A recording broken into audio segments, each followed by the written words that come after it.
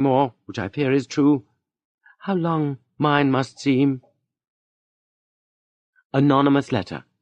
Madame, all your sly carryings-on have been found out, and the persons whose concern it is to put an end to them have been warned. Prompted by what is left of my friendship for you, I urge you to break completely with the little peasant. If you have the good sense to do this, your husband will think he was misled by the advice he received, and we will leave him to his error. Remember that I am in on your secret. Tremble, wretched woman. From this hour on you must walk the straight and narrow in my sight. As soon as you have finished pasting on the words that compose this letter, did you recognize the director's way of talking?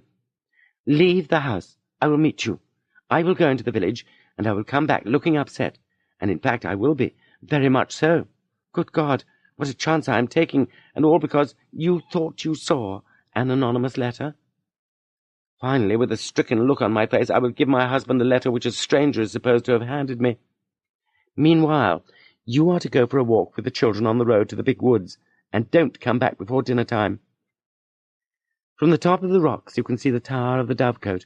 If all goes well, I will hang a white handkerchief from it. Otherwise, there will be nothing.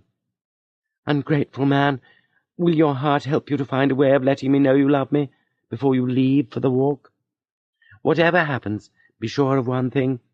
I couldn't survive our final parting by one day. Ah, wicked mother, those 2 words I've just written here mean nothing to me, dear Julien. I can't feel them. I can't think of anything but you at this moment. I wrote them only so as not to hear them from you. Now that I see myself on the point of losing you, what is the use of hiding anything?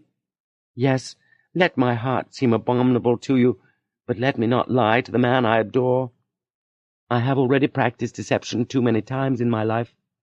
Go. If you no longer love me, I forgive you. I haven't time to reread my letter. It's a small thing in my estimation to pay with my life for the happy days I've spent in your arms. You know that they will cost me even more. Chapter 21. Dialogue with the Master. Alas, our frailty is the cause, not we, for such as we are made of, such we be. 12th night. It was with childish pleasure that Julien spent an hour putting words together. Coming out of his room, he met his pupils and their mother. She took the letter, but so calmly, with such simplicity and courage, that he was frightened. "Has the glue dried enough?" she asked him. "Is this the woman whom remorse had almost driven mad?" he wondered. "What are her plans now?" He was too proud to ask, but never, perhaps, had she seemed more attractive to him. "If this turns out badly," she added in the same cold-blooded way, "I will be deprived of everything. Bury this box somewhere up on the mountain. It may one day be my only resource." She handed him a case for a glass, covered with red morocco and filled with gold and a few diamonds. "Go now," she said to him. She kissed the children, the youngest, twice. Julien stood motionless. She walked away briskly without looking at him. From the minute he opened the anonymous letter, Monsieur de Rênal's life had been ghastly. He had not been so shaken up since a duel he had almost had to fight in 1816, and, to do him justice, at the time the prospect of stopping a bullet had not made him so miserable. He examined the letter from every angle. "Isn't that a woman's hand?" he asked himself. "In that case, what woman wrote it?" He went over all those he knew in Verrières without being able to pin down his suspicions. Could a man have dictated this letter? What man? Uncertainty again. He was envied and no doubt hated by the majority of those he knew. "I must consult my wife," he told himself out of habit, rising from the armchair into which he had collapsed. Hardly up. "Great God!" he said, striking his head. "It's against her especially that I must be on my guard. She is my enemy now." And his eyes filled with tears of rage. By a just compensation for the hardness of heart that lies at the base of all provincial worldly wisdom, the 2 men Monsieur de Rênal dreaded most at the moment were his 2 closest friends. "Besides those 2, I have perhaps 10 more friends," and he named them over, estimating as he did the degree of consolation he might expect from each. All of them," he cried out in a rage, "will take the greatest pleasure in my awful predicament." Fortunately, he believed he was envied, and he had reason enough. In addition to his superb house in town, which the King of Blanc had just honoured forever by sleeping in it, he had fixed up his chateau at Vergy very handsomely. The facade was painted white, and the windows were trimmed with smart green shutters. He was comforted for a minute by the idea of such magnificence. The fact is that this chateau could be seen from a distance of 3 or 4 leagues, to the great detriment of all the country houses, or so-called chateaux, in the vicinity, which had been left the humble grey given them by time. Monsieur de Rênal could count on the tears and pity of one friend, the parish churchwarden, but he was an imbecile who wept over anything. That man was none the less his only resource. "What misfortune is comparable to mine?" he raged. "What loneliness!" "Is it possible," said the man, who was truly to be pitied, "is it possible that I haven't one friend I can turn to for advice? For I am losing my mind, I can feel it. Ah, Falcos! Ah, Ducrot!" he cried out bitterly. Those were the names of 2 boyhood friends whom he had alienated by his haughtiness in 1814. They weren't aristocrats, and he had tried to change the terms of equality on which they had been living since childhood. One of them, a man of mind and heart, a paper dealer, had bought a press in the chief town of the department and started a newspaper. The Congregation had resolved to ruin him. His newspaper was condemned, his printer's license revoked. In these sad circumstances he tried writing to Monsieur de Rênal for the first time in 10 years. The mayor of Verrières considered it his duty to answer like an old Roman. "If the king's minister did me the honour of consulting me, I would say to him, ruin all the printers in the provinces without mercy, and make printing a state monopoly, like tobacco." Horrified, Monsieur de Rênal recalled the wording of his letter to a close friend, a letter all Verrières had admired in the past. "Who could have guessed that with my rank, my fortune, my crosses, I would one day regret it?" It was in a fit of anger, sometimes against himself, sometimes against everyone in his house, that Monsieur de Rênal spent an awful night, but fortunately the idea of spying on his wife never crossed his mind. "I am used to Louise," he said to himself. "She knows all about my business affairs. If I were free to marry tomorrow, I couldn't replace her." Then he flattered himself with the idea that his wife was innocent. This way of seeing things spared him from showing firmness of character, and suited him much better. "How many times have I seen wives slandered?" "What?" he cried out suddenly, as he paced convulsively about the room. "Shall I sit by as if I were a nobody, a beggar, while she makes a laughing-stock of me with her lover? Am I to let all Verrières gloat over my easy-going nature? What didn't they say about Charmier?" He was the notorious cuckold of the region. "When his name comes up, isn't there always a smile on everyone's lips? He's a good lawyer, but whoever talks about his eloquence? Ah, Charmier, they say. Bernard's Charmier. That's how they refer to him, by the name of the man who caused his disgrace." "Thank heavens," Monsieur de Rênal would say at other times. "I have no daughter, and the way I mean to punish the mother will not hurt my boy's chances for making good matches. I can catch that little peasant with my wife and kill them both. In that case the tragic aspect of the affair may cancel out its ridiculous side." This idea appealed to him. He explored it in detail. "The penal code is on my side, but whatever happens, our Congregation and my friends on the jury will save me." He inspected his hunting knife, which was very sharp, but the thought of blood frightened him. "I could thrash that insolent tutor and kick him out, but what a stir that would make not only in Verrières, but all over the department. After the judgment against Falco's newspaper, when his editor-in-chief came out of prison, I helped make him lose his job worth 600 francs a year. They say that scribbler has dared to show his face again in Besançon. He is clever enough to smear my reputation in such a way that it would be impossible to take him to court. The insolent fellow would insinuate in 1,000 ways that what he said was true. A man of good family like me, whose name means something to him, is bound to be hated by plebeians. I can see myself in those awful Paris newspapers. Oh, my God, what humiliation to see the ancient name of Rênal dragged through the mud of ridicule. If ever I travelled, I would have to change my name. What? Give up the name that has been my glory and my strength? That would be the height of misery. If I don't kill my wife, and I drive her away in disgrace, she has her aunt in Besançon, who will hand over her entire fortune to her without a will. My wife will go and live in Paris with Julien. It will get back to Verrières, and I will still be taken for a dupe." The unhappy man noted then, from the paleness of his lamp, that day was beginning to break. He went out into the garden for a breath of fresh air. At that moment he was almost determined not to make a scandal, especially by the thought that his good friends in Verrières would be overjoyed at a scandal. The walk in the garden calmed him down a bit. "No," he cried out, "I will not deprive myself of my wife. She is too useful." Horrified, he imagined what the house would be like without her. His sole female relative was the Marquise de Rênal, old, half-witted, and ill-natured. An idea of great good sense occurred to him, but the execution of it required a strength of character far superior to what little the poor man possessed. "If I keep my wife," he said, "I know what will happen. One day at a time, when she's provoked me, I will reproach her with her sin. She was proud, we will have a falling out, and this will all happen before she inherits from her aunt. And how they will laugh at me then! My wife loves her children. In the end it will all go to them, but I will be the talk of Verrières. What? They will say, he didn't even know how to get revenge against his wife. Wouldn't I do better to stick to my suspicions and not try to prove a thing? In that case I would tie my hands. Afterwards I couldn't accuse her of anything."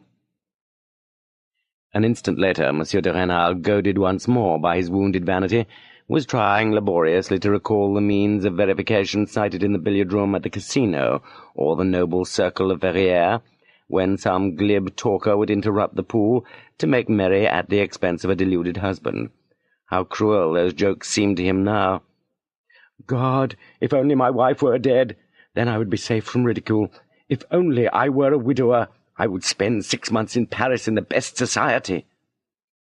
After a moment's happiness granted by the idea of widowerhood, his imagination returned to the problem of ascertaining the truth. Should he, after midnight, when everybody had gone to bed, sprinkle a thin layer of bran in front of the door to Julien's room? The next morning, by daylight, he would see footprints. "But that trick is no good," he cried out suddenly in a rage.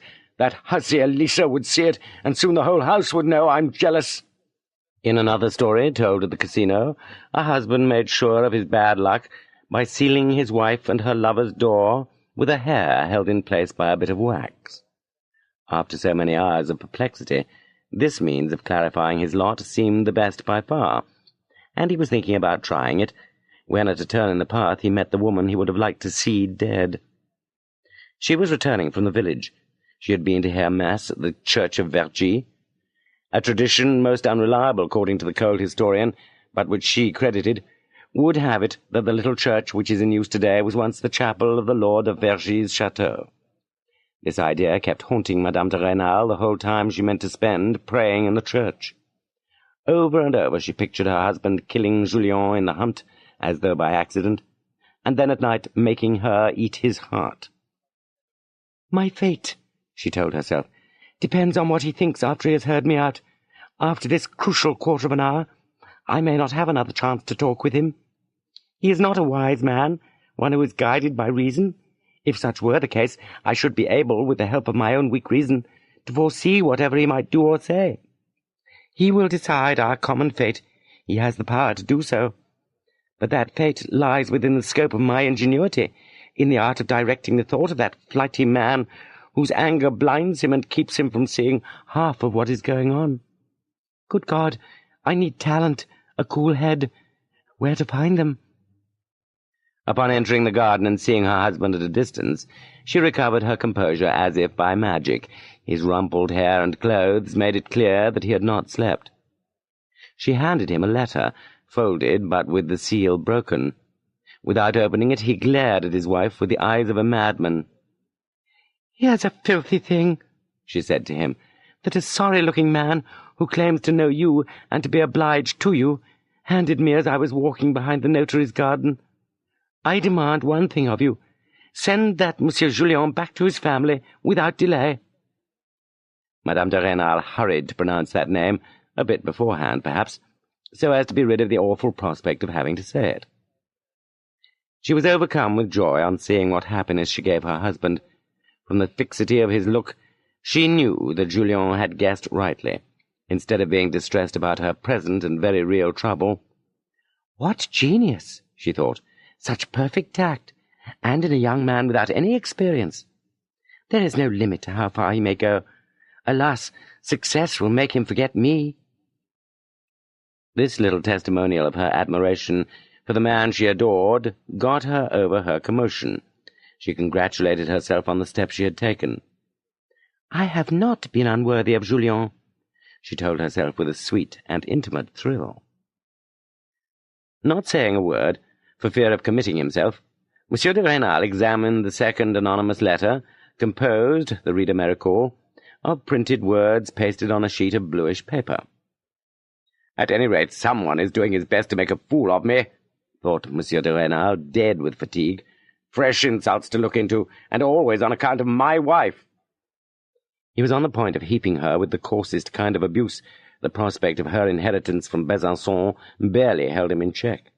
Eaten up by a need to take it out on something, he crumpled the second anonymous letter and set to walking with long strides. He needed to get away from his wife. A few minutes later he returned to her side, somewhat calmer. "We must make up our minds to turn Julien out," she said to him at once. "After all, he's nothing but the son of a working man. You can smooth things over with a few écus. Besides, he knows a good deal and will have no trouble placing himself at Monsieur Valenod's house, for example, or in the house of the sub-prefect Maugiron. Both have children, so you won't be doing him any harm." "You talk like the fool you are," shouted Monsieur de Rênal in a terrible voice. "How can anyone expect to find good sense in a woman? You never listen to reason. How could you know anything? Weak creatures that we are unfortunate enough to have in our families. Your indifference, your idleness make you good for nothing but to chase butterflies." Madame de Rênal let him go on, and he went on for a long time. He was passing his anger, as they say in the province. "Sir," she answered at length, "I speak as a woman who has been outraged in her honour, that is to say, in what is most precious to her." Madame de Rênal maintained an unfaltering calm during the whole of this painful conversation, on which depended the possibility of still living with Julien under the same roof. She kept searching for the ideas she thought were best suited to guide her husband's blind wrath. She had been indifferent to all the insulting remarks he had levelled at her. She wasn't listening. She was thinking about Julien at the time. "Will he be pleased with me? That little peasant, whom we've showered with favours and even presents, may be innocent, but he is none the less the cause of the first insult I have received.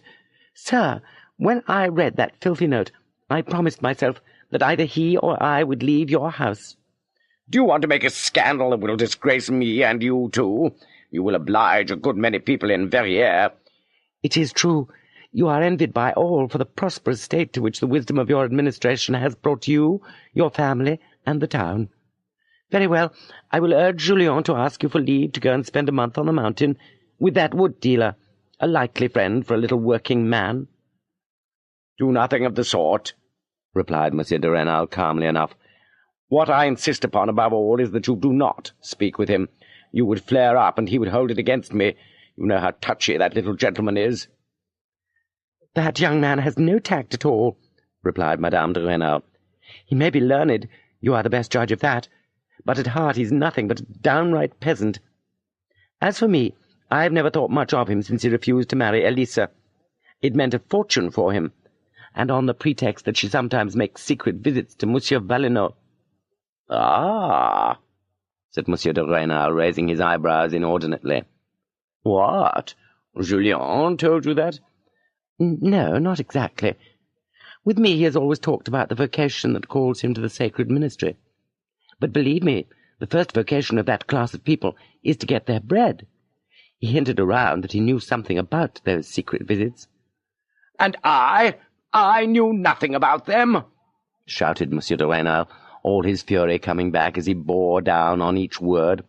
"Things are going on in my house that I know nothing about. What? There's been something between Elisa and Valenod?" "Ah, it's ancient history, my dear," said Madame de Rênal, laughing, "and perhaps nothing bad has come of it.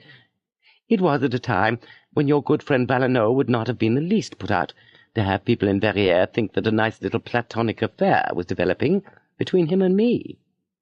"I had an idea of that once," cried Monsieur de Rênal, striking his head furiously as he paced from one discovery to another.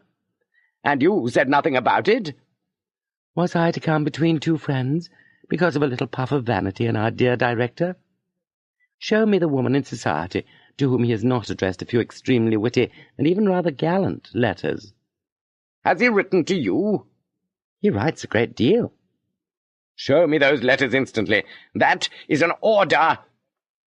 And Monsieur de Rênal grew to 6 feet in his own estimation. "I will do no such thing," she answered with a gentleness that ran almost to nonchalance. "I will show them to you some day, when you are better behaved." "This very minute, by God!" shouted Monsieur de Rênal, drunk with rage, and yet happier than he had been for the past 12 hours. "Will you swear to me," said Madame de Rênal very gravely, "never to quarrel with the director of the workhouse about those letters?" "Quarrel or not, I may take his foundlings away from him, but," he went on furiously, "I want those letters this minute. Where are they?" "In the drawer of my desk, but I will most certainly not give you the key to it." "I will smash it in!" he shouted as he ran towards his wife's bedroom. With an iron pail he did, in effect, smash a valuable secretary made of figured mahogany, which had come from Paris, and which he often rubbed with his coat-tail whenever he thought he saw a stain on it. Madame de Rênal had meanwhile climbed the 120 steps of the dovecote at a run. She tied the corner of a white handkerchief to one of the iron bars of the small window. She was the happiest of women. Tears in her eyes, she looked off toward the great wood on the mountainside. "No doubt," she said to herself, "Julien is under one of those thick beeches, watching for this happy signal." For a long while she listened closely. Then she cursed the cicada's monotonous sound and the bird songs. Without that tiresome noise, a joyful shout starting from those huge rocks might have reached her. Her hungry eyes devoured the immense slope of dark verdure, even as a meadow that was formed by the tree-tops. How could he lack the wit, she asked herself on the verge of tears, to think of some signal to let me know that his happiness is as great as mine? She didn't leave the dovecote until she began to fear that her husband might come there looking for her. She found him in a rage. He was skimming Monsieur Valenod's tame sentences, which were hardly accustomed to being read with so much emotion. Seizing the moment when her husband's shouts left her the possibility of being heard, "I still think my idea is the best," said Madame de Rênal. "Julien ought to go on a trip. Whatever talent he may have for Latin, he is after all nothing but a peasant, often crude and tactless. Convinced that he is being polite, he pays me compliments every day that are overdone and in bad taste. Things he learned by heart from some novel." "He never reads them," cried Monsieur de Rênal. "I made sure of that. Do you think I'm blind, the master who doesn't know what's going on under his own roof?" "Well, then, if he doesn't read those absurd compliments somewhere, he makes them up, and more's the pity. He must have spoken about me in that style in Verrières, but without going so far," said Madame de Rênal with the air of making a discovery. "He might have talked that way to Elisa, which is about the same thing as speaking in front of Monsieur Valenod." "Ah!" shouted Monsieur de Rênal, setting the table and the whole apartment to shaking with the hardest blow of the fist that has ever been dealt. "The printed letter and Valenod's letters are written on the same paper." "At last," thought Madame de Rênal. She acted as if she were bowled over by this discovery, and lacking the courage to add a single word, went and sat down at a distance on the divan at the end of the drawing-room. The battle was won. She had much to do to stop Monsieur de Rênal from going and speaking to the supposed author of the anonymous letter. "How is it you don't realize that to make a scene with Monsieur Valenod, without sufficient proof, would be the worst blunder you could make? You are envied, sir, and who is to blame? Your talents, your wise administration, your tasteful building, the dowry I brought you, and above all the large inheritance we may expect from my good aunt, an inheritance the size of which is infinitely exaggerated by everyone. All those things have made you the most important person in Verrières." You forget my birth, said Monsieur de Rênal, smiling a little. You are one of the most distinguished gentlemen in the province, Madame de Rênal resumed eagerly. If the king were free and able to give birth its due, you would no doubt figure in the Chamber of Peers, etc. And in such a magnificent position, do you mean to give the town something to gossip about to their heart's content? To speak to Monsieur Valenod about his anonymous letter is to proclaim all over Verrières what I am saying, all over Besançon, throughout the province, that this petty bourgeois, admitted perhaps recklessly into the intimacy of a Rênal, has found a way to offend you. If the letters you have just found proved that I responded to Monsieur Valenod's advances, it would be your duty to kill me. I would have deserved it 100 times over, but not to show your anger in front of him.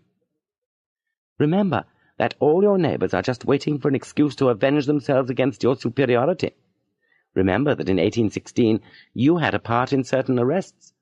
That man who took refuge on his roof. I think you neither respect nor like me, Monsieur de Rênal cried out, with all the bitterness such a memory aroused. And I was not made peer. I believe, my dear, Madame de Rênal continued with a smile, that I will be richer than you, that I have been your companion for 12 years, and that for those reasons I should have a right to my say, above all in today's business. If you prefer Monsieur Julien to me, she added with ill-concealed spite, I am ready to go and spend a winter at my aunt's house. This remark was felicitous. It had that firmness which seeks to surround itself with politeness. It decided Monsieur de Rênal, but in keeping with the custom of the province, he kept talking for a long while, went over all his arguments again. His wife let him go on. There was still anger in his voice. Finally, 2 hours of useless jabbering exhausted the strength of a man who had endured a paroxysm of rage for one whole night. He laid down the line of conduct he meant to follow with regard to Monsieur Valenod, Julien, and even Elisa. Once or twice during this great scene, Madame de Rênal was on the verge of feeling some sympathy for the very real unhappiness of this man, who had been her friend for the past 12 years. But true passion is selfish. Besides, she was expecting at any moment an avowal of the anonymous letter he had received the night before, and that avowal was not forthcoming. Madame de Rênal's sense of security suffered for not knowing what ideas that letter might have suggested to the man on whom her fate depended. For in the provinces, husbands are the masters of public opinion. A husband who complains about his wife's conduct covers himself with ridicule, a thing that is becoming less dangerous every day in France. But his wife, if he doesn't give her any money, is reduced to the condition of a working woman, at 15 sous a day, and even then virtuous women will hesitate to employ her. In spite of everything, an odalisque in a harem may love the Sultan. He is omnipotent. She can have no hope of escaping his authority by a series of little ruses. The master's vengeance is terrible, bloody, yet military, generous. A blow of the dagger ends all. In the 19th century, a husband kills his wife with blows of public scorn by closing every door to her. A sense of her danger was sharply awakened in Madame de Rênal upon her return to her bedroom. She was shocked at the disorder she found there. The locks on all her pretty little chests had been broken. Several pieces of the parquet flooring had been pried up. "He would have shown me no mercy," she told herself, "to ruin this floor of party-coloured wood that he likes so much. Whenever one of his children comes in with wet shoes, he turns red with anger. There it is, spoiled forever." The sight of such violence instantly removed any feeling of guilt she had about her too sudden victory. A little before the dinner bell rang, Julien returned with the children. At dessert, after the servants had withdrawn, Madame de Rênal said to him very stiffly, "You have expressed a desire to go and spend a few weeks in Verrières. Monsieur de Rênal has been kind enough to grant you a leave. You may depart when you wish, but so that the children will not waste any time, their themes will be sent to you every day for you to correct." "I shall certainly not grant you more than a week," added Monsieur de Rênal very sourly. In his features Julien read the anxiety of a deeply tormented man. "He has not settled on a course of action yet," he said to his mistress during the minute they were alone in the drawing-room.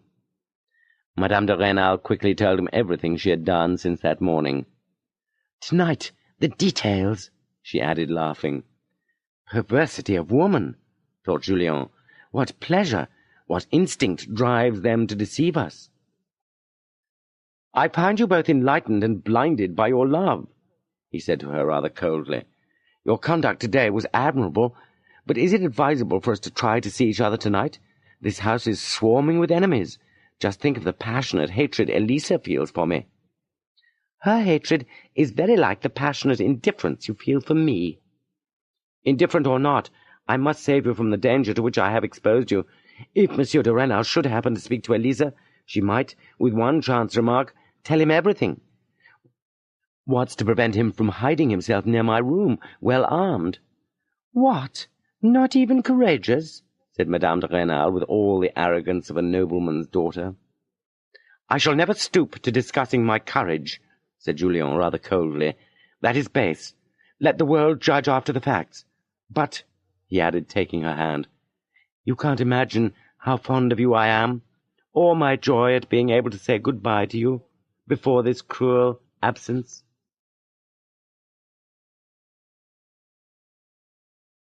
Chapter 22. Custom and Behaviour in 1830. Speech was given man so that he might hide his thoughts. R.P. Malagrida. The minute he arrived in Verrières, Julien began to reproach himself for the injustice he had done Madame de Rênal. I should have despised her as a clinging vine if, out of weakness, she had botched her scene with Monsieur de Rênal. She carried it off like a diplomat, and yet I sympathize with her victim, who is my enemy. There is a good deal of bourgeois narrow-mindedness in my make-up. My vanity is shocked because Monsieur de Rênal is a man, illustrious and vast corporation to which I have the honour of belonging. I am an idiot. Monsieur Chélan had refused the lodging offered him by the region's most eminent liberals, vying with one another, when dismissal forced him to leave the rectory. The 2 rooms he had rented were cluttered with his books. Meaning to show Verrières how a priest ought to be treated, Julien went to his father's mill and took a dozen fir planks, which he carried on his back down the whole length of the main street. He borrowed tools from an old friend of his, and in a short time built a kind of bookcase in which he arranged Monsieur Chélin's volumes. "I thought you had been corrupted by the vanity of the world," said the old man, weeping with joy. "This will more than atone for the childishness of that glittering guard of honour uniform, which has made you so many enemies." Monsieur de Rênal had ordered Julien to live in his house. No one suspected what had happened. The 3rd day after his arrival, Julien saw a personage no less eminent than the sub-prefect, Monsieur de Maugiron, climb all the way up to his room.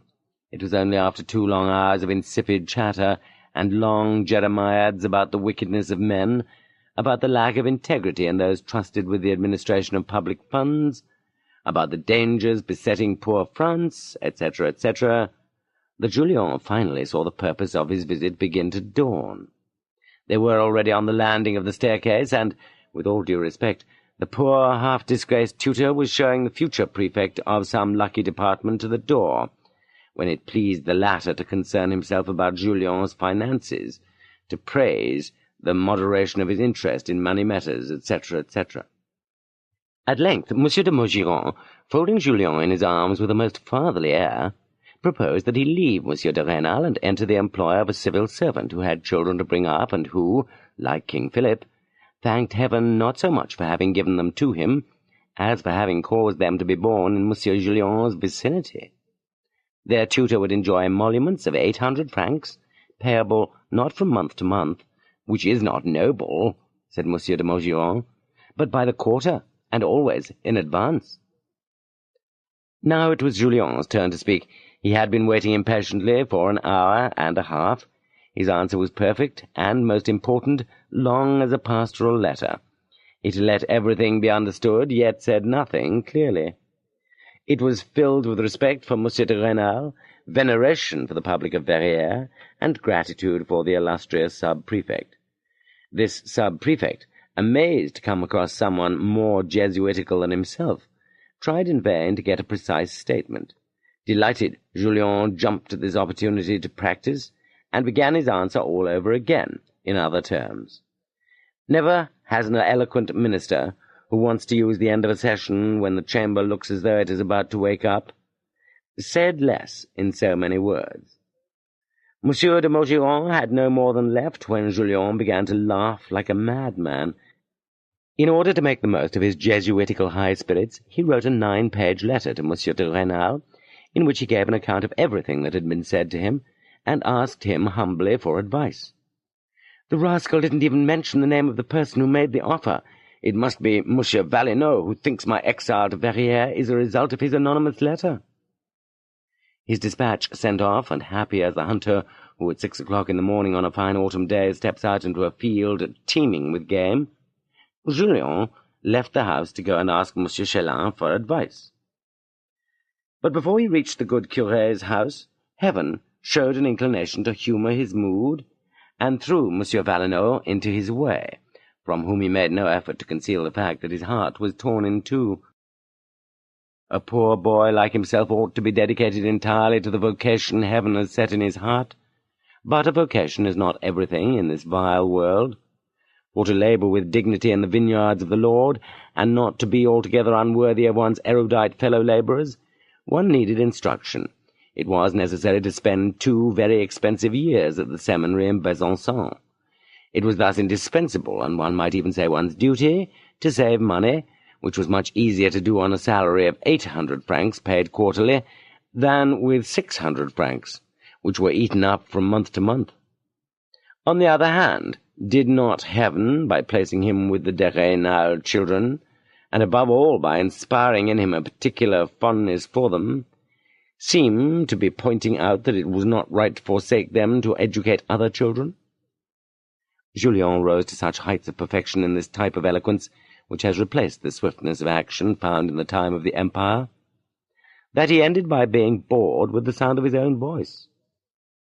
When he returned, he found one of Monsieur Valenod's footmen in full livery. He had been hunting for him all over town, with a written invitation to dinner for the same day. Julien had never been to that man's house.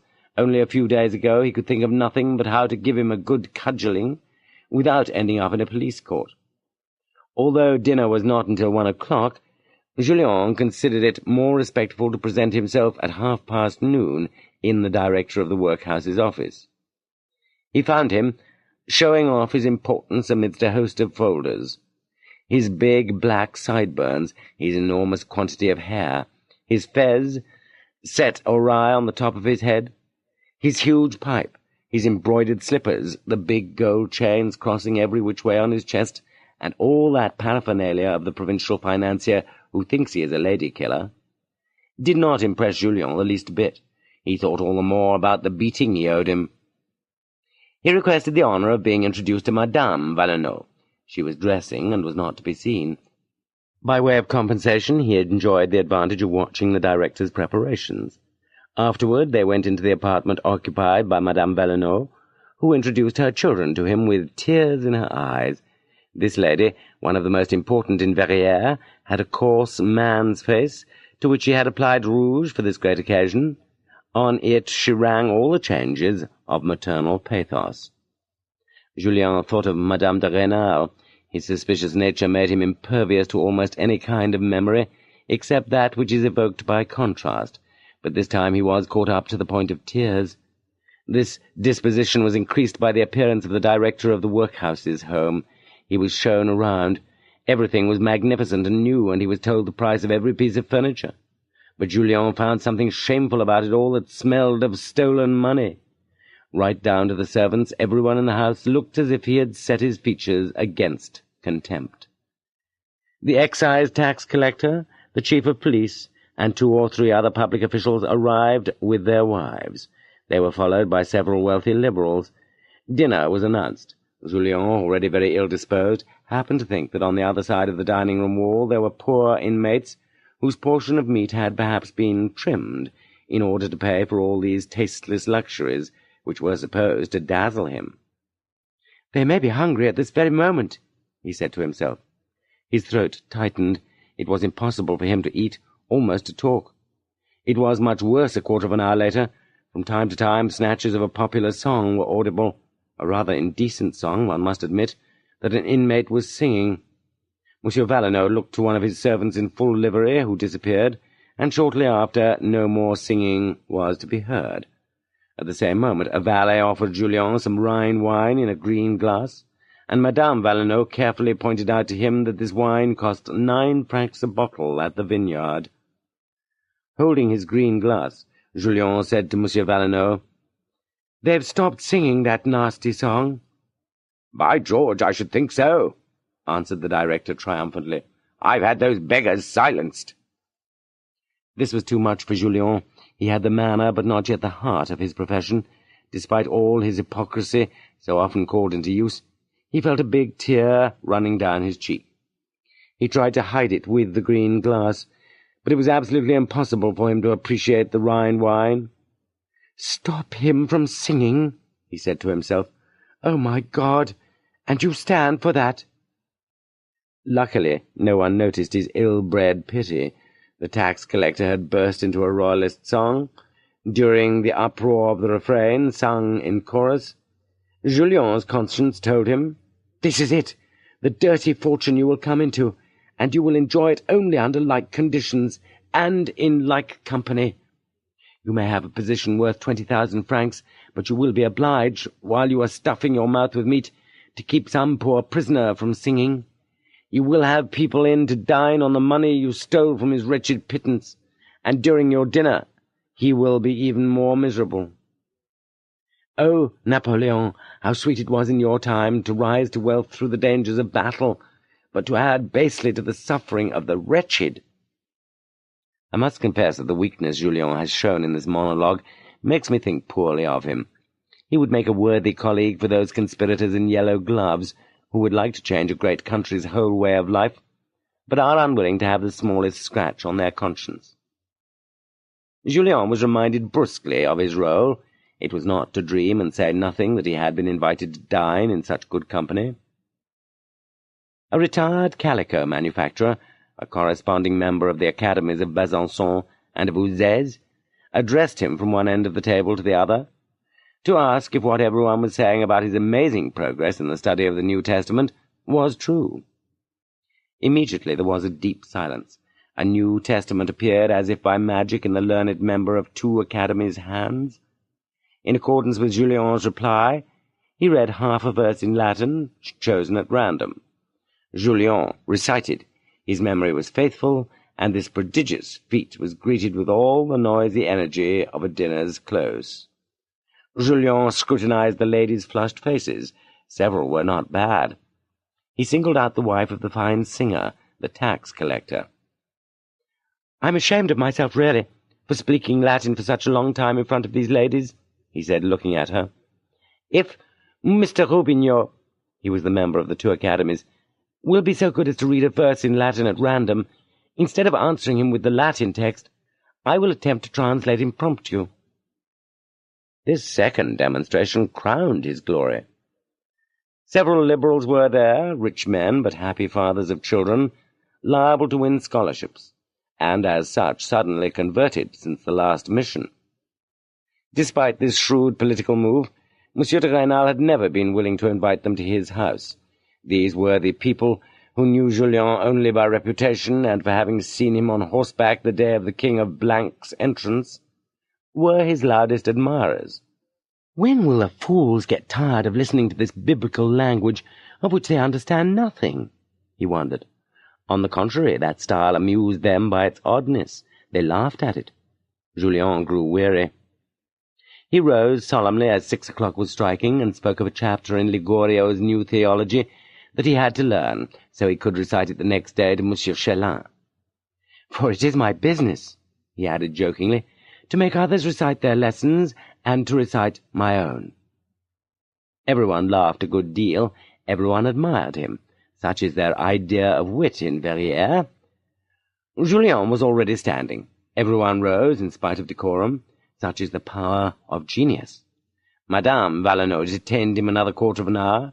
He simply must hear her children reciting their catechisms. They made the most comical mistakes, which he alone caught. He was careful not to call attention to them. What ignorance of the first principles of religion, he thought. He bowed at length and thought he would be able to escape, but he had to endure a fable by La Fontaine. "That author is very immortal," said Julien to Madame Valenod. "In a fable about Master Jean Chouart, he dares to make fun of the most venerable things. He is severely censured by the best commentators." Before leaving, Julien received 4 or 5 invitations to dine. "That young man is an honour to our department," cried all the guests at once in very high spirits. They even went so far as to talk about a pension to be voted against the public funds, which would allow him to carry on his studies in Paris. While this rash idea was making a stir in the dining-room, Julien slipped out by the carriage entrance. "Ah, rabble, rabble!" he shouted 3 or 4 times, giving himself the pleasure of filling his lungs with fresh air. He felt thoroughly aristocratic at the moment, he who had been offended for a long time by the disdainful smile and the haughty superiority that he kept discovering behind every courtesy he had been shown at Monsieur de Rênal's house. He couldn't help but see the vast difference. "Let's forget," he said to himself as he walked away, "even the fact that their money was stolen from poor inmates, who, moreover, are kept from singing. Would Monsieur de Rênal ever think of telling his guests the price of every bottle of wine he served them? That Monsieur Valenod, whenever he names over his properties, which come up again and again in his conversation, cannot speak of his house, his estate, etc., if his wife is present, without saying your house, your estate." This lady, to all appearances very susceptible to the pleasure of ownership, had just made a nasty scene during the dinner with a servant who had dropped a wine-glass and broken up one of her sets. The servant had answered her with the grossest insolence. "What a couple!" thought Julien. "They could give me half of what they steal, and I wouldn't live with them. One of these times I'm going to give myself away. I won't be able to hold back the contempt I feel for them."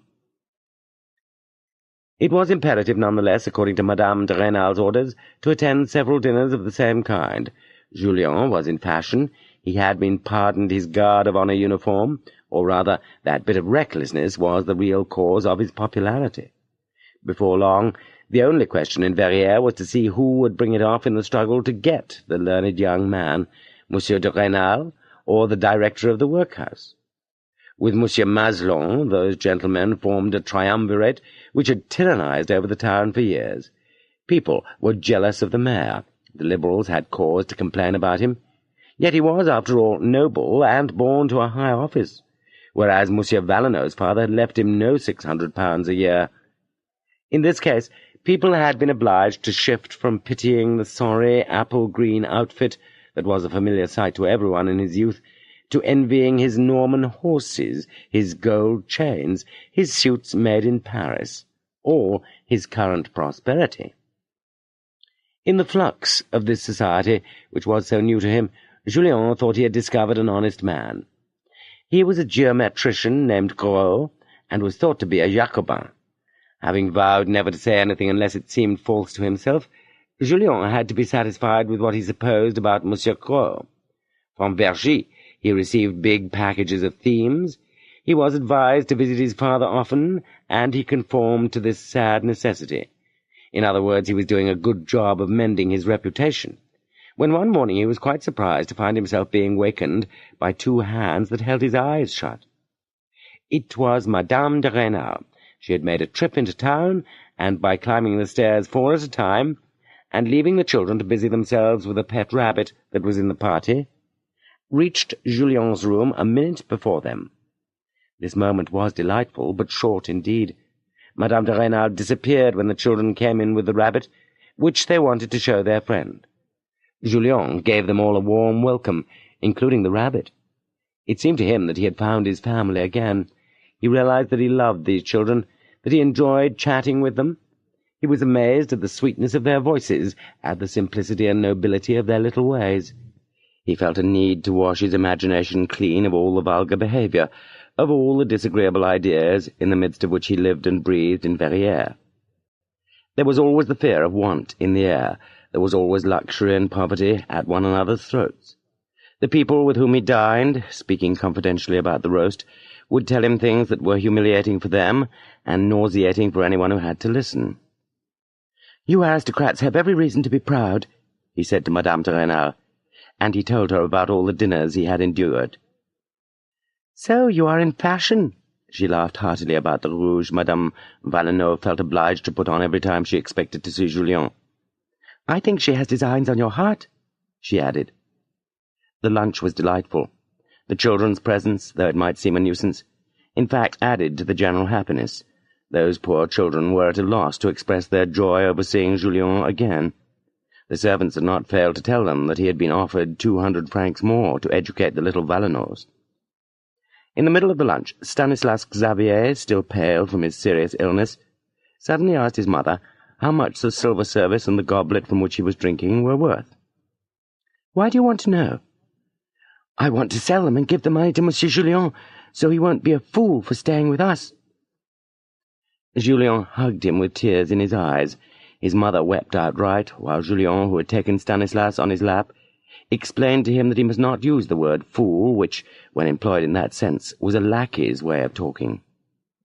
Seeing how much pleasure this gave Madame de Rênal, he attempted to explain, by means of picturesque examples, which amused the children, what it meant to be a fool. "I understand," said Stanislas. "It's the crow who was silly enough to let the cheese drop, which is picked up by the fox, who was a flatterer." Madame de Rênal, wild with joy, covered her children with kisses, which she could scarcely do without leaning against Julien a little. Suddenly the door opened. It was Monsieur de Rênal. His face, stern and dissatisfied, made a strange contrast with the gentle merriment that his presence was driving away. Madame de Rênal turned pale. She felt incapable of denying anything. Julien leapt into the breach, and, speaking very loudly, proceeded to tell the mayor the story about the silver goblet Stanislas wanted to sell. He was sure this anecdote would be poorly received. The first thing Monsieur de Rênal did was to frown from force of habit at the word silver.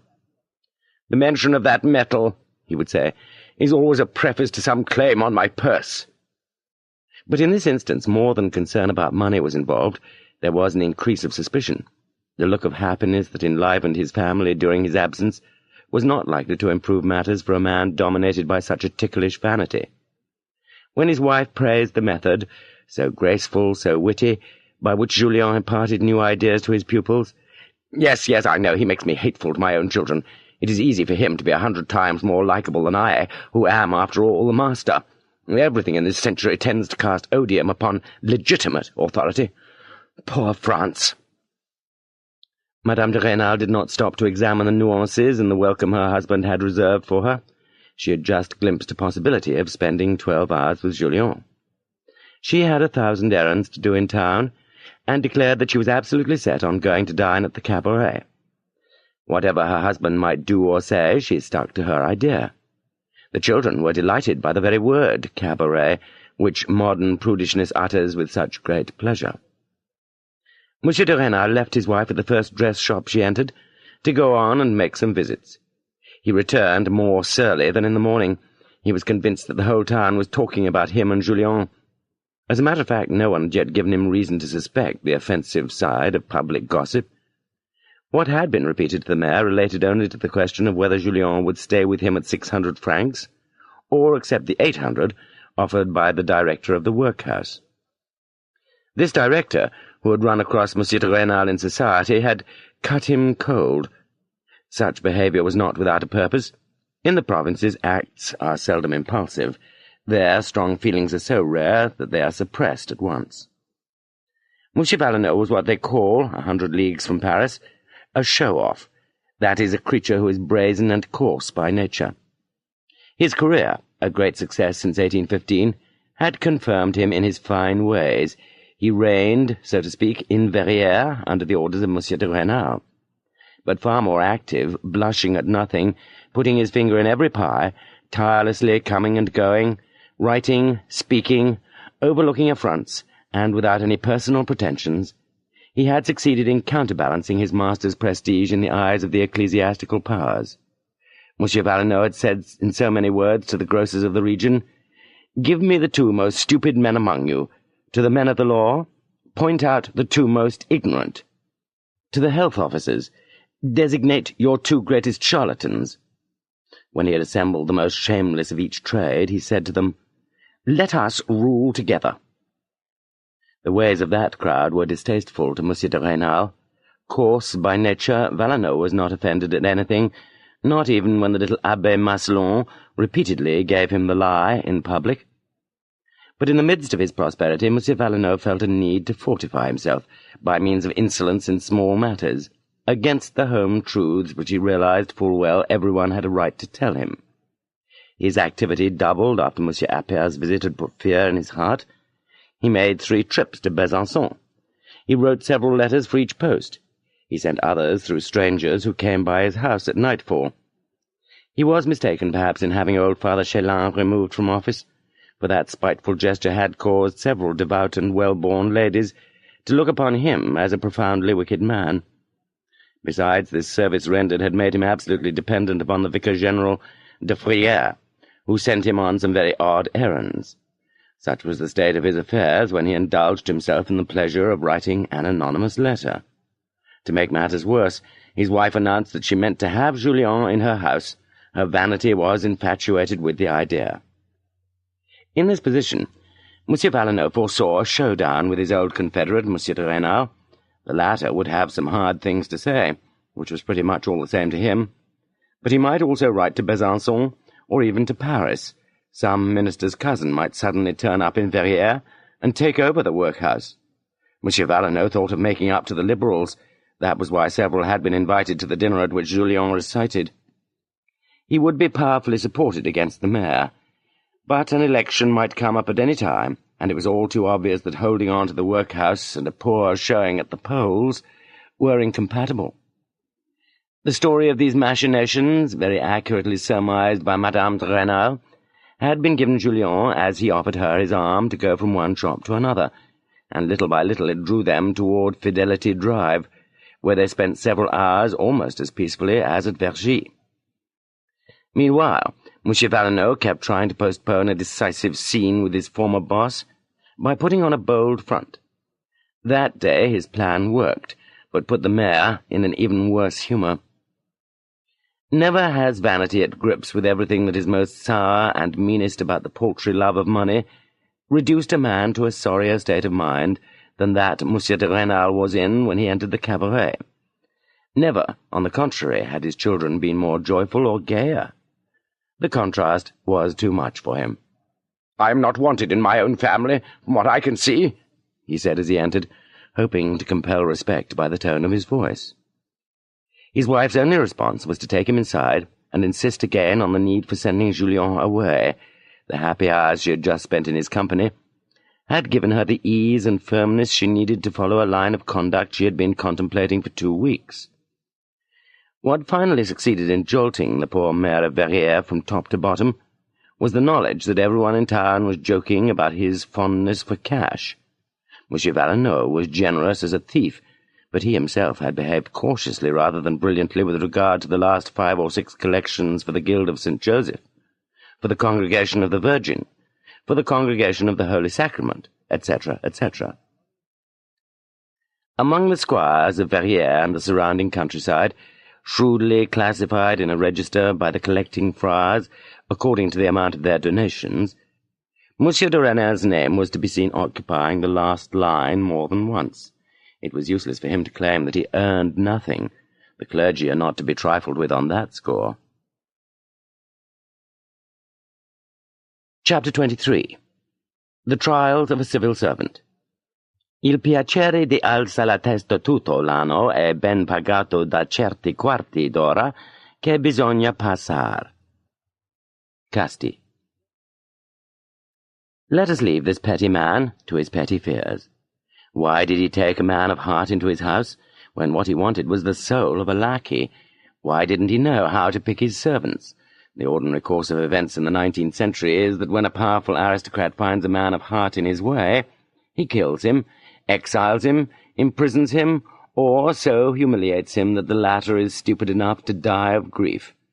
By chance it is not yet the man of heart who is suffering in this instance.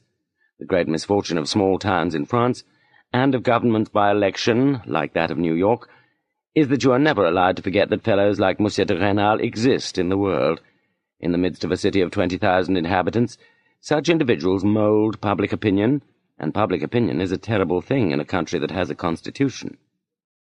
A man endowed with a noble and generous mind, and who might have been your friend but lives 100 leagues away, judges you according to public opinion in your town, which is shaped by the fools whom chance has caused to be born noble, rich, and conservative. Woe to anyone who stands out from the crowd. Immediately after dinner the family set out again for Vergy, but 2 days later Julien saw them all returning to Verrières. Not an hour had gone by when, to his great astonishment, Julien discovered that Madame de Rênal was making a mystery of something. She would break off her conversations with her husband as soon as he appeared, and almost seemed to wish he would go away. Julien did not have to be told twice. He grew cold and reserved. Madame de Rênal noticed this, but sought no explanation. "Is she about to present me with a successor?" Julien wondered. "So intimate with me only the day before yesterday. But they say that that's the way these great ladies act. They're like kings. No greater courtesy than that shown the minister who, when he reaches home, will find his letter of disgrace." Julien remarked that in these conversations, which stopped abruptly at his approach, there was often talk of a big house that belonged to the commune of Verrières. Old, but huge and comfortable, it was situated opposite the church in the busiest part of town. What might this house and a new lover have in common? Julien wondered. Out of sorrow he said over those pretty lines by Francis I, which seemed new because it was not a month ago that Madame de Rênal had taught them to him. By how many oaths, by how many kisses, had not each of those verses been given the lie? Souvent femme varie, bien folle qui s'y fie. Monsieur de Rênal left by stagecoach for Besançon. This trip was decided on in 2 hours. He seemed very worried. On his return he threw a big package wrapped in grey paper on the table. "There's that stupid business," he said to his wife. An hour later Julien saw a bill poster carry off the big package. He followed him eagerly. "I will find out their secret at the first street corner." He waited impatiently behind the bill poster, who with his big brush was smearing the back of the bill. As soon as it was posted, Julien's curiosity read a very detailed announcement of the leasing by public auction of the huge old house that had come up so often in Monsieur de Rênal's conversations with his wife. The allocation of the lease was announced for 2 o'clock the next day in the town hall, at the extinction of the 3rd candle. Julien was deeply disappointed. He found the notice short indeed. How was there time enough to notify all the prospective bidders? Apart from this, the poster, which was dated some 2 weeks beforehand, and which he reread in its entirety at 3 different places, taught him nothing. He went to see the house up for lease. The doorkeeper, who didn't see him coming, was saying mysteriously to a neighbour, "Bah, trouble for nothing. Monsieur Massillon promised him he would get it for 300 francs, and since the mayor put up a fuss he's been summoned to the bishop's palace by the vicar-general de Frilair." Julien's arrival seemed to bother the 2 friends a good deal. They didn't say another word. Julien took care not to miss the sale of the lease. The poorly lighted hall was crowded. People eyed one another strangely. Everyone's attention was focused on a table where Julien saw 3 small candle ends burning in a pewter plate. The auctioneer called out, 300 francs, gentlemen." 300 francs? That's a joke," a man said in a low voice to his neighbour. Julien was standing between them. "It's worth more than 800. I'm going to raise the bid." "You'll be cutting your own throat. What's to be gained if you have Monsieur Maslon, Monsieur Valenod, the bishop, his terrible vicar-general de Frilair, and the whole clique on your back?" 320 francs, shouted the other man. "Stubborn fool," commented his neighbour. "Here's one of the mayor's spies right here," he added, pointing to Julien. Julien turned around sharply to deal with this remark, but the 2 francs-comtois paid no more attention to him. Their coolness helped him to recover his own. At that moment the last candle end went out, and the bailiff's drawling voice awarded the house for 9 years to Monsieur de Saint-Giraud, chief clerk in the prefecture of Blanc, for 330 francs. As soon as the mayor had left the room, the talk started. "There's 30 francs Grosjean's foolhardiness has brought in for the town," said one. "But Monsieur de Saint-Giraud," someone answered, "will get even with Grosjean. He'll live to regret it." "It's scandalous," said a fat man on Julien's left. "A house I'd have given 800 francs for myself, for my factory, and I'd have made a good bargain at that." "Bah!" a factory owner, a Liberal, answered him. "Doesn't Monsieur de Saint-Giraud belong to the Congregation? Don't his 4 children have scholarships? The poor man. It's simple. The town of Verrières owes him an extra salary of 500 francs. "And to think the mayor couldn't stop it," remarked a third. "He's an ultra, all right, but he doesn't steal." "He doesn't steal? No, only magpies steal. It all goes into a common purse, and they split it up at the end of the year. But there's little Sorel. Let's get out of here." Julien came back in a foul mood. He found Madame de Rênal quite sad. "You've just come from the auction?" she asked him. "Yes, madame, where I had the honour of being taken for the mayor's spy. If he had listened to me, he would have gone off on a trip." At that moment Monsieur de Rênal appeared. He was very gloomy. Not a word was spoken at the dinner-table. Monsieur de Rênal ordered Julien to go with the children to Vergy. It was a mournful trip. Madame de Rênal tried to comfort her husband. "You ought to be used to it by now, dear." That night they sat in silence around the family hearth. The noise of the blazing beech log was their only distraction. It was one of those melancholy moments that occur in the most united families. One of the children cried out joyously, "Someone's ringing! Someone's ringing!" "By heavens, if it's Monsieur de Saint-Giraud's come to gloat on the pretext of thanking me," cried the mayor, "I'll give him a piece of my mind. That's going too far. It's to Valenod he's obligated, and I am the one who is compromised. What can I say if those damned Jacobin newspapers get a hold of this story and make a Monsieur Nonantesunk out of me?" At that point a very handsome man with long black sideburns followed the servant into the room. "Monsieur le Maire, I am il Signor Geronimo. Here is a letter for you that the Chevalier de Beauvoisis, attaché to the embassy in Naples, gave me at my departure only 9 days ago." Signor Geronimo added cheerfully, looking at Madame de Rênal, "The Signor de Beauvoisis, your cousin and my good friend, madame, said that you know Italian." The Neapolitan's good humour changed this sad evening into a very gay one. Madame de Rênal insisted that he have supper. She set her whole household in motion. She wanted at all costs to take Julien's mind off the epithet spy, which he had heard ringing in his ear twice that day. Signor Geronimo was a famous singer, at home in good society, and yet a very gay man, qualities which are seldom compatible in France any more. After supper he sang a little duettino with Madame de Rênal. He told charming stories. At 1 o'clock in the morning the children made a great fuss when Julien proposed that they go to bed. "Just this story?" said the eldest. "It is my own, signorino," replied Signor Geronimo. 8 years ago I was like you, a pupil at the Conservatory of Naples. I mean, I was your age, but I did not have the honor of being a son of the illustrious mayor of the beautiful city of Verrières." This compliment moved Monsieur de Rênal to sigh. He looked at his wife. "Signor Zingarelli," the young singer continued, exaggerating his accent a bit, which made the children burst out laughing. "Signor Zingarelli was an awfully strict master. He is not liked at the conservatory, but he always expects you to act as though you liked him. I sneaked out as often as I could. I would go to the little theatre of San Carlino, where I heard the music of the gods. But heavens, how to get 8 sous together, the price of a ticket to the pit? An enormous sum," he said, looking at the children and making them laugh. "Signor Giovannone, director of the San Carlino, heard me sing. I was 16. 'That child is a treasure,' he said. 'Would you like me to engage you, my dear friend?' he came to me and asked. 'How much will you pay me?' 40 ducats a month. Gentlemen, that is 160 francs. I thought I saw heaven opening up. 'But how,' I asked Giovannone, 'will you ever get that strict Zingarelli to let me go?' Lascia fare a me.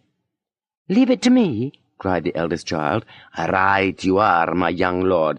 Signor Giovannone said to me, Caro, a little contract first. I sign, he gives me 3 ducats. Never had I seen so much money. Then he told me what I must do. The next day I asked to see the terrible Signor Zingarelli. His old valet showed me in. What do you want from me, rogue? Zingarelli asked. Maestro, I told him, I am sorry for my bad conduct. I will never sneak out of the conservatory again by climbing over the iron gate. I am going to work twice as hard. If I weren't afraid of spoiling the most beautiful bass voice I have ever heard, I'd put you in prison for 2 weeks on bread and water, young scamp. Maestro, I replied, I'm going to be a model for the whole school. Credete a me. But I ask you one favor. If someone comes asking for me to sing outside, don't let me go. Please say that you cannot. And who the devil do you think would ask for a good-for-nothing like you? Would I ever let you leave the conservatory? Are you pulling my leg? Get out! Get out! He said, trying to give me a kick in the or watch out for dry bread and water. An hour later, Signor Giovannone arrives at the director's house. I've come to ask you to make my fortune, he told him. Let me have Geronimo. Let him sing in my theatre, and this winter I will be able to marry off my daughter. What do you expect to do with that hoodlum? Zingarelli asked. I won't allow it. You shan't have him. Besides, even if I consented, he would never leave the conservatory. He just swore he wouldn't. If it's only a question of whether he's willing, Giovannone said gravely as he pulled my contract out of his pocket. Carta canta. Here's his signature. Furious, Zingarelli flung himself on the bell rope. Throw Geronimo out of the conservatory, he screamed, boiling with rage. So they threw me out, I laughing my head off. The same evening I sang the aria del Multiplico. Punch wants to marry and counts on his fingers all the things he will need in his house, and he keeps getting mixed up in his calculations. Oh, sir, won't you please sing us that aria? Said Madame de Rênal. Geronimo sang, and everyone cried from laughing so hard. Il Signor Geronimo didn't go to bed until 2 o'clock in the morning, leaving the family enchanted with his fine manners, his obliging nature, and his gaiety. The next day, Monsieur and Madame de Rênal gave him the letters he would need at the French court. So there is duplicity everywhere, commented Julien to himself. Here is Signor Geronimo on his way to London with a contract worth 60,000 francs. If it weren't for the ability of the San Carlino's director, his heavenly voice might not have been recognized and admired for another 10 years. Faith, I'd rather be a Geronimo than a Rênal. He is less honored in society, but he has never known the grief of making an allocation like the one today, and his life is a gay one. One thing astonished Julien. The solitary weeks spent in Verrières and Monsieur de Rênal's house had been a time of happiness for him. He had not felt disgusted or had depressing thoughts, except at the dinners given for him.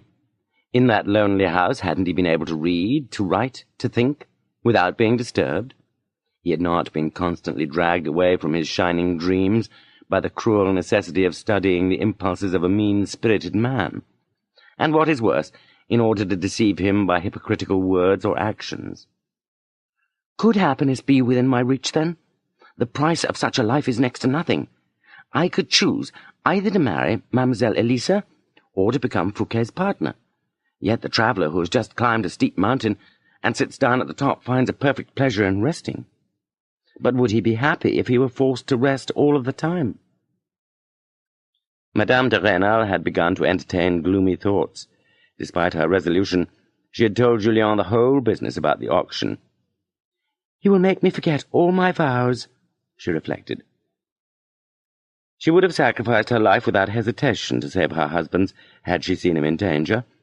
Hers was one of those noble and romantic souls for which to be aware of the possibility of doing a generous deed and not do it is a source of regret almost equal to that of a crime committed.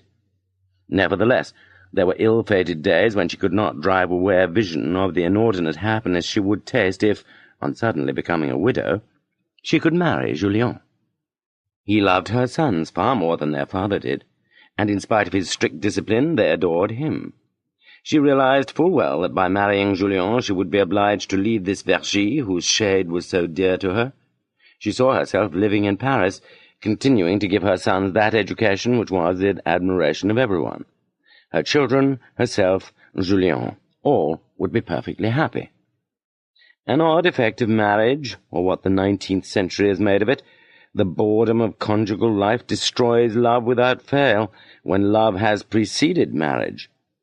And yet, a philosopher might add, the same boredom soon causes those rich enough not to work to become profoundly bored with all the quiet pleasures, and it is only the frigid souls among women whom it does not predispose to fall in love. The philosopher's observation leads me to excuse Madame de Rênal, but no one in Verrières excused her, and the whole town, without her being aware, talked of nothing but her scandalous passion. Because of this great affair, people were less bored than usual that autumn. Autumn and part of winter passed very quickly. It was time to leave the woods of Vergy. High society in Verrières was beginning to wax indignant over the fact that its anathemizing made so little impression on Monsieur de Rênal. In less than a week, some of those grave citizens who compensate themselves for their habitual solemnity with the pleasure of fulfilling this kind of mission planted the cruelest suspicions in his mind, but they used the most guarded language. Monsieur Valenod, who played a close game, had placed Elisa with a noble and highly respectable family, in which there were 5 women. Elisa, afraid, as she said, of not being able to find a job during the winter, had asked this family for only 2/3 of what she had been getting at the mayor's house. On her own initiative, the girl had had the excellent idea of going to the former curé, Father Chélan, for confession as well as to the new one, so she could tell both about Julien's love affair in detail. The day after his arrival, Father Chélan sent for Julien at 6 in the morning. "I am not asking you to explain anything," he said to him. "I beg you, and if need be, order you not to tell me anything. I insist that within 3 days you leave for the seminary in Besançon, or the residence of your friend Fouquet, who is still willing to help you to a magnificent future. I have arranged everything, but you must leave and not come back to Verrières for a year." Julien made no reply. He was wondering if he ought to consider his honour offended by the trouble Monsieur Chélan, who was not, after all, his father, had been to on his account. "Tomorrow at the same time I shall have the honour of seeing you again," he said to the curé at length. Monsieur Chélan, who had counted on getting the better of so young a man by force, talked a great deal. Assuming the humblest of attitudes and appearances, Julien did not open his mouth. He left finally and ran to warn Madame de Rênal, whom he found in despair. Her husband had just spoken to her with a good deal of frankness. The natural weakness of his character, shored up by the prospective inheritance from Besançon, had decided him to consider her perfectly innocent. He had just told her that he found public opinion in Verrières in a strange state. The public was wrong. It had been misled by the envious. But still, what was to be done? For an instant, Madame de Rênal had the illusion that Julien might be able to accept Monsieur Valenod's offer and stay on in Verrières. But she was no longer the timid, simple woman of the year before. Her fatal passion, her remorse, had enlightened her. She soon knew the sorrow of proving to herself, as she listened to her husband, that a separation, at least for the time being, was indispensable. "Far from me, Julien will fall back on his ambitious schemes, so natural when one has nothing. And I, great God, I am so rich, and to so little avail for my own happiness. He will forget me. Charming as he is, he will be loved. He will fall in love. Ah, miserable woman! What right have I to complain? Heaven is just. I didn't have the strength to put an end to this crime. It robbed me of my judgment. It depended on me alone to win over Elisa with money. Nothing could have been easier. I didn't bother to reflect for one moment. The wild fancies of love took all my time. Now I am ruined." Julien was struck by one thing. Upon informing Madame de Rênal about the terrible news of his departure, He met with no selfish objection. She was obviously making an effort not to weep. "We must be brave, my dear." She cut a lock of his hair. "I don't know what will happen to me," she told him, "but if I should die, promise me never to forget my children. Near or far, try to make honest men of them. If there is another revolution, all the aristocrats will be slaughtered. Their father will emigrate, perhaps, because of that peasant killed on the roof. Watch over the family. Give me your hand. Farewell, my dear. These are our last moments. Once this great sacrifice has been made, I hope I shall have the heart to think about my reputation in public." Julien expected despair. The simplicity of her farewell touched him.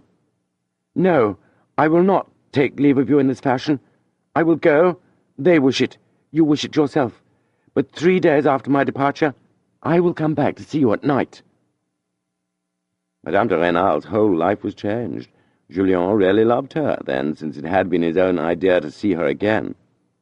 Her agony was transformed into one of the keenest impulses of joy she had ever experienced. Everything became easy for her. The certainty of seeing her lover again saved these last moments from being heart-rending. From that minute on, Madame de Rênal's behaviour, like her appearance, was noble, firm, and perfectly respectable.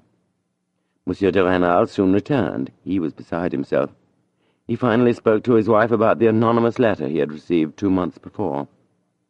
"I mean to take it to the casino, show everyone that it came from that disreputable Valenod, whom I took out of the gutter and made one of the richest bourgeois in Verrières. I will shame him publicly. Then I will fight with him. This is too much." "I might become a widow. Great God!" thought Madame de Rênal. But in almost the same breath she told herself, "If I don't prevent this duel, as I certainly can, I will be my husband's murderer." Never had she humoured his vanity so skilfully. In less than 2 hours she made him see, and always for reasons discovered by himself, that he ought to be friendlier than ever with Monsieur Valenod, and even take Elisa back into the household. It took courage on Madame de Rênal's part to see that girl again, the cause of all her unhappiness, but the idea came from Julien. Eventually, after having been put on the track 3 or 4 times, Monsieur de Rênal arrived all by himself at the financially painful conclusion that it would be most unpleasant for him if Julien, amidst all the effervescence and talk in Verrières, were to stay on there as a tutor for Valenod's children. It was obviously in Julien's interest to accept the director of the workhouse's offer. It was vital, on the contrary, to Monsieur de Rênal's reputation, that Julien leave Verrières and enter the seminary in Besançon or the one in Dijon. But how to get him to agree? And then, what would he live on? Monsieur de Rênal, foreseeing an imminent sacrifice of money, was in even greater despair than his wife. As for her, after this discussion she was like the man of heart who, tired of living, has swallowed a dose of stramonium. He acts by reflex, so to speak, and takes no interest in anything. Thus it occurred to the dying Louis XIV to say, "When I was king." Wonderful expression. Early the next morning, Monsieur de Rênal received an anonymous letter. This one was written in the most insulting terms. The most vulgar words applicable to his situation were to be seen in every line of it. It was the work of some jealous subordinate. This letter brought him back to the idea of fighting with Monsieur Valenod. In a while he mustered enough courage to think about action. He left the house alone and went to a gunsmith's shop to buy some pistols, which he had loaded. "In fact," he told himself, "if the Emperor Napoleon's strict administration came back, I wouldn't have one crooked sou with which to reproach myself. At most I have closed my eyes, but I have some fine letters in my desk authorizing me to do so." Madame de Rênal was alarmed by her husband's cold rage. It reminded her of the fatal idea of widowhood, which she had so much trouble thrusting aside. She locked herself in with him. For several hours she talked to him in vain.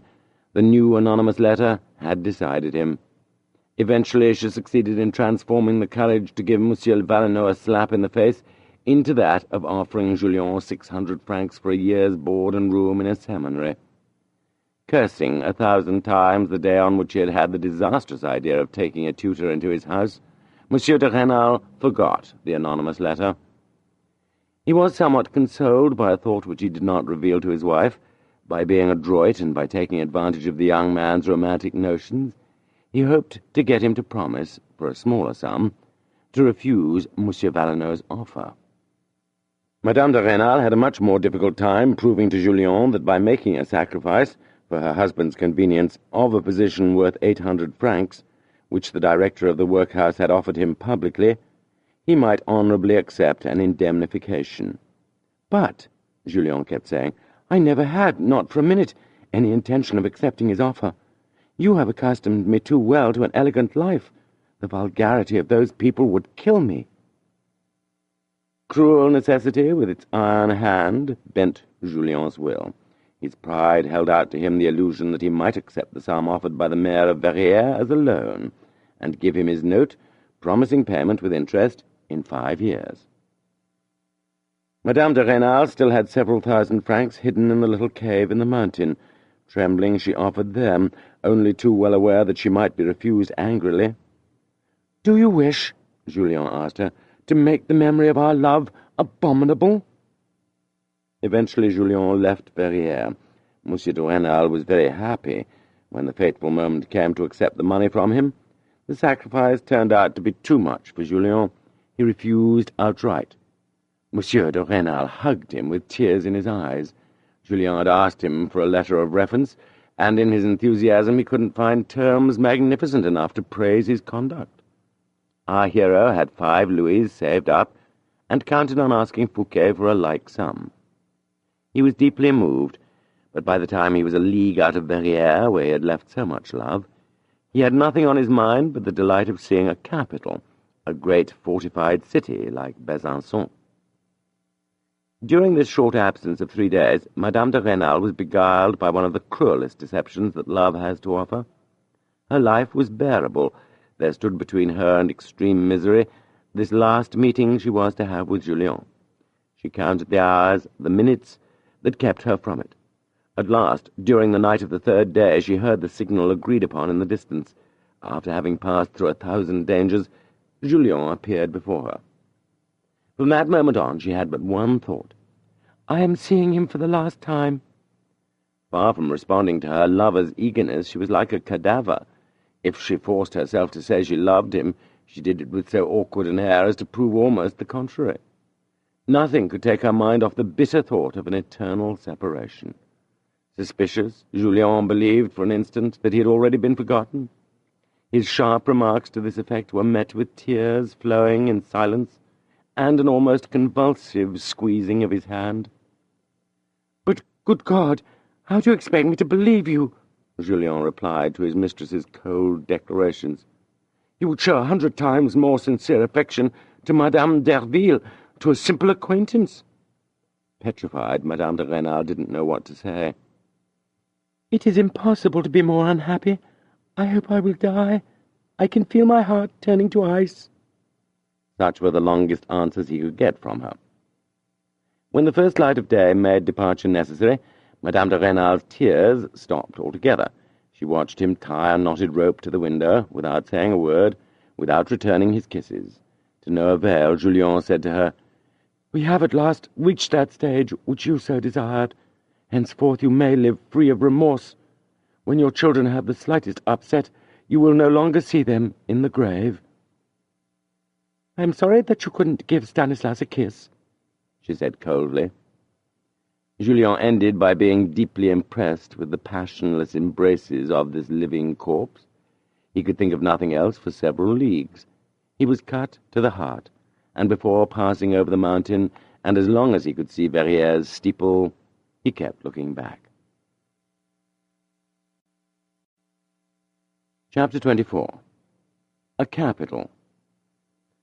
So much noise, so many busy people, so many thoughts about the future in a 20-year-old head. What a distraction for love. Barnave. He finally caught sight of some black walls on a far-off mountain.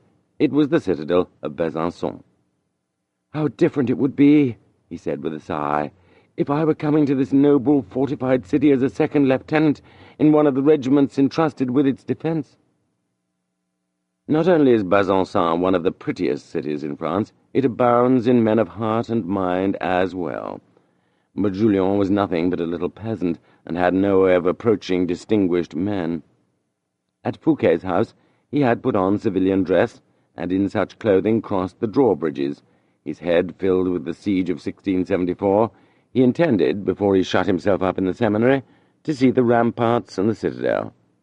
2 or 3 times he was on the verge of being arrested by the sentinels.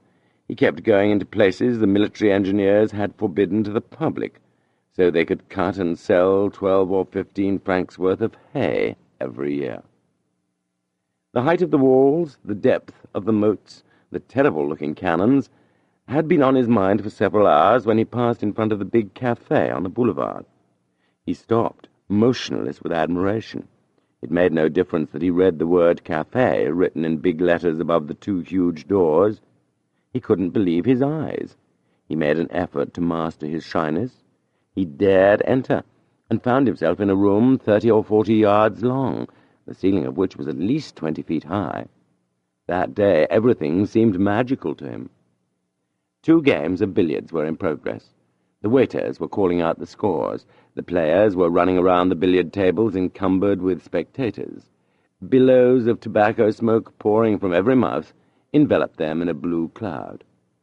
The tallness of these men, their round shoulders, their heavy gait, their enormous sideburns, the long frock coats that covered their bodies, everything attracted Julien's attention. These noble sons of ancient Byzantium spoke only in shouts. They gave themselves the airs of terrible warriors. Julien stood there admiring them. He mused over the immensity and the magnificence of a great capital like Besançon. He felt in no wise up to asking one of the haughty gentlemen, who kept calling out the billiard scores, for a cup of coffee.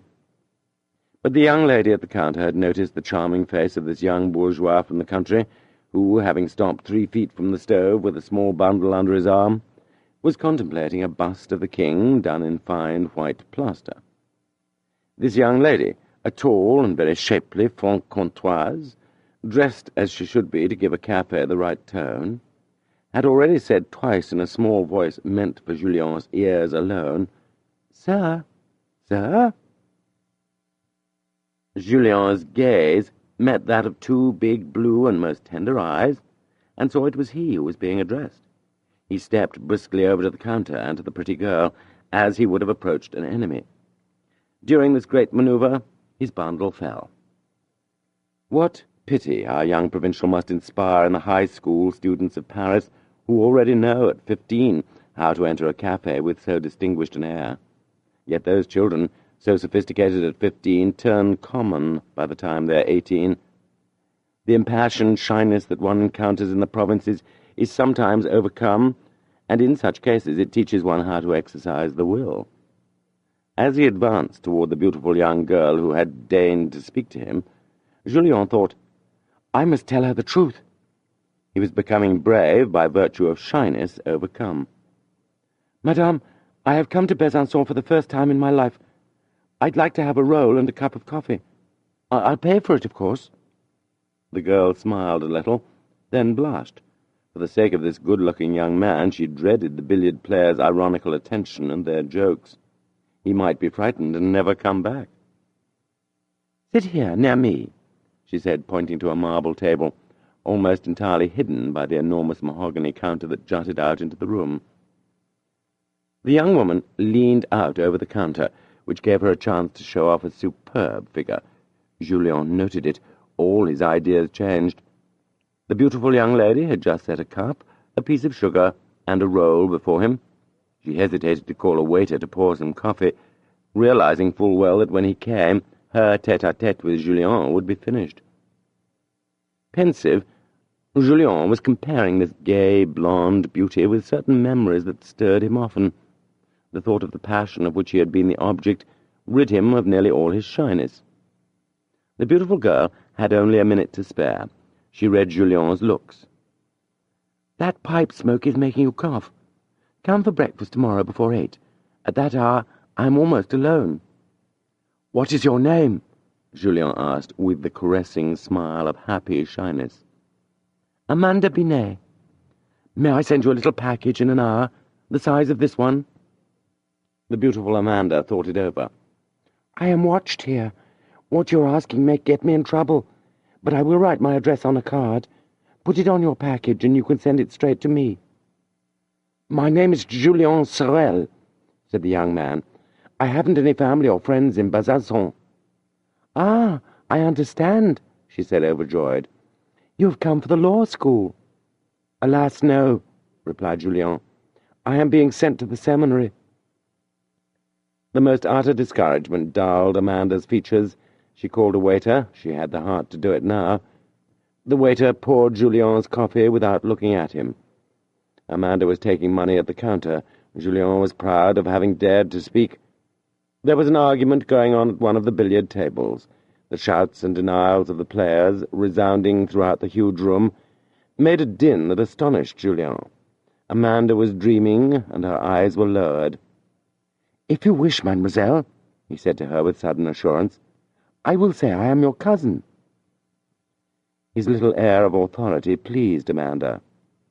"He's not just anybody," she thought. She said very quickly, without looking at him, for she was keeping an eye out to see if anyone came toward the counter, "I am from Genlis, near Dijon. Say that you're from Genlis too, and my mother's cousin." "I won't forget." "Every Thursday at 5 in summer, the gentlemen from the seminary pass by the café. If you are thinking of me when I pass by, have a bouquet of violets in your hand." Amanda looked at him in astonishment. This look transformed Julien's courage into rashness. Still, he blushed a good deal when he said to her, "I feel the most violent love for you." "Not so loud, please," she said, looking frightened. It occurred to Julien to try and recall some sentences from an odd volume of the Nouvelle Heloise that he had found at Vergy. His memory served him well. For 10 minutes he recited the Nouvelle Heloise to an entranced Mademoiselle Amanda. He was feeling happy about his courage when all of a sudden the beautiful Franc-Comtoise assumed an icy manner. One of her lovers had just appeared in the door of the café. He walked up to the counter, whistling and swaying his shoulders. He looked at Julien. At that instant the latter's imagination, always running to extremes, was filled with notions about duelling. He turned very pale, pushed his cup away, put on a confident air, and looked over his rival most attentively. While his rival bent his head over the counter as he familiarly poured himself a glass of brandy, Amanda, by a glance, ordered Julien to lower his eyes. He obeyed, and for 2 minutes sat motionless in his chair, pale, resolute, thinking only of what was going to happen. He was really very fine at that moment. The rival had been astonished at Julien's eyes. Having tossed off his glass of brandy at one gulp, he said a few words to Amanda, shoved his hands into the side pockets of his big frock coat, and went over to a billiard table, whistling and looking at Julien all the while. The latter jumped to his feet, carried away by rage. But he didn't know how to go about being insolent. He put down his small bundle, and with the most swaggering air he could manage, walked toward the billiard table. To no avail, prudence kept telling him, "Fight a duel as soon as you get to Besançon, and you put an end to your career in the church." "No matter. It won't be said that I stood for an insult." Amanda saw his courage. It made a pretty contrast with the ingenuousness of his manner. In an instant she liked him better than the tall young man in the frock-coat.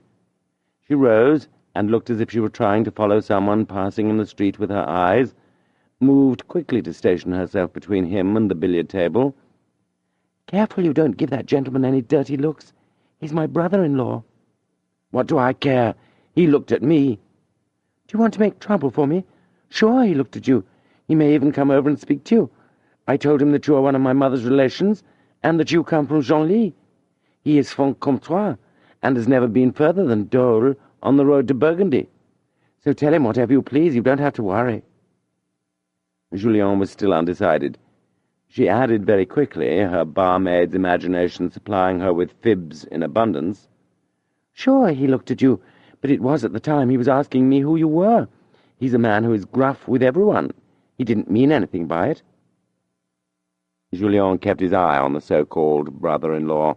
He saw him buy a number in the pool that was being played at the farther of the two billiard tables. Julien heard his coarse voice shout in a threatening tone, "It's my turn!" Julien passed quickly behind Mademoiselle Amanda and took a step toward the billiard table. Amanda grabbed him by the arm. "Come and pay me first," she said. "That's right," thought Julien.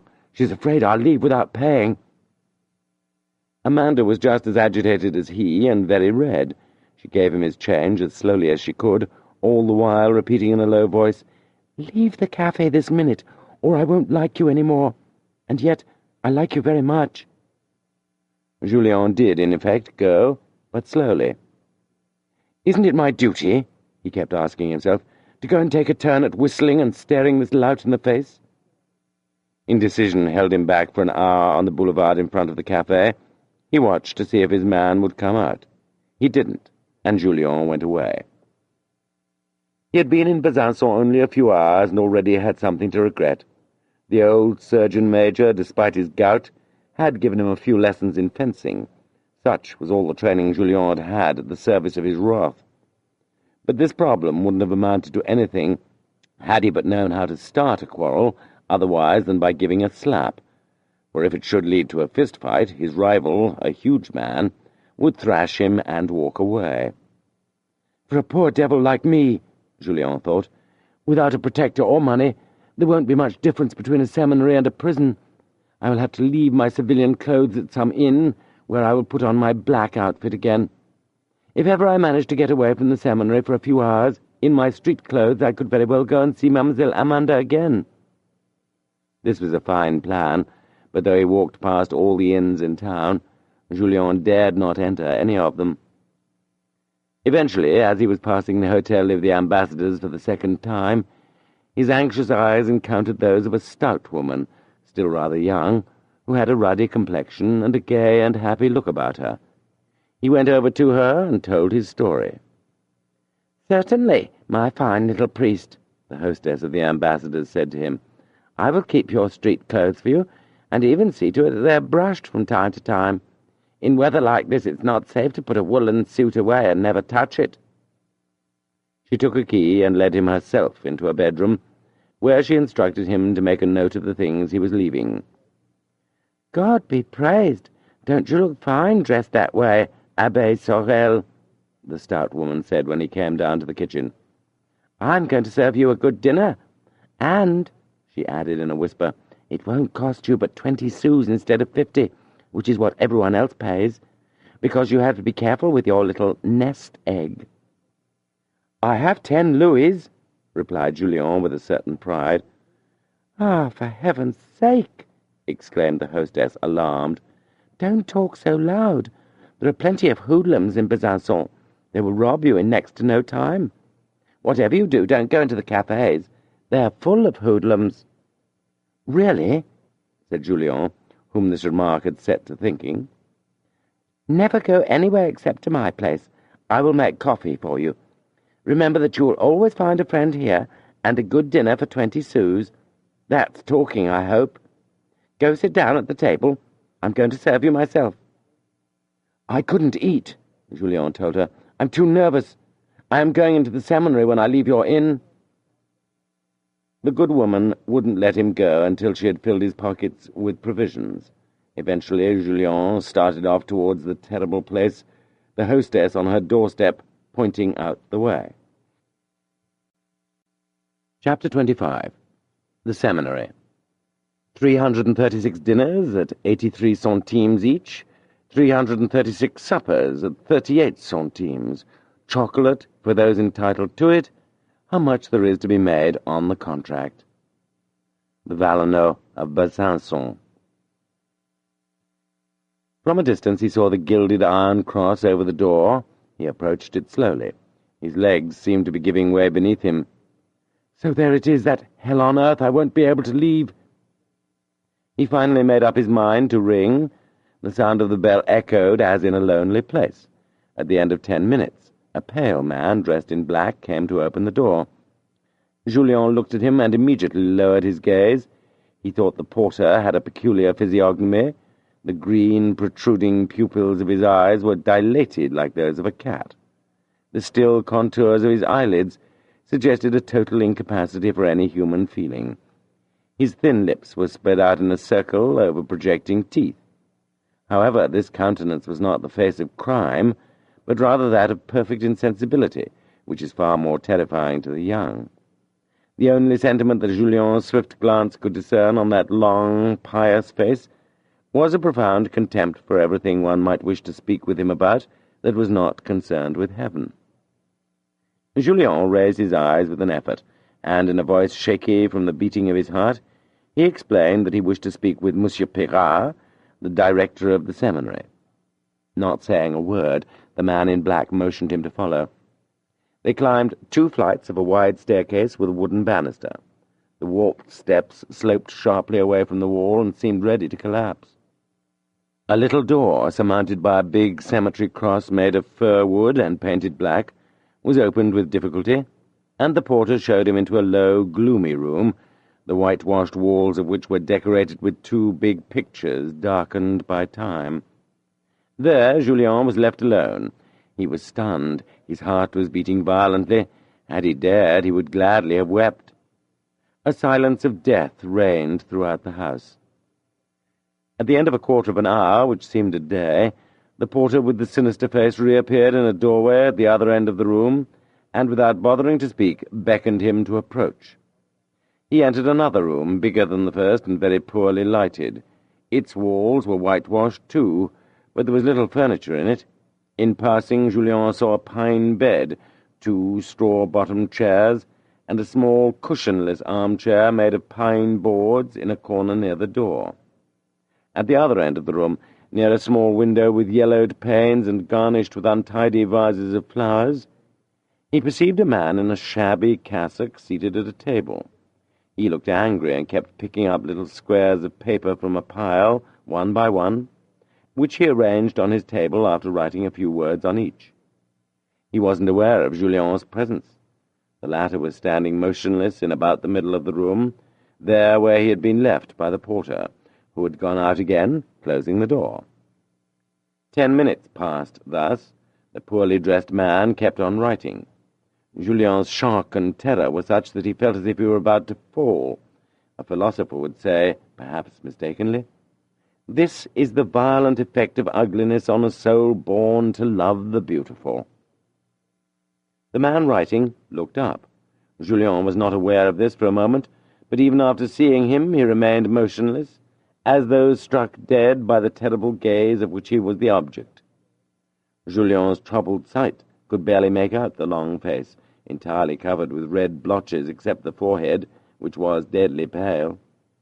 Between those red cheeks and the white forehead shone 2 small black eyes that were enough to frighten the bravest.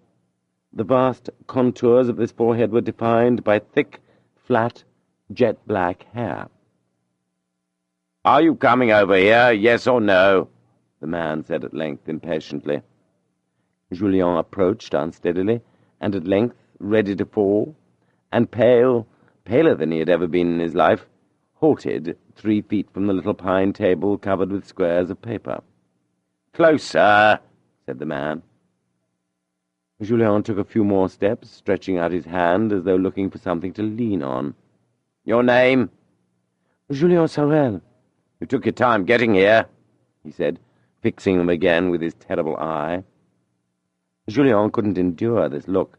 Stretching out his hand as though to support himself, he fell full length onto the floor. The man rang. Julien had lost only the use of his eyes and the strength to move. He heard footsteps approaching. He was lifted up. He was put into the small wooden armchair. He heard the terrible man saying to the porter, "Apparently he has the falling sickness. That's all we needed." When Julien could open his eyes, the man with the red face had gone back to writing. The porter had disappeared. "I must be brave," our hero told himself, "and above all, hide my feelings." He was suffering from violent nausea. "If I have an accident, God knows what they will think of me." In time the man ceased writing, and giving Julien a sidelong glance, "Are you in a condition to answer me?" Yes, sir, Julien replied feebly. Ah, that's good. The dark man had half risen and was searching impatiently for a letter in his pine table drawer, which opened with a screech. He found it, sat down slowly, and staring at Julien again, as though he meant to tear out the little life still left in him. "You have been recommended to me by Monsieur Chalon. He was the best curé in the diocese, a virtuous man, if there ever was one, and my friend for the last 30 years. "Ah, it is Monsieur Pirard to whom I have the honour of speaking," said Julien in a moribund voice.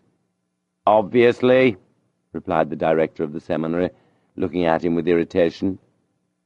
The sparkle in his small eyes doubled and was followed by a twitching of the muscles at the corners of his mouth. It was the look of a tiger relishing his prey in advance. "The letter from Chalon is short," he said, as though talking to himself. "Intelligenti pauca. In times like these, one can't write too little." He read aloud. "I recommend to you Julien Sorel of this parish, whom I baptized some 20 years ago. He is the son of a rich carpenter who gives him nothing. Julien will be a remarkable labourer in the vineyard of the Lord. He has a good memory and is intelligent. He is a thinker. Is his vocation durable? Is it sincere?" "Sincere?" repeated the Abbé Pirard with an air of astonishment, and looking at Julien. But the Abbé's gaze was already a little less devoid of humanity. "Sincere?" he repeated, lowering his voice and returning to the letter. "I am asking you for a scholarship for Julien Sorel. He will qualify for it by taking the requisite examinations. I have taught him a little theology, that good old theology of Bossuet, of Arnaud, of Fleury. If this fellow doesn't suit you, send him back to me. The director of the workhouse, whom you know well, has offered him 800 francs to be his children's tutor. My spiritual life is peaceful, thank God. I am getting used to the terrible blow. Vale et me ama." The Abbé Pirard, slowing his voice as he read the signature, pronounced the word Chalin with a sigh. "He is at peace," he said. "Indeed, his virtuous life has earned him that reward. May God grant it to me, if such should be the case." He looked toward the sky and made the sign of the cross. At the sight of this holy sign, Julien felt the profound horror which had frozen him at his entrance into the house begin to diminish. "In this house I have 321 candidates for the most sacred profession," said the Abbé Pirard at length, in a severe but not ill-natured tone of voice. "Only 7 or 8 have been recommended to me by men like Father Chalin. So you are the 9th among those 321. But my protection means neither favour nor weakness. It means twice as much exertion against and punishment of the vices. Go and lock that door." Julien made an effort to walk, and succeeded in not falling. He noted that one little window next to the main door looked out on the countryside. He gazed at the trees. This sight did him good, as if he had caught a glimpse of old friend. "Loquerisne linguam Latinam?" "Do you speak Latin?" the Abbé Pirard said to him as he was returning. "Ita, pater optime." "Yes, excellent father," answered Julien, coming around a bit. Certainly no man in the world had ever appeared less excellent to him than Monsieur Pirard during the last half-hour. The interview continued in Latin. The expression in the Abbé's eyes was softening. Julien was recovering some of his self-control. "How weak I am," he thought, "to let myself be taken in by this show of virtue. This man is probably just another cheat like Monsieur Maslon." And Julien congratulated himself for having hidden most of his money in his boots. The Abbé Pirard examined Julien in theology. He was surprised at the extent of his knowledge. His astonishment increased when he questioned him about particulars of the Holy Scriptures. But when he questioned him about the doctrines of the Fathers, he realized that Julien was barely acquainted even with the names of Saint Jérôme, Saint Augustine, Saint Bonaventure, Saint Basile, etc., etc. "In effect," thought the Abbé Pirard, "one can see here that fatal tendency toward Protestantism with which I have always reproached Chalin. A thorough, but too thorough knowledge of the Holy Scriptures Julien had just spoken to him, without being questioned on this score, about the real time in which Genesis, the Pentateuch, etc., had been written. "To what does this endless reasoning about the Holy Scriptures lead?" thought the Abbé Pirard, "if not to free inquiry, that is to say, the most dreadful Protestantism, and along with that ill-advised study, nothing on the Fathers to offset this inclination?" But the director of the seminary's astonishment knew no bounds when, upon interrogating Julien on the Pope's authority, and expecting to hear the maxims of the old Gallican Church, the young man recited Monsieur de Maistre's whole book to him. An odd man, that Chelin, thought the Abbé Pirard. Could he have shown him that book in order to teach him to scoff at it? It was useless for him to question Julien in an effort to find out whether he believed seriously in Monsieur de Maistre's doctrine. The young man answered only from memory.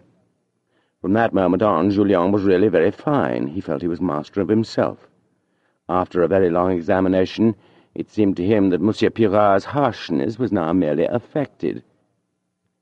To tell the truth, if it weren't for the rule of strict gravity that he had imposed upon himself 15 years before with regard to his divinity students, the director of the seminary would have embraced Julien in the name of logic. He found such clarity, precision, and incisiveness in his answers.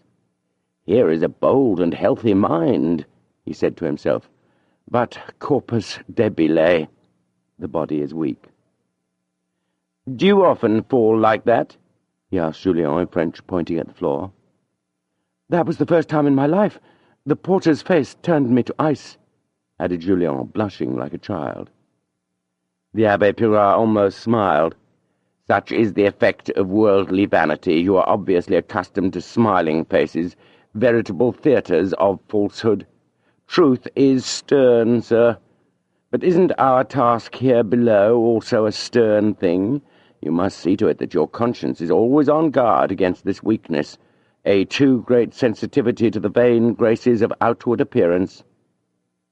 "If you had not been recommended to me," said the Abbé Pirard, going back to the Latin tongue with marked pleasure, "if you had not been recommended to me by a man like the Curé Chelin, I would speak to you in the idle tongue of this world, to which it seems you are but too well accustomed. The complete scholarship you are asking for is, I should tell you, the hardest thing in the world to come by. But Father Chelin has deserved very little indeed for his 56 years of apostolic labours, if he cannot have one scholarship to the seminary at his disposal." After these words, the Abbé Pirard instructed Julien not to join any secret society or congregation without his consent. "I give you my word of honour," said Julien from the overflowing heart of an honest man. The director of the seminary smiled for the first time. "That expression is altogether out of place here," he told him. "It smacks too much of fashionable society's vain idea of honour, which leads them into so many sins and often to crime. You owe me a saintly obedience by virtue of paragraph 17 of the bull Unam Ecclesiam by St. Pius V. I am your ecclesiastical superior. In this house, my very dear son, to hear is to obey. How much money do you have?" "Here we are," said Julien to himself. "It's for that, the very dear son." 35 francs, father." "Keep a careful record of how you use that money. You will have to account to me for it." This painful session had lasted 3 hours. Julien called the porter. "Put Julien Sorel in cell number 103, said the Abbé Pirard to the man. As a very special favour, he allowed Julien a room to himself. "Take his trunk there," he added.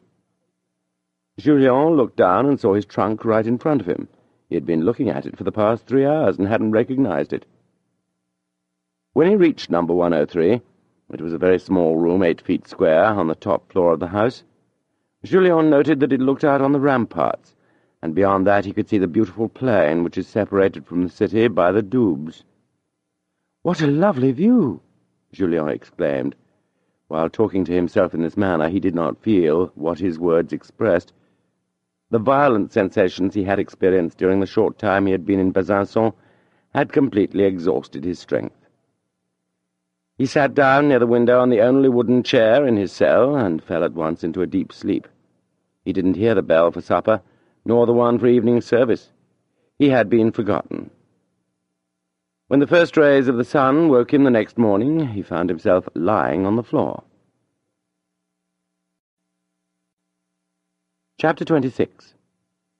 The World, or What the Rich Are Lacking. I am alone in the world. No one bothers to think of me. All those whom I see making their fortunes show a boldness and harshness of heart that are not in me. They hate me because of my easy-going kindness. Ah, soon I shall die, either from hunger or from the sorrow of finding men so hard. Young. He hurried to brush his clothes and go downstairs. He was late. An assistant master scolded him harshly. Instead of trying to justify himself, Julien crossed his arms over his chest. Peccavi pater optime. I have transgressed, I confess my sin, O my father, he said with a contrite air. This beginning was a great success. The clever ones among the seminarists saw that they had to reckon with a man who was by no means a novice. The recreation hour came around. Julien saw that he was an object of general curiosity, but his only response was reserve and silence. Following the rules he had laid down for himself, he considered his 321 companions enemies. The most dangerous of all, in his opinion, was the Abbé Pirard. A few days later, Julien had to choose a confessor. He was handed a list. "Eh? Good God! Who do they take me for?" he said to himself. "Do they think I don't know how to take a hint?" And he chose the Abbé Pirard. Though he wasn't aware of it, this step was decisive. A little seminarist, a very young native of Verrières who had declared himself his friend on the first day, informed him that if he had picked Monsieur Castanede, the assistant director of the seminary, he might perhaps have acted more wisely. "Father Castanede is the enemy of Monsieur Pirard, who is suspected of Jansenism," added the little seminarist, whispering in his ear. Though he thought himself very cautious, all of our hero's first steps, like the choice of a confessor, were blunders. Led astray by the presumptuousness of an imaginative man, he took his intentions for deeds and thought himself an accomplished hypocrite. He pushed his folly so far as to reproach himself for his success in this art of the weak. "Alas, it is my only weapon. In another age I would have earned my bread in the face of an enemy by actions that speak for themselves." Satisfied with his conduct, Julien took a look around him. Everywhere he found an appearance of the purest virtue. 8 or 10 seminarists lived in the odour of sanctity, and had visions like St. Teresa's, or that of St. Francis when he received the stigmata on Mount Verna in the Apennines. But it was a great secret. Their friends kept it hidden. Those poor young visionaries were in the infirmary most of the time. Some 100 of the others combined a robust faith with tireless application. They worked to the point of making themselves sick, but without learning much. 2 or 3 stood out by virtue of genuine talent, among others one named Chazelle, but Julien felt an aversion for them, and they for him. The rest of the 321 seminarists was made up of nothing but boors, who were never quite sure they understood the Latin words they repeated all day long. Most were peasants' sons. They preferred earning their bread by reciting a few words in Latin to digging up the ground. After making this observation in the first few days, Julien promised himself a quick success. "In every service there is a need for intelligent men, because, after all, there is work to be done," he told himself. "Under Napoleon, I would have been a sergeant. Among these future curés, I will be a vicar-general. All of these poor devils," he added, "day labourers from birth, lived on curds and black bread until they came here. In their thatched cottages they didn't eat meat more than 5 or 6 times a year. Like the Roman soldiers who thought of war as a time of rest, these coarse peasants are enchanted with the delights of the seminary." Julien never read anything in their cheerless eyes after a dinner but physical need satisfied, or the anticipation of physical pleasure before a meal. Such were the types in whose midst he would have to distinguish himself. But what Julien didn't know, and what they were careful not to tell him, was that to be first in the various courses in dogma, in ecclesiastical history, etc., which are studied in a seminary, was in their eyes nothing but a resplendent sin, since Voltaire, since the institution of bicameral government, which is really nothing more than mistrust and free inquiry, and gives the popular mind that bad habit of being on its guard, the Church of France seems to have understood that its real enemies are books. Submission of the heart is everything in its eyes. To succeed at studies, even sacred, is suspect in its opinion, and for good reason. What's to prevent a superior man from going over to the other side, as Sieyès or Gregory did? The trembling Church clings to the Pope as its only chance for salvation. Only the Pope is in a position to try to paralyze free inquiry, and by means of the pious pomp of the ceremonies at his court, make an impression on the bored and sick minds of fashionable society. Julien, half guessing these various truths, that nevertheless every word pronounced in a seminary tends to deny, fell into a profound melancholy. He worked hard and succeeded very quickly in learning things that are very useful to a priest, but in his opinion very false, and in which he took no interest. He thought he had nothing else to do. "Have I been forgotten by everyone on earth?" he thought.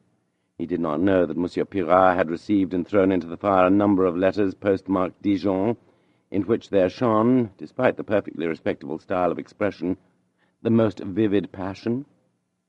A profound remorse seemed to be struggling against this love. "So much the better," thought the Abbé Pirard. "At least it was not a godless woman whom this young man loved." One day the Abbé Pirard opened a letter that seemed to have been half obliterated by tears. It was an eternal farewell. "At last," Julien was told, "heaven has granted me the strength to hate, not the author of my sin. He will always be that which I hold dearest in the world, but my sin itself. The sacrifice has been made, my friend, not without tears, as you can see.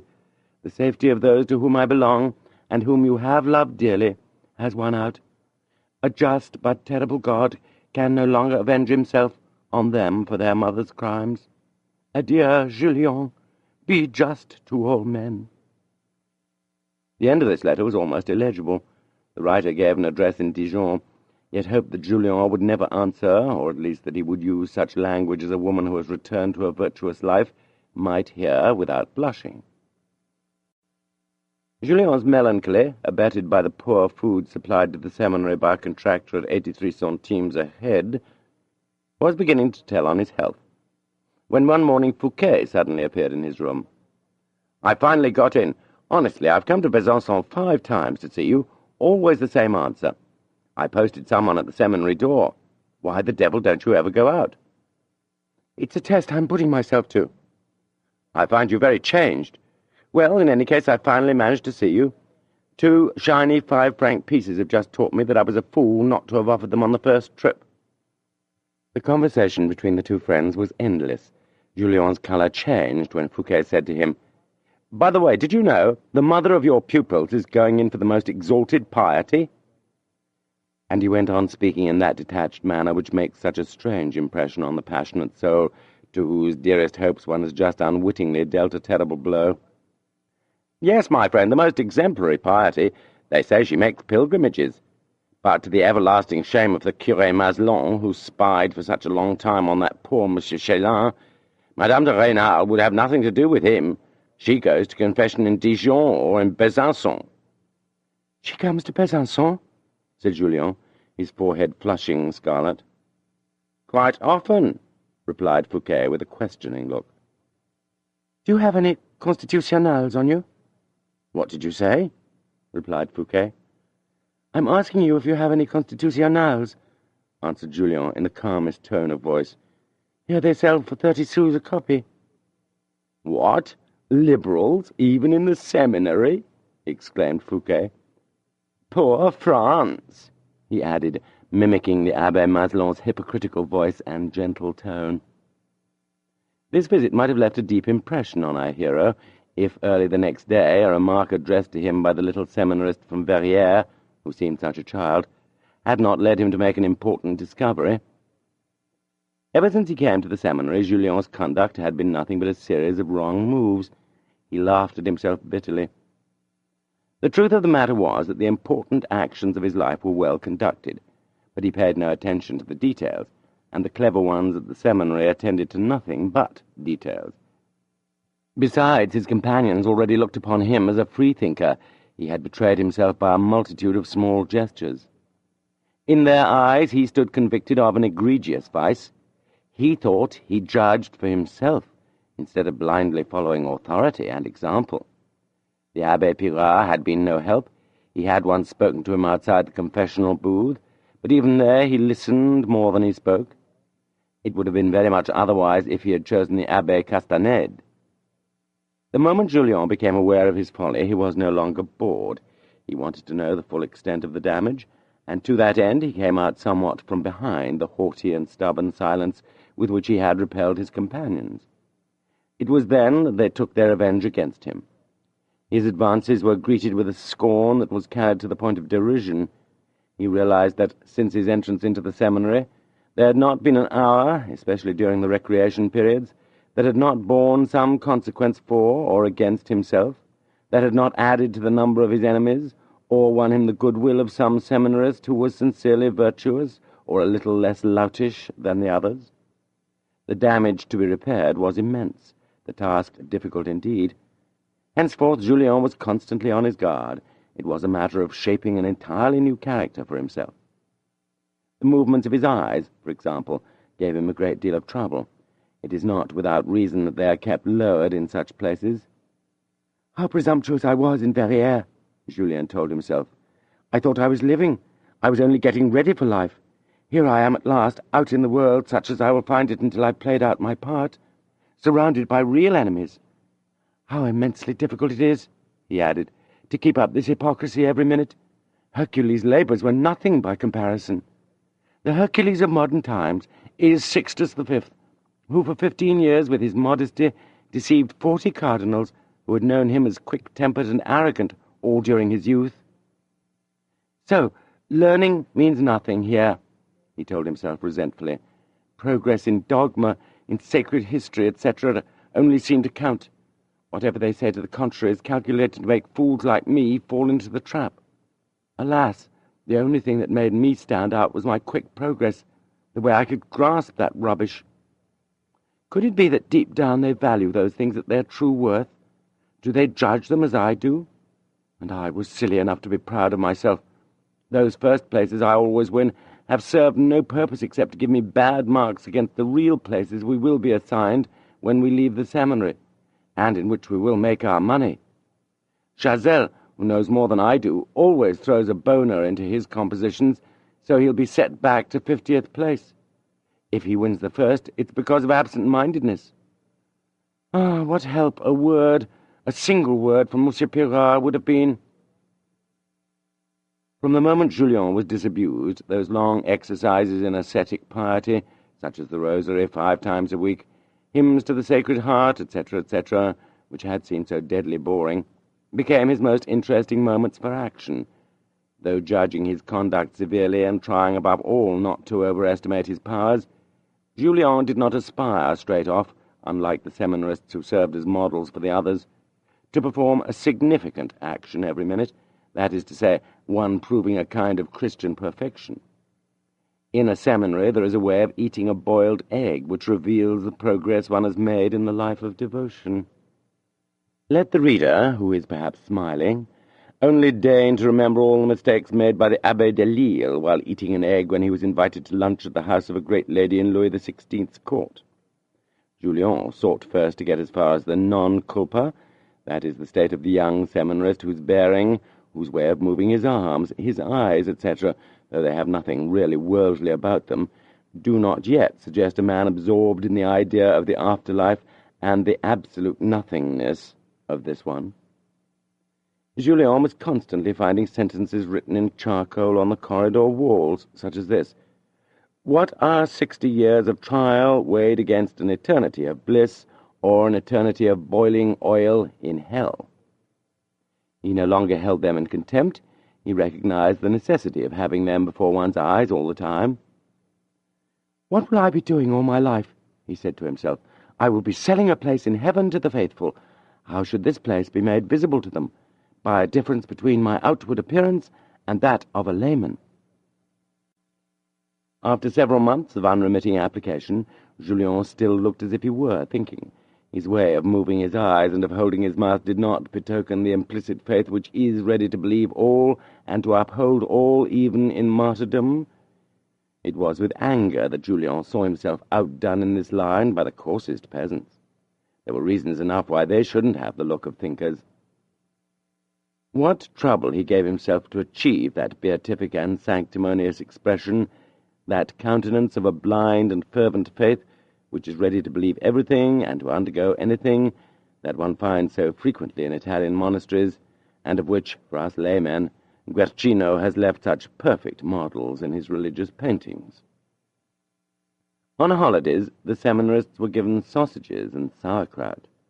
Those who sat near Julien at the table observed that he was indifferent to this treat. This was one of his first crimes.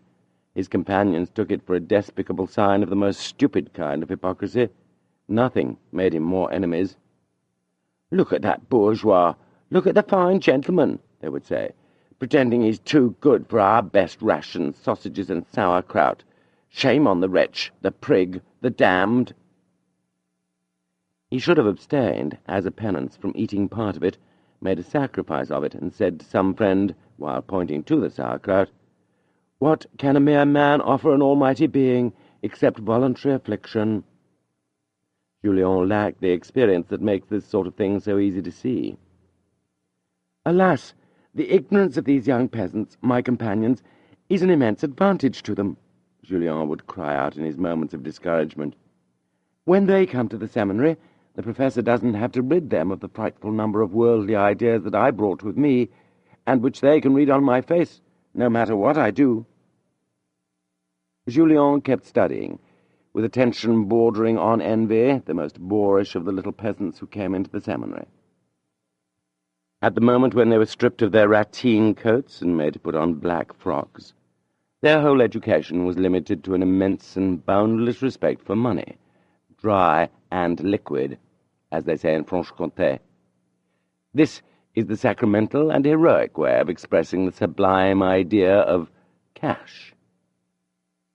Happiness for these seminarists, as for the heroes in Voltaire's novels, consisted above all in dining well. Julien discovered in most of them an innate respect for the man who wears a suit of fine cloth. This sentiment shows an appreciation of distributive justice, such as it is meted out to us by our courts for what it is worth, indeed for less than it is worth. "What chance do you have of winning," they kept telling one another, "if you take one of the big ones to court?" That is the phrase used in the valleys of the Jura to designate a rich man. One can imagine their respect for the richest party of all, the government. Not to smile respectfully at the very mention of the prefect's name passes for recklessness in the minds of the peasants of Franche-Comté. Now, recklessness in a poor man is soon punished by a shortage of bread. After having almost choked on his contempt in the beginning, Julien ended up by pitying them. It had happened more than once that most of his companions' fathers had returned of a winter night to their cottages and found neither bread nor chestnuts nor any potatoes in them. "Why is it surprising, then," Julien said to himself, "if, in their opinion, a happy man is first of all one who has just had a good dinner, and next one who owns a good coat? My comrades have a solid vocation, that is to say, they see the ecclesiastical career as a long continuation of their present good fortune, to dine well and have warm clothing in winter." Julien overheard a young seminarist, one endowed with imagination, saying to his companion, "Why couldn't I become pope, like Sixtus V, who was a swineherd?" "Only Italians are made popes," his friend answered, "but they are sure to have us draw lots for the offices of vicar-generals, canons, and perhaps bishops. M.P. Blank, the Bishop of Chalons, is a cooper's son. That's my father's trade." One day, in the middle of a dogma lesson, the Abbé Pirard sent for Julien. The poor young man was delighted to escape from the physical and moral atmosphere in which he was immersed. In the director's office, Julien met with the same reception that had frightened him so the day he entered the seminary. "Explain to me what is written on this playing card," he said to him with a look that made Julien wish the earth would open up and swallow him. Julien read, "Amanda Binet at the Café of the Giraffe before 8. Say that you come from Genlis and that you're my mother's cousin." Julien saw the full extent of his danger. The Abbé Castaned's police had stolen the address from him. "The day I came here," he answered, looking at the Abbé's forehead because he couldn't stand his terrible eye, "I was trembling with fear. Monsieur Chelin had told me that this place was rife with informers and all sorts of wickedness, that both spying and denouncing companions are encouraged here. Heaven wills it so, in order to show the young priests what life is really like, and fill them with loathing for the world and all its pomp." "How dare you make fancy speeches to me?" said the Abbé Pirard in a fury. "You rascal!" "In Verrières," Julien went on coolly, "my brothers used to beat me whenever they had cause to be jealous." "The facts! The facts!" shouted Monsieur Pirard, nearly beside himself. Not the least bit intimidated, Julien went on with his story. "On the day of my arrival in Besançon, around noon, I was hungry. I went into a café. My heart was filled with repugnance for such a worldly place, but I thought lunch would cost less there than at an inn. A lady, who appeared to be the mistress of the den, took pity on my look of inexperience. 'Besançon is full of hoodlums,' she said to me. 'I fear for you, sir. If you should get into trouble, call on me. Send someone here before 8 o'clock. If the porters at the seminary refuse to deliver your message, say you are my cousin and that Genlis is your hometown.'" "All this chatter will be verified," shouted the Abbé Pirard, who, unable to stand still, was pacing about the room. "Return to your cell." The Abbé followed Julien and locked him in. The latter began immediately to inspect his trunk, at the bottom of which the fatal card had been preciously hidden. Nothing else was missing from it, but several things were out of place. Yet his key had never left his pocket. "What luck," Julien told himself, "that during the time of my blindness I never took advantage of the permission to go out that Monsieur Castaned offered me so many times, out of a kindness which I can now understand. I might have yielded to the temptation of changing my clothes to go and see the beautiful Amanda. I would have cut my own throat. When they lost all hope of profiting from their information that way, so as not to waste it, they used it to denounce me." 2 hours later the director sent for him. "You were not lying," he said with a less severe look, "but to keep such an address is a piece of rashness the gravity of which you cannot conceive. Poor child, 10 years from now it may do you harm." Chapter 27. The First Taste of Life. "The present time, good God, it is the ark of the Lord. Woe to him who touches it." Diderot. The reader will kindly excuse our giving him so few clear and precise details about this time in Julien's life.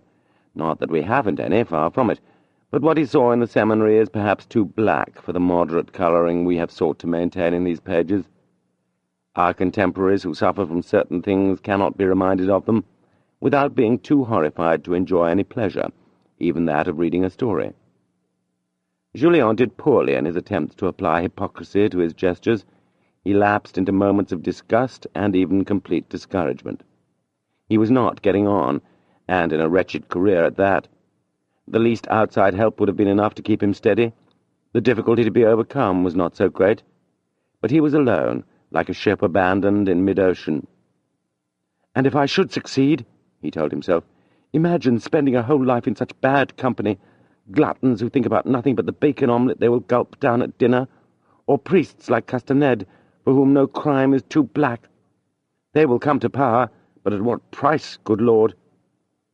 Man's will is powerful, I read that everywhere, but is it strong enough to rise above disgust like mine? The task of great men used to be easy. However terrible their danger, they thought of it as beautiful. But who, except myself, can grasp the ugliness of all that surrounds me?" This moment was the most trying in his life. It was so easy for him to enlist in one of the fine regiments garrisoned in Besançon. He could become a Latin teacher. He needed so little to live on. But then, no more career, no future for his imagination to dwell on.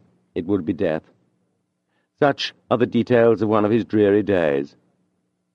Out of conceit, I used to congratulate myself because I was different from the other young peasants. Well, I have lived long enough to see that difference begets hatred, he told himself one morning. This great truth had just been demonstrated to him by one of his most stinging reverses. He had worked for a week to ingratiate himself with a student who lived in the odour of sanctity.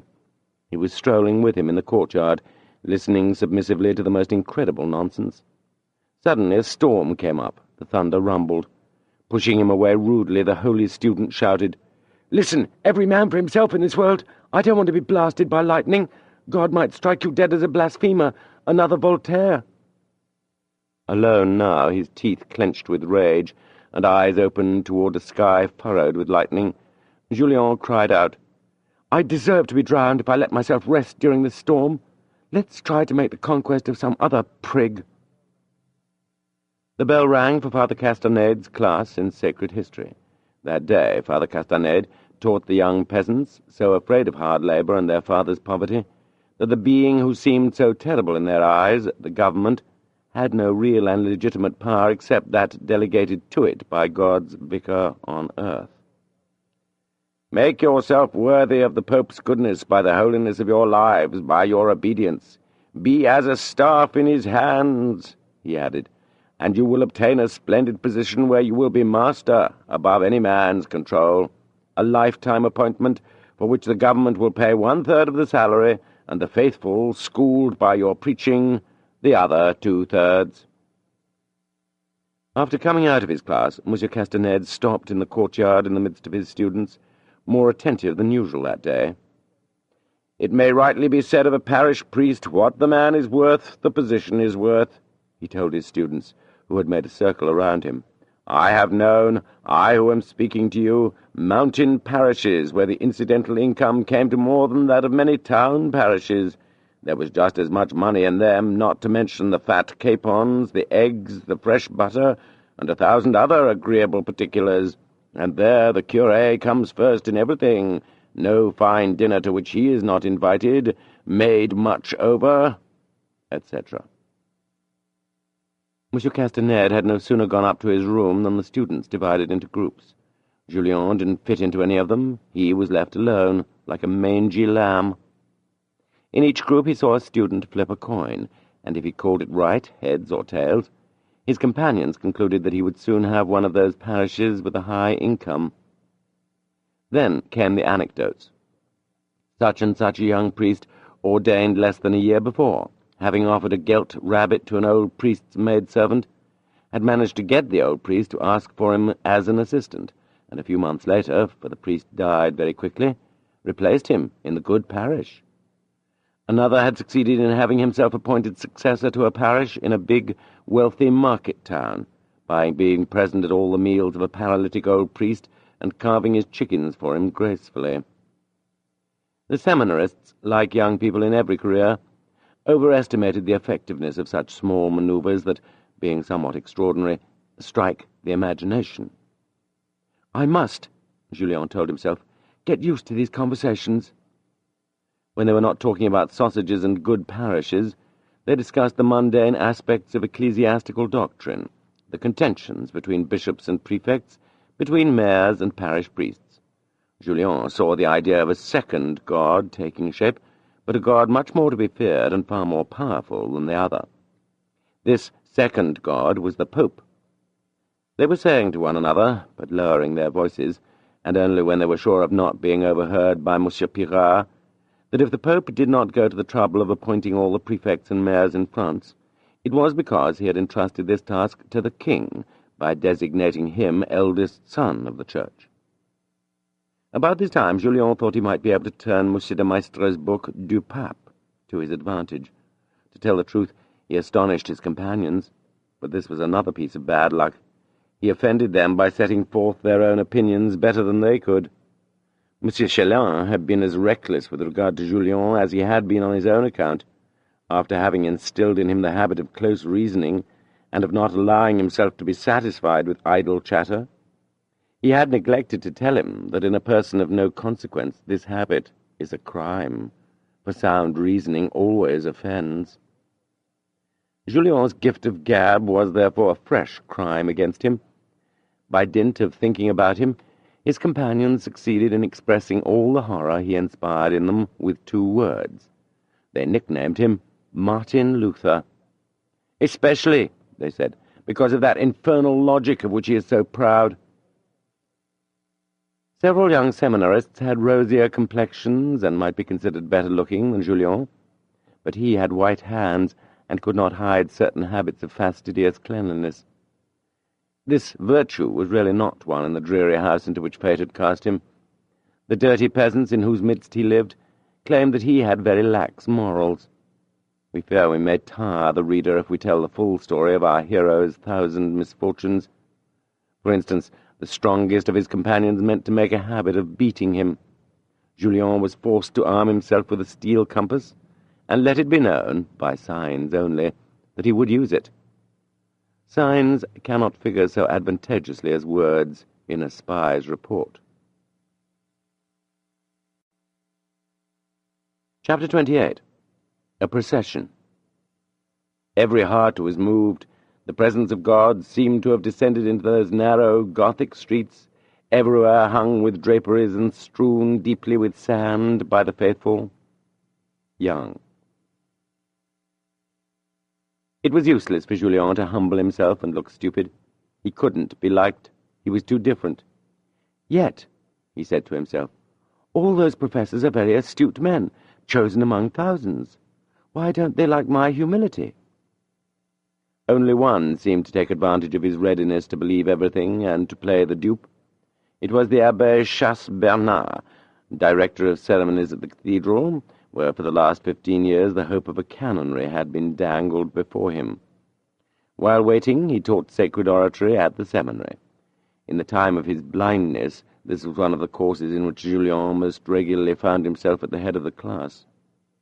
The Abbé Chasse had taken that as a reason to show him a friendly disposition, and at the end of his class would gladly take his arm for a few turns around the garden. What's at the back of his mind? Julien kept asking himself. He noted in astonishment that for hours together the Abbé Chasse would tell him about the ornaments in the cathedral's procession. It had 17 vestments trimmed with lace, besides those used for the requiem. He had great expectations of the Président de Rubempre's widow. This 90-year-old lady had kept for at least 70 years her wedding dresses made of superb cloth from Lyon, brocaded with gold. "Imagine, my friend," said the Abbé Chasse, stopping short and opening his eyes wide, "this cloth will stand by itself. There's that much gold in it.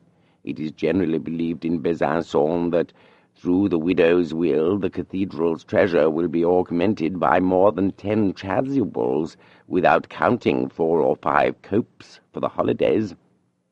I will even go further," added Father Chasse, lowering his voice. "I have good reason to think the widow will leave us 8 splendid vermeil candlesticks, which are supposed to have been bought in Italy by the Duke of Burgundy, Charles the Bold. One of her ancestors was his favourite minister." "But what is the man getting at with all his junk?" Julien wondered. "This sly preparation has been going on for ages, and nothing comes of it. He must be very wary of me. He is slyer than all the others, whose secret aims you can guess easily in 2 weeks. I understand he's been suffering from frustrated ambition for the last 15 years. One evening, in the middle of a fencing lesson, Julien was sent for by the Abbé Pirard, who said to him, "Tomorrow is Corpus Domini, Corpus Christi. The Abbé Chasse-Bernard needs you to help decorate the cathedral. Go and obey." The Abbé Pirard called him back, and with a commiserating look added, "It's up to you whether you take advantage of the occasion to wander off into town." "Incedo per ignes," Julien answered. "I have hidden enemies." The next day, early in the morning, Julien proceeded to the cathedral with eyes downcast. The sight of the streets and of the activity that was beginning to prevail throughout the city did him good. Everywhere people were draping their house fronts for the procession. All the time he had spent in the seminary seemed but an instant to him. His thoughts were at Vergy, and with pretty Amanda Binet, whom he might run into since her café was not very far off. At a distance he caught sight of the Abbé Chasse-Bernard in the doorway of his beloved cathedral. He was a fat man with a cheerful face and open look. That day he was triumphant. "I've been waiting for you, my dear son," he called out as soon as he saw Julien from afar. "Welcome. This day's labour will be long and hard. Let us fortify ourselves with a first breakfast. The second will come at 10 o'clock during High Mass." "I wish, sir," Julien said, looking grave, "not to be left alone for a single minute. Please note," he added, pointing to the clock above their heads, "that I got here at 1 minute to 5. "Ah, you are worried about those wicked boys of the seminary. It is foolish of you to pay them any attention. Is a road less beautiful because there are thorns on the hedge that borders it? The traveller goes his way and leaves the nasty thorns to wither on the bush. And now to work, my dear friend, to work." The Abbé Chasse was right to say the task would be hard. The evening before there had been a big funeral ceremony in the cathedral. It had been impossible to do anything.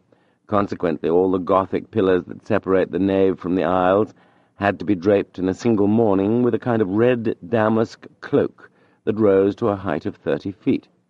The bishop had had 4 upholsterers sent down from Paris by the mail coach, but those gentlemen could not do everything. Yet, far from encouraging their co-workers from Besançon, they made them twice as clumsy by laughing at them. Julien saw that he would have to climb the ladders himself. His nimbleness served him well.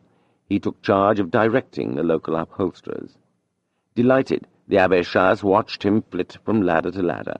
When all the pillars had been covered with damask, the problem was to set 5 enormous bouquets of feathers on the great baldaquin above the high altar.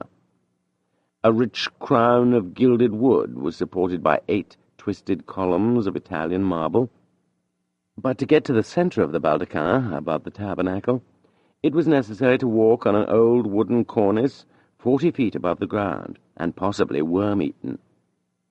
The sight of this arduous path had dampened the Parisian upholsterers' gaiety, so sparkling up to then.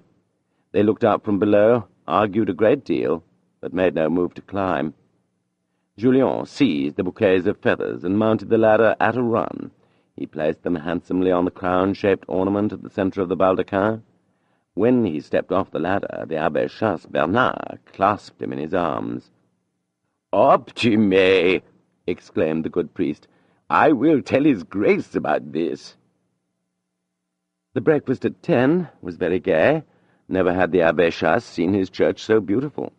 "Dear disciple," he said to Julien, "my mother used to rent out chairs in this revered basilica, so you might say I was nurtured in this great edifice. Robespierre's terror ruined us. I was only 8 at the time, but I was already serving at Mass in private houses, and on Mass days I was given a meal. No one knew how to fold a chasuble better than I. The gold braid was never broken. Since the restoration of the faith by Napoleon, I have had the good fortune to direct everything that goes on in this venerable Mother Church.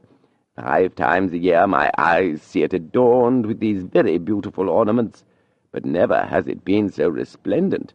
Never have the lengths of damask been so well hung as they are today, or clung so to the pillars." "At last he's going to tell me his secret," thought Julien. "Here he is telling me all about himself. This is from the heart." But no imprudent remark escaped from this man, who was obviously excited. "And yet he has worked very hard. He is happy," Julien told himself, "and he has not stinted on the wine. What a man! What an example for me! He's way out in front." That was one of the crude expressions he had picked up from the old surgeon. Since the Sanctus for the High Mass was ringing, Julien meant to put on a surplice so he could follow the bishop in the glorious procession. "What about the thieves, my friend, the thieves?" cried the Abbé Chasse. You haven't thought of that. The procession is starting. The church will be deserted. We will stand guard, you and I. We will be lucky indeed if we aren't missing more than a few yards of that beautiful gold braid around the bottom of the pillars. That is another gift from Madame de Rubempré. It comes from her great-grandfather, the famous Count. It's pure gold, my dear friend, the priest continued, whispering in his ear and obviously excited. No imitation. I am putting you in charge of the north aisle. Don't leave it. I'm keeping the south aisle and the nave for myself. Keep an eye on the confessionals. That's where the thieves have their women spies. Watch out for the moment our backs are turned. As he finished speaking, the clock struck 11:45. At the same time, the great bell began to toll. It was ringing at full peal. These sounds, so full and so solemn, thrilled Julien. His imagination had left earth. The fragrance of incense and of rose leaves scattered before the Blessed Sacrament by little children dressed up as St. John brought his exaltation to a pitch.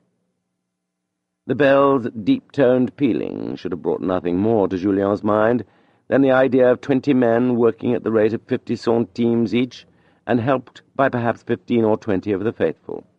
He should have considered the wear and tear on the ropes, on the framework, the danger from the bell itself, which fell every 2 centuries, and looked for some way to reduce the bell-ringers' wages, or of paying them with indulgences or some other favour drawn on the spiritual treasury of the church, and which wouldn't flatten her purse. Instead of these wise reflections, Julien's soul, exalted by the full and virile sounds, was wandering in imaginary space. He would never make a good priest or a great administrator.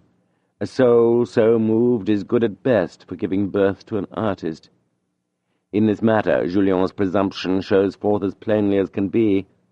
50, perhaps, of the seminarists, his companions, made attentive to the realities of life by the power of public hatred and by the Jacobinism, which, so they are taught, lies in ambush behind every hedge, upon hearing the great cathedral bell, would not have thought of anything but the bell-ringer's pay. They would have calculated, with the genius of a barème, to see whether the degree of public emotion warranted the money spent on the bell-ringers. If Julien had bothered to consider the material interests of the cathedral at all, his imagination, leaping beyond this problem, would have given some thought to economizing 40 francs on the vestry, and would have let the opportunity to avoid spending 25 centimes go by. While, on the finest day in the world, the procession was slowly wending its way through Besançon and stopping at all the shining temporary altars erected throughout the city by officials vying with one another, the church stood in a deep silence. A semi-darkness and pleasant coolness prevailed throughout. It was still redolent with flowers and incense. The silence, the deep solitude, the coolness of the long naves sweetened Julien's reverie. He had no fear of being disturbed by the Abbé Chasse, occupied in another part of the building. His soul had all but abandoned its mortal cover, which was walking slowly in the north aisle entrusted to his surveillance. He was all the more tranquil for having made sure there was no one in the confessionals except a few pious women. His eyes gazed without seeing. However, his fit of distraction was half broken by the sight of 2 extremely well-dressed women, who were both kneeling, one in a confessional, the other close to her on a chair. Though he looked without seeing, nevertheless, either from a vague sense of duty or out of admiration for the noble and simple fashion in which these ladies were dressed, he noted that there was no priest in the booth. "It's odd," he thought, "that these fine ladies aren't on their knees in front of one of the temporary altars if they are devout, or seated conspicuously in the first row of some balcony if they are fashionable. How well that dress fits! How charming!" He slowed his pace to get a better look at them. The one who was kneeling in the confessional turned her head a little on hearing Julien's footsteps in the midst of that great silence. Suddenly she gave a little scream and fainted. As she lost consciousness, the lady who was kneeling fell backward. Her friend, who was near, rushed to help her. At the same time, Julien had a glimpse of the lady's shoulders as she was falling. A twisted necklace of big pearls, well known to him, caught his eye. Imagine his state when he recognized Madame de Rênal's hair. It was she. The lady trying to support her head and keep her from falling altogether was Madame Derville. Beside himself, Julien rushed forward. Madame de Rênal's fall might have pulled her friend down too if Julien had not caught them. He saw Madame de Rênal's head wobbling on her shoulders. She was pale and absolutely bereft of sensation. He helped Madame Derville to place that lovely head against the back of a straw-bottomed chair. He was on his knees. Madame Derville turned around and recognized him. "Go away, sir, go," she said to him in accents of the most livid anger. "Above all, don't let her see you again. Indeed, she will be horrified at the sight of you. She was so happy before you came. Your behaviour is atrocious. Go away. Leave us alone, if there is any decency left in you." These words were spoken with such authority, and Julien was so weak at the moment, that he went away. "She has always hated me," he said to himself, thinking about Madame Derville. At the same instant, the nasal chant of the first rank of priests resounded through the church. The procession was returning. The Abbé Chasse-Bernard called out several times for Julien, who didn't hear him at first. Eventually he came over to him behind the pillar, where Julien, half dead, had taken refuge, and grasped him by the arm. The priest wanted to present him to the bishop. "You are faint, my child," the priest said, on seeing him so pale and barely able to walk. "You have worked too hard." The priest offered him his arm. "Come, sit down here on this little bench for the dispenser of holy water behind me. I will hide you." They were then to one side of the main door. "Calm down, we still have a good 20 minutes before his grace appears. Try to pull yourself together. As he comes by, I will raise you, for I am still strong and vigorous, in spite of my age." But when the bishop appeared, Julien was shaking so that the Abbé Chasse renounced the idea of presenting him. "Don't feel too badly," he told him. "I will find another opportunity." That evening he sent 10 pounds of tapers to the seminary chapel. Saved, he said, thanks to Julien's carefulness, and by his promptness in ordering them to be extinguished. Nothing could have been further from the truth. The poor boy was extinguished himself. Not a thought had crossed his mind since he laid eyes on Madame de Rênal. Chapter 29. His first advancement. He understood the times, he knew his department, and he is rich, le précurseur. Julien had not yet come out of the deep reverie into which the incident in the cathedral had plunged him, when one morning the stern Abbé Pirard sent for him. "The Abbé Chasse-Bernard has just written me a letter commending you. On the whole, I am fairly well satisfied with your conduct. You are extremely rash and even scatterbrained, without seeming to be. Yet up to now you have shown a good and even generous heart. You have a superior mind. All things considered, I see in you a spark that must not be neglected. After 15 years of labour, I am on the point of quitting this house. My crime is to have left the seminarists to their own free will, and to have neither protected nor worked against the secret society about which you spoke to me on the tribunal of penance. Before I go, I want to do something for you. I should have acted 2 months sooner, for you deserve it, if it hadn't been for the accusation based on Amanda Binet's address found in your room. I am making you assistant master of the New and the Old Testament." Carried away with gratitude, Julien seriously considered going down on his knees and thanking God. But he gave in to a more genuine impulse. He walked over to the Abbé Pirard and took his hand, which he raised to his lips. "What's this?" exclaimed the director, looking very cross, but Julien's eyes spoke louder than his action. The Abbé Pirard gazed at him in astonishment, like a man who, for years, has been unaccustomed to dealing with delicate emotions. This gesture had caught the director off guard. His voice faltered. "Very well, then. Yes, my child, I am fond of you. Heaven knows that this is so in spite of myself. I ought to be just and feel neither love nor hatred for anybody. Your road will be a hard one. There is something about you that offends the common run. Jealousy and slander will hound you. Wheresoever Providence may lead you, your companions will never set eyes on you without hating you, and if they pretend to love you, they will do so to betray you all the more surely. For this there is only one remedy. Turn to none but God, who has given you, as a punishment for your presumption, this need for being hated. Let your conduct be flawless. That is the only resource I see for you. If you hold to the truth with an invincible grasp, sooner or later your enemies will be confounded. It had been so long since Julien had heard a friendly voice that we ought to pardon him for his weakness. He burst into tears. The Abbé Pirard opened his arms to him. This moment was very sweet for both of them. Julien was wild with joy.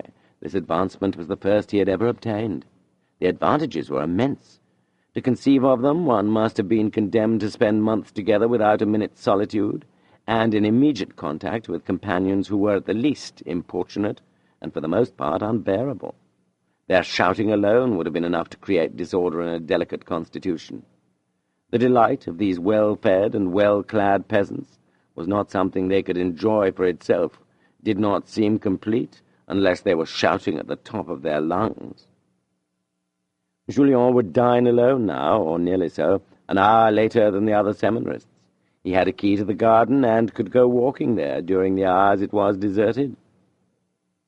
To his great amazement, Julien observed that he was less hated. He had anticipated, on the contrary, an increase of hatred. His secret desire that no one should speak to him, which was all too obvious and had won him so many enemies, was no longer taken as a sign of absurd arrogance. In the eyes of the coarse creatures who surrounded him, it sprang from a just sense of his own worth. Hatred waned appreciably, especially among the youngest of his companions, now his students, whom he treated with a great deal of courtesy. In due time he even began to have a following. It came to be in bad taste to call him Martin Luther. But what is the use of telling over his friends, his enemies? It's an ugly business, and the truer the rendering, the uglier still. Such men as those are, nevertheless, the only teachers of morality the people have, and without them what would the people become? Can the newspaper ever take the place of the parish priest? Since Julien's promotion, the director of the seminary had taken a habit of never speaking to him except in the presence of witnesses. This line of conduct was a wise one for the master as well as the disciple. But it was, above all, a test. The invariable rule of the strict Jansenist Pirard was, if, in your opinion, a man is worthy, put an obstacle in the way of everything he desires, of everything he undertakes. If his worth is genuine, he will find a way to knock down the obstacle or get around it. It was hunting season. Fouquet had the idea of sending a deer and a boar to the seminary as a gift in the name of Julien's family. The dead animals were set down in the passageway between the kitchen and the refectory. There, all the seminarists saw them as they went into dinner. They were objects of great curiosity. The boar, dead as it was, frightened the youngest. They touched its fangs. There was talk of nothing else for a week. This gift, which classified Julien's family in that layer of society which commands respect, dealt a mortal blow to envy. His superiority was consecrated by wealth. Chazelle and others among the most distinguished seminarists made advances to him, and as much as complained to him for not informing them about his parents' wealth, and thus exposing them to a lack of respect for money. There was a military conscription, from which Julien was exempted in his capacity as a seminarist. This event affected him deeply. Now I have passed the point forever at which 20 years ago a heroic life would have begun for me. He was strolling alone in the seminary garden. He overheard some masons at work on the enclosure wall talking among themselves. "Well, then you have to go. There's a new conscription." "In the time of the other one, fine and dandy. A mason might become an officer then, a general. It's been known to happen. See what it's like now. Nothing but beggars are leaving. The man who can pay stays home." If you're born poor, you die poor, and that's that. Tell me now, is it true what they're saying, that the other one's dead?" asked a third man. "It's the big ones who are saying that, don't you see? They're scared of the other one. What a difference. There was plenty of work in his time, and to think he was done in by his own generals. It takes a traitor born to do that." Their conversation comforted Julien a little. As he moved away, he repeated with a sigh, "The only king whose people still remember him." Examination time came around. Julien answered brilliantly. He saw that Chazelle himself was trying to show off everything he knew. On the first day, the examiners appointed by the famous Vicar-General de Frilair were sorely vexed at always being obliged to write Julien Sorel, that Julien Sorel who had been pointed out to them as the Abbé Pirard's pet, first, or at least second, on their lists. There was betting in the seminary that on the general list for the examinations Julien would have top place, which carried with it the honour of dining at His Grace the Bishop's palace. But at the end of one session, which had to do with the Church Fathers, a sly examiner, after having quizzed Julien about Saint Jerome and his passion for Cicero, happened to speak of Horace, of Virgil, and of other profane authors. Unknown to his companions, Julien had learned a great many passages from those authors by heart. Carried away by his success, he forgot where he was, and, at the repeated request of the examiner, gave a fiery recitation and paraphrase of several of Horace's odes.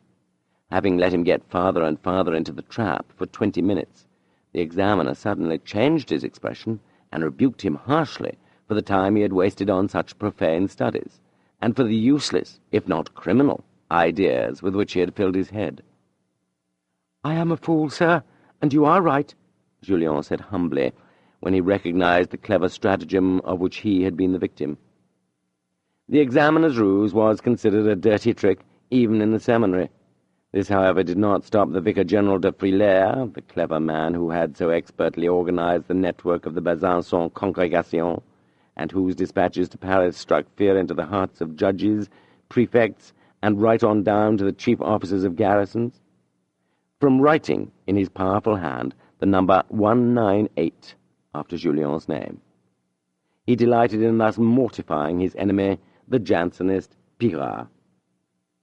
For 10 years his chief aim had been to relieve him of the direction of the seminary. The Abbé, himself following the line of conduct he had traced out for Julien, was sincere, pious, free of intrigue, and dedicated to his duties. But heaven, in its wrath, had given him a bilious temperament, made to resent insults and hatred deeply. Not one of the outrages committed against him had been lost on that fiery soul. He would have preferred 100 times over to hand in his resignation, but he believed he was useful at the post in which Providence had placed him.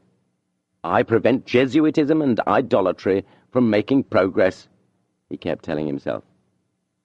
By the time of the examinations it had been 2 months, perhaps, since he had spoken to Julien. Yet he was ill for a week when, upon receiving the official letter announcing the results of the competition, he saw the number 198 written after the name of the student whom he regarded as the glory of his house. The only consolation for this austere man was to concentrate on Julien every means of surveillance at his disposal. With unbounded delight, he discovered that he was neither angry, nor discouraged, nor planning vengeance. Some weeks later, Julien shivered with joy at the receipt of a letter. It was postmarked Paris.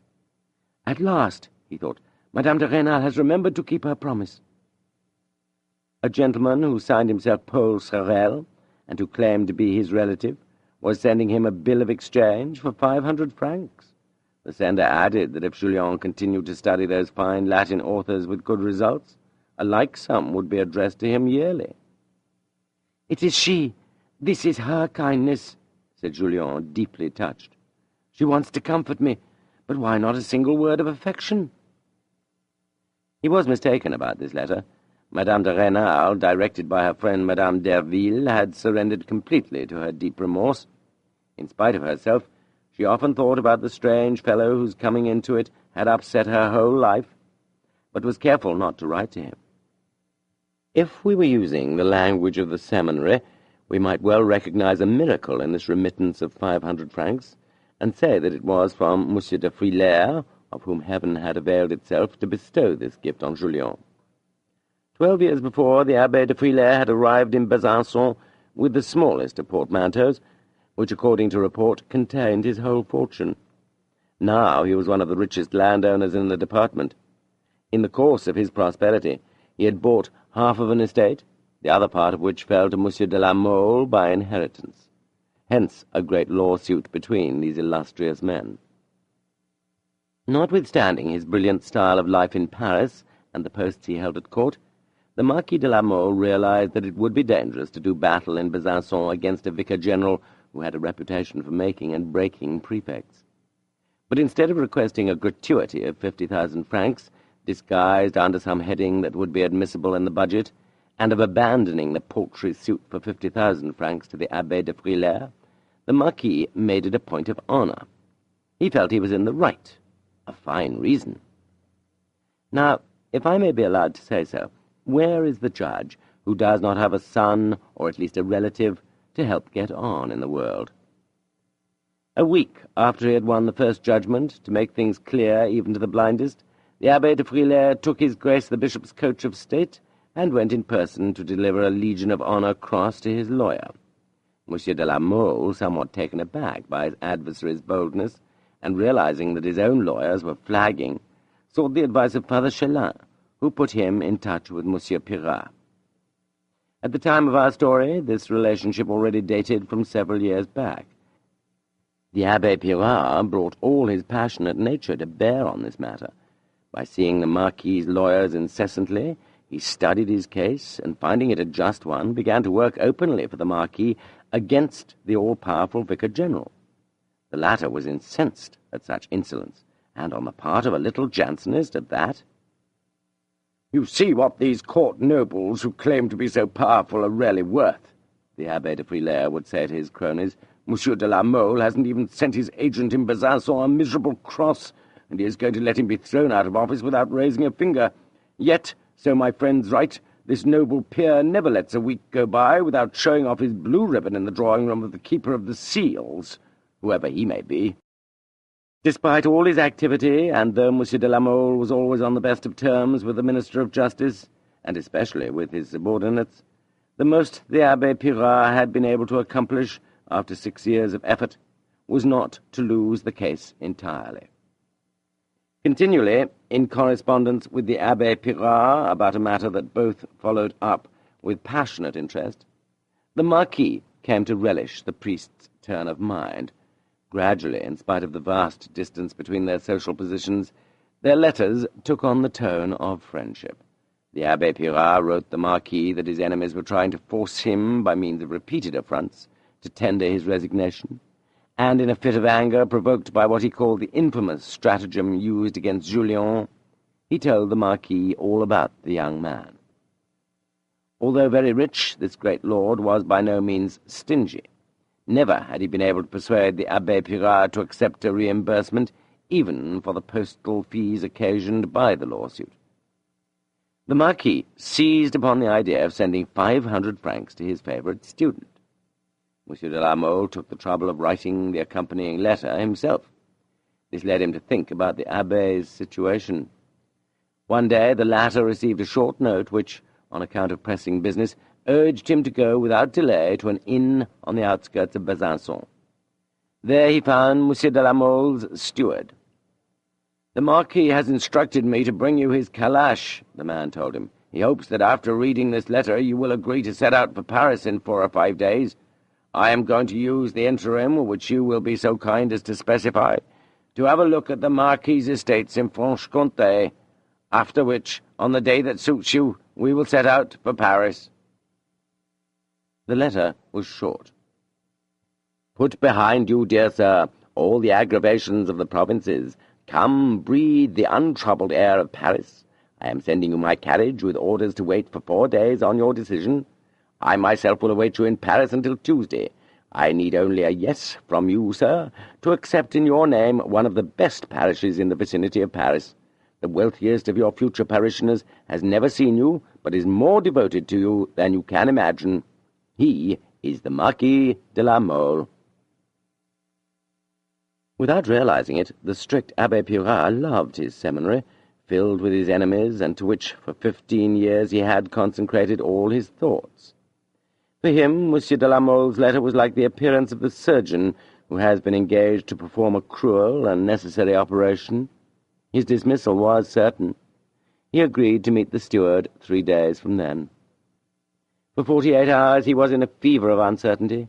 He finally wrote to Monsieur de la Mole, and for his grace the bishop composed a letter that was a masterpiece of ecclesiastical style, if a bit long. It would have been hard to find language more irreproachable and instinct with a more sincere respect. And yet this letter, designed to give Monsieur de Frilair a bad half-hour vis-à-vis his superior, articulated all the grounds of his serious charges and descended to the dirty little tricks which, after having been endured with resignation for 6 years, now forced the Abbé Pirard to leave the diocese. They had stolen the wood from his woodpile, they had poisoned his dog, etc., etc. This letter finished, he had Julien wakened, who at 8 in the evening was already in bed, like all the other seminarists. "You know where the bishopric is?" he asked Julien in fine Latin style. "Take this letter to his grace. I will not hide from you the fact that I am sending you into a den of wolves. Be all eyes and all ears. Let there be no falsehood in your answers, but remember that the one who questions you might take a real pleasure in being able to do you harm. I am very glad, child, to be giving you this experience before I leave, for I will not make a secret of it. The letter you are holding is my resignation." Julien stood motionless. He loved Father Pirard. It was to no avail that personal interest said to him, "After this honest man's departure, the Sacred Heart gang will lower my rank and perhaps drive me away." He couldn't think of himself. What disconcerted, embarrassed him was that he was trying to compose a sentence in a polished form, and really he couldn't find the wit to do it. "Well, my friend, aren't you going?" "They say, sir," said Julien shyly, "that during your long administration you haven't put anything aside. I have 600 francs.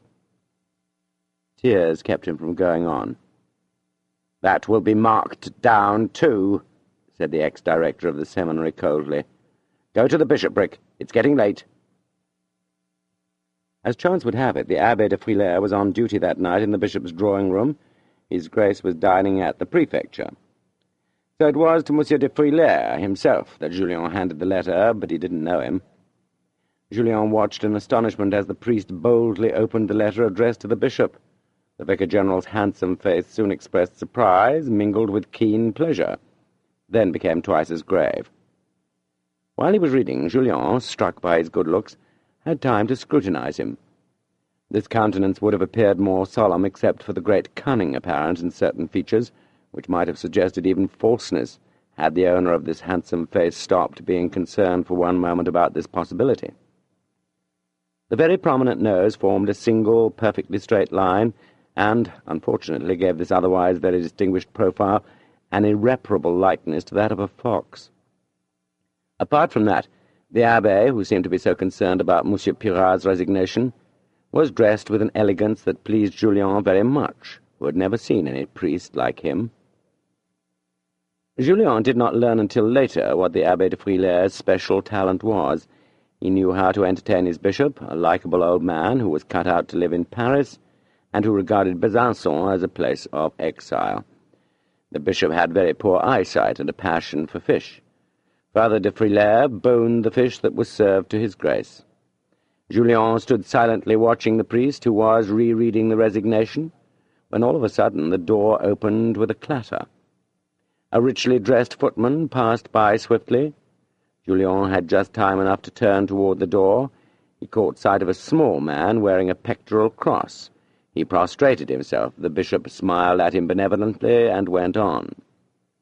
The handsome priest followed him, and Julien was left alone in the drawing-room, the pious magnificence of which he was now free to admire at leisure.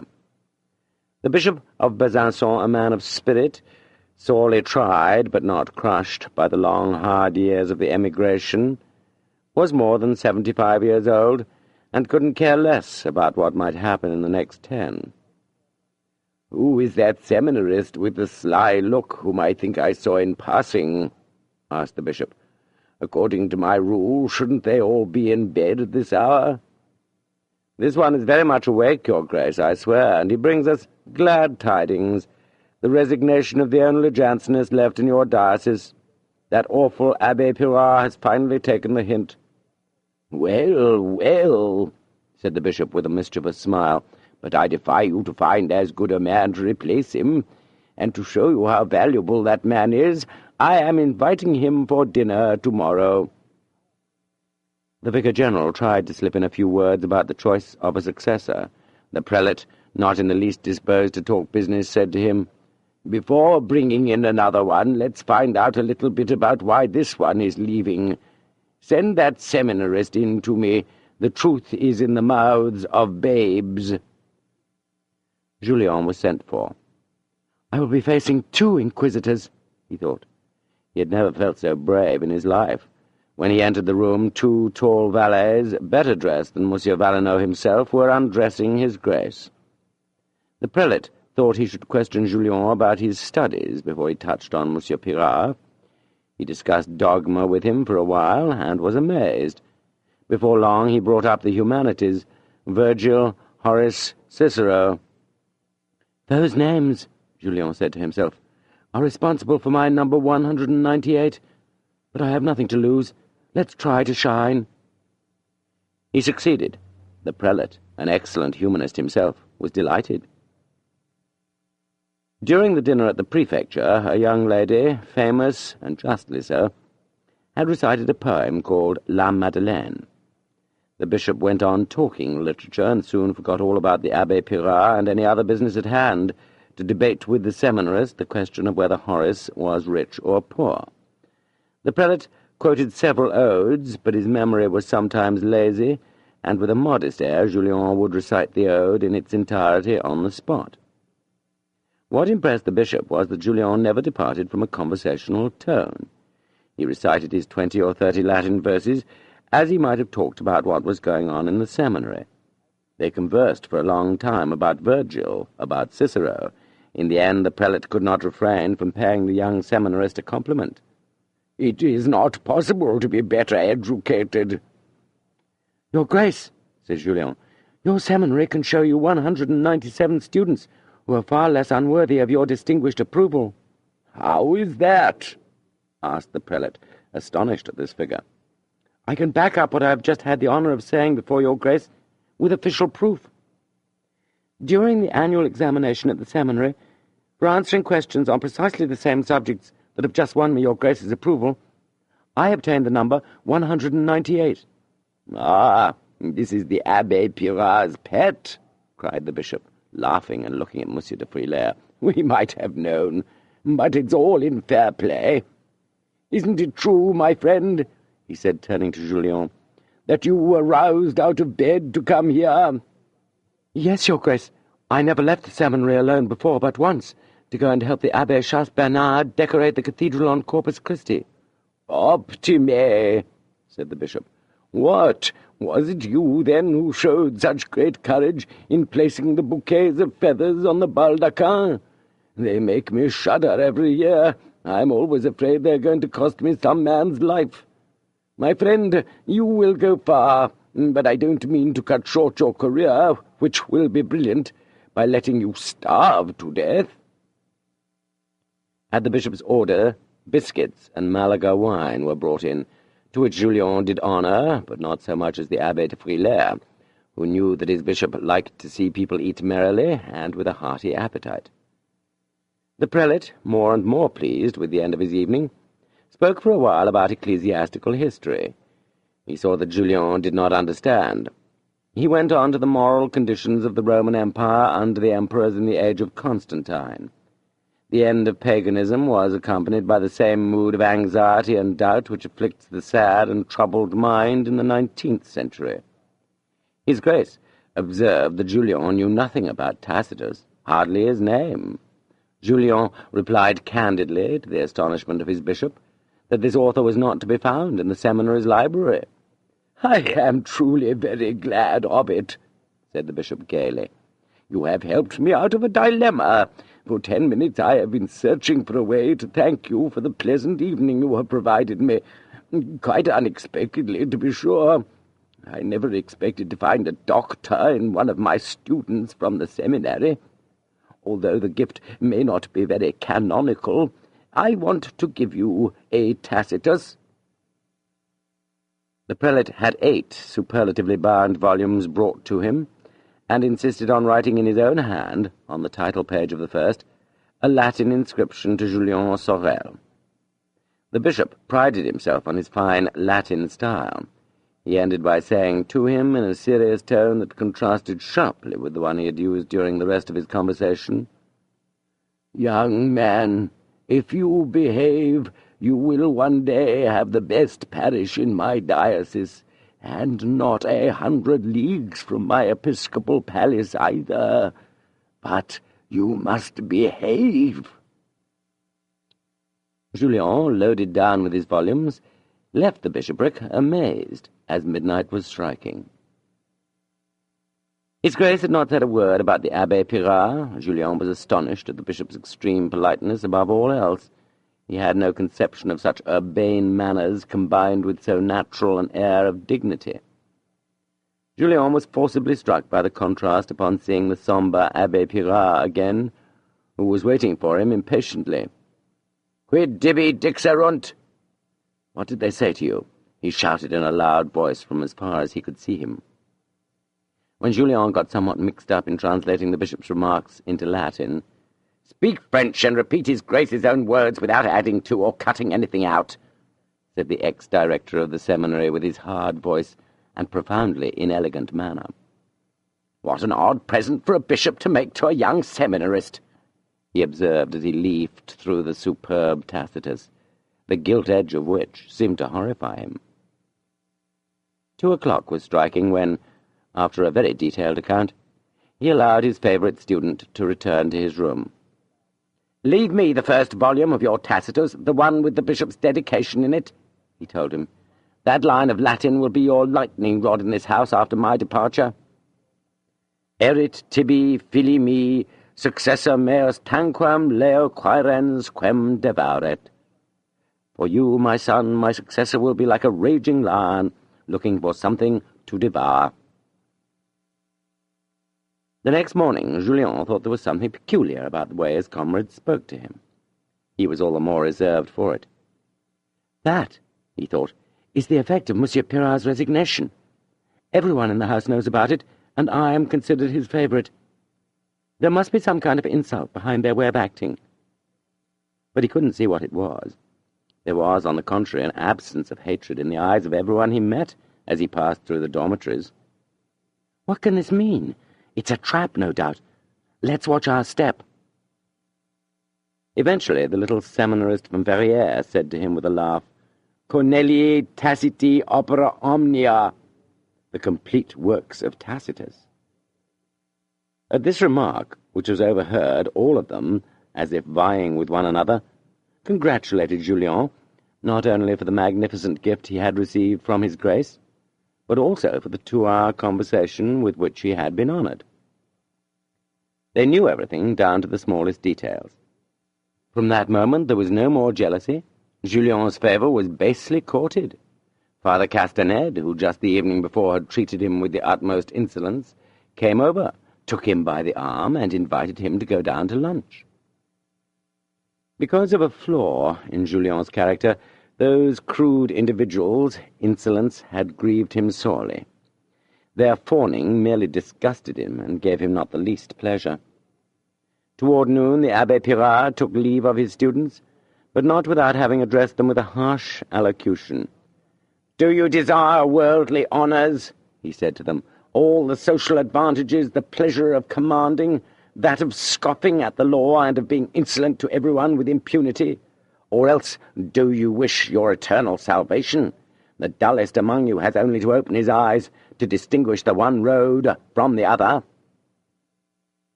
He had no more than left when the devotees of the Sacred Heart of Jesus went off to chant a Te Deum in the chapel. No one in the seminary took the director's speech seriously. "He's in a foul mood because he's been dismissed," everyone was saying. Not one seminarist was naive enough to believe in a voluntary resignation from a post that gave a man so many connections with the big suppliers. Father Pirard took a room in Besançon's finest inn, and under the pretext of business affairs, which he didn't have, decided to spend 2 days there. The bishop invited him to dine, and, by the way of a joke on his vicar-general de Frilair, tried in every way to make him shine. They were on the dessert when the strange news arrived from Paris that the Abbé Pirard had been appointed to the magnificent parish of N. 4 leagues from the capital. The good prelate congratulated him sincerely. He saw this whole affair as a game well played, which put him in a good humour, and gave him the highest opinion of the priest's talents. He gave him a splendid certificate of character in Latin, and imposed silence on the Abbé de Frilair, who had made so bold as to remonstrate. That night, Monseigneur carried his admiration to the Marquis de Rubempre's house. It was important news for high society in Besançon. The whole company was soon lost in conjecture about this extraordinary favour. They already saw the Abbé Pirard as a bishop. The most astute among them believed Monsieur de la Mole had been appointed minister, and that day they allowed themselves to smile at the imperious airs the Abbé de Frilair wore in public. The next morning, the Abbé Pirard was all but followed in the streets, and merchants came to the doors of their shops when he went to petition the Marquis's judges. For the first time they received him courteously. The strict Jansenist, roused to indignation by everything he saw, spent a long time working with the lawyers he had picked for the Marquis de la Mole, then started for Paris. In a moment of weakness he told 2 or 3 college friends who were accompanying him to the calash the coat of arms on which struck them with admiration, that after having directed the seminary for 15 years, he was leaving Besançon with only 520 francs in savings. These friends embraced him tearfully, and afterward commented to one another, "The good abbé might have spared us that fib. It's really just too ridiculous." The common man, blinded by his love of money, was not capable of grasping that it was in his sincerity that the Abbé Pirard had found the strength he needed to struggle on alone for 6 years against Marie Alacoque, the Sacred Heart of Jesus, the Jesuits, and his bishop.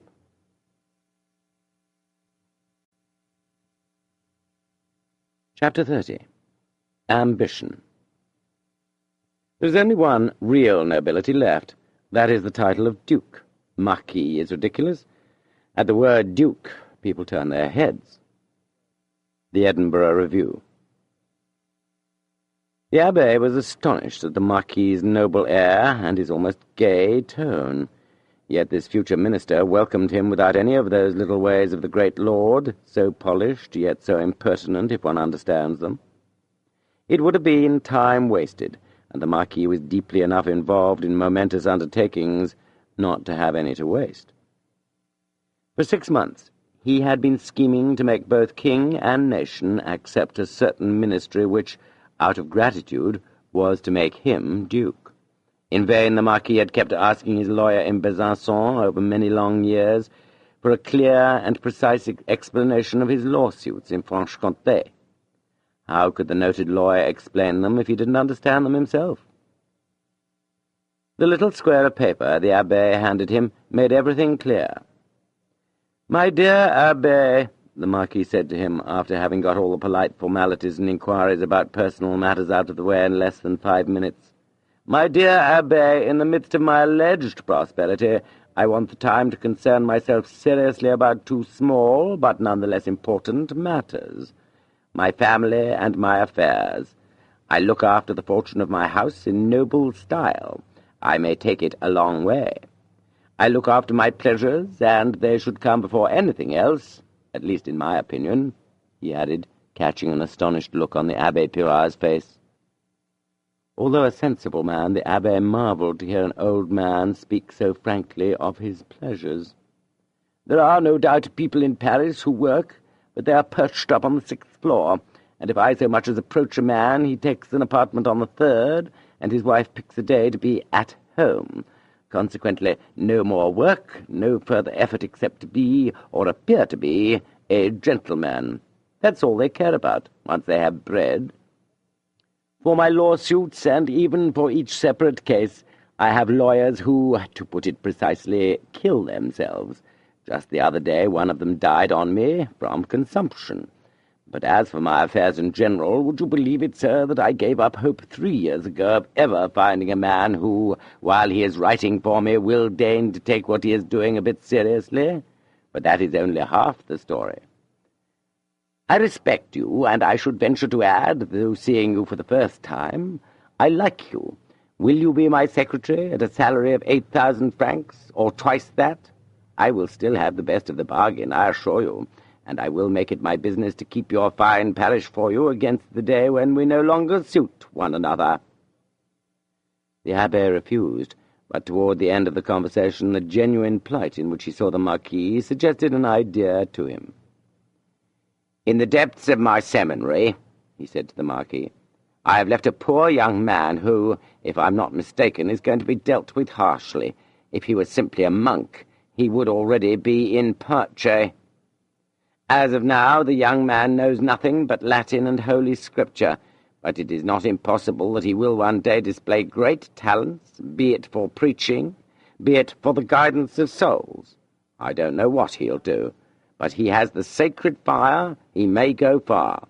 I planned to give him to our bishop, if ever one came to us who had something of your way of looking at men and affairs." "What is your young man's background?" asked the Marquis. "They say he is the son of a carpenter who lives in our mountains, but I'm inclined to believe that he is the natural child of some rich man. I saw him receive an anonymous or pseudonymous letter with a bill of exchange for 500 francs in it." "Ah, it's Julien Sorel," said the Marquis. "How do you know his name?" asked the astonished Abbé, and since he blushed at his own question, "That is something I shan't tell you," answered the Marquis. "Very well," the Abbé continued, "you might try to make a secretary of him. He has energy, intelligence. In short, it's worth a trial." "Why not?" said the Marquis. "But is he the kind of man to let his palm be greased by the chief of police or anybody else, and play the spy in my house? That's my only reservation." After Father Pirat's favourable assurances, the Marquis took out a bill for 1,000 francs. "Send this to Julien Sorel for his trip. Have him come to see me." "One can easily tell," said the Abbé Pirard, "that you live in Paris. You have no idea of the tyranny that weighs on us poor provincials, particularly on priests who are not friends of the Jesuits. They won't be willing to let Julien Sorel go. They will know how to cover up with the cleverest excuses. They will tell me he is sick, the post will have lost the letters, etc., etc." "Sometime soon I'll have the minister write a letter to the bishop," said the Marquis. "I forgot to caution you," said the Abbé. "Though very low-born, this young man is high-spirited. He will be of no use in your affairs if you try to curb his pride. You will make him stupid." "That appeals to me," said the Marquis. "I will make him my son's companion. Will that do?" Some time afterward, Julien received a letter in an unknown hand, bearing the postmark Chalon. It contained a draft on a merchant in Besançon and a notice to proceed to Paris without delay. The letter was signed with an assumed name, but on opening it, Julien shuddered. A big ink blot had fallen on the middle of the 13th word. This was the signal he and the Abbé Pirard had agreed upon. Less than an hour later, Julien was summoned to the bishop's palace, where he was greeted with an altogether paternal benevolence. Citing Horace all the while, His Grace paid him, with regard to the high destiny that awaited him in Paris, a number of very adroit compliments, which, by way of acknowledgment, required a number of explanations. Julien couldn't tell him anything, primarily because he didn't know anything, and Monseigneur thought all the more highly of him. Some minor priest in the palace sent a note to the mayor, who hurried over in person with a signed passport, on which the space for the travellers' names had been left blank. The same evening, before midnight, Julien was at the house of Fouquet. That wise soul was more astonished than delighted at the kind of future which seemed to await his friend.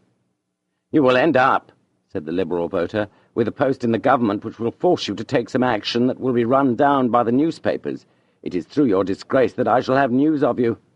Just remember that, even financially speaking, it is better to earn 100 louis in a sound timber business, where you are your own boss, than to get 4,000 francs from any government, be it King Solomon's."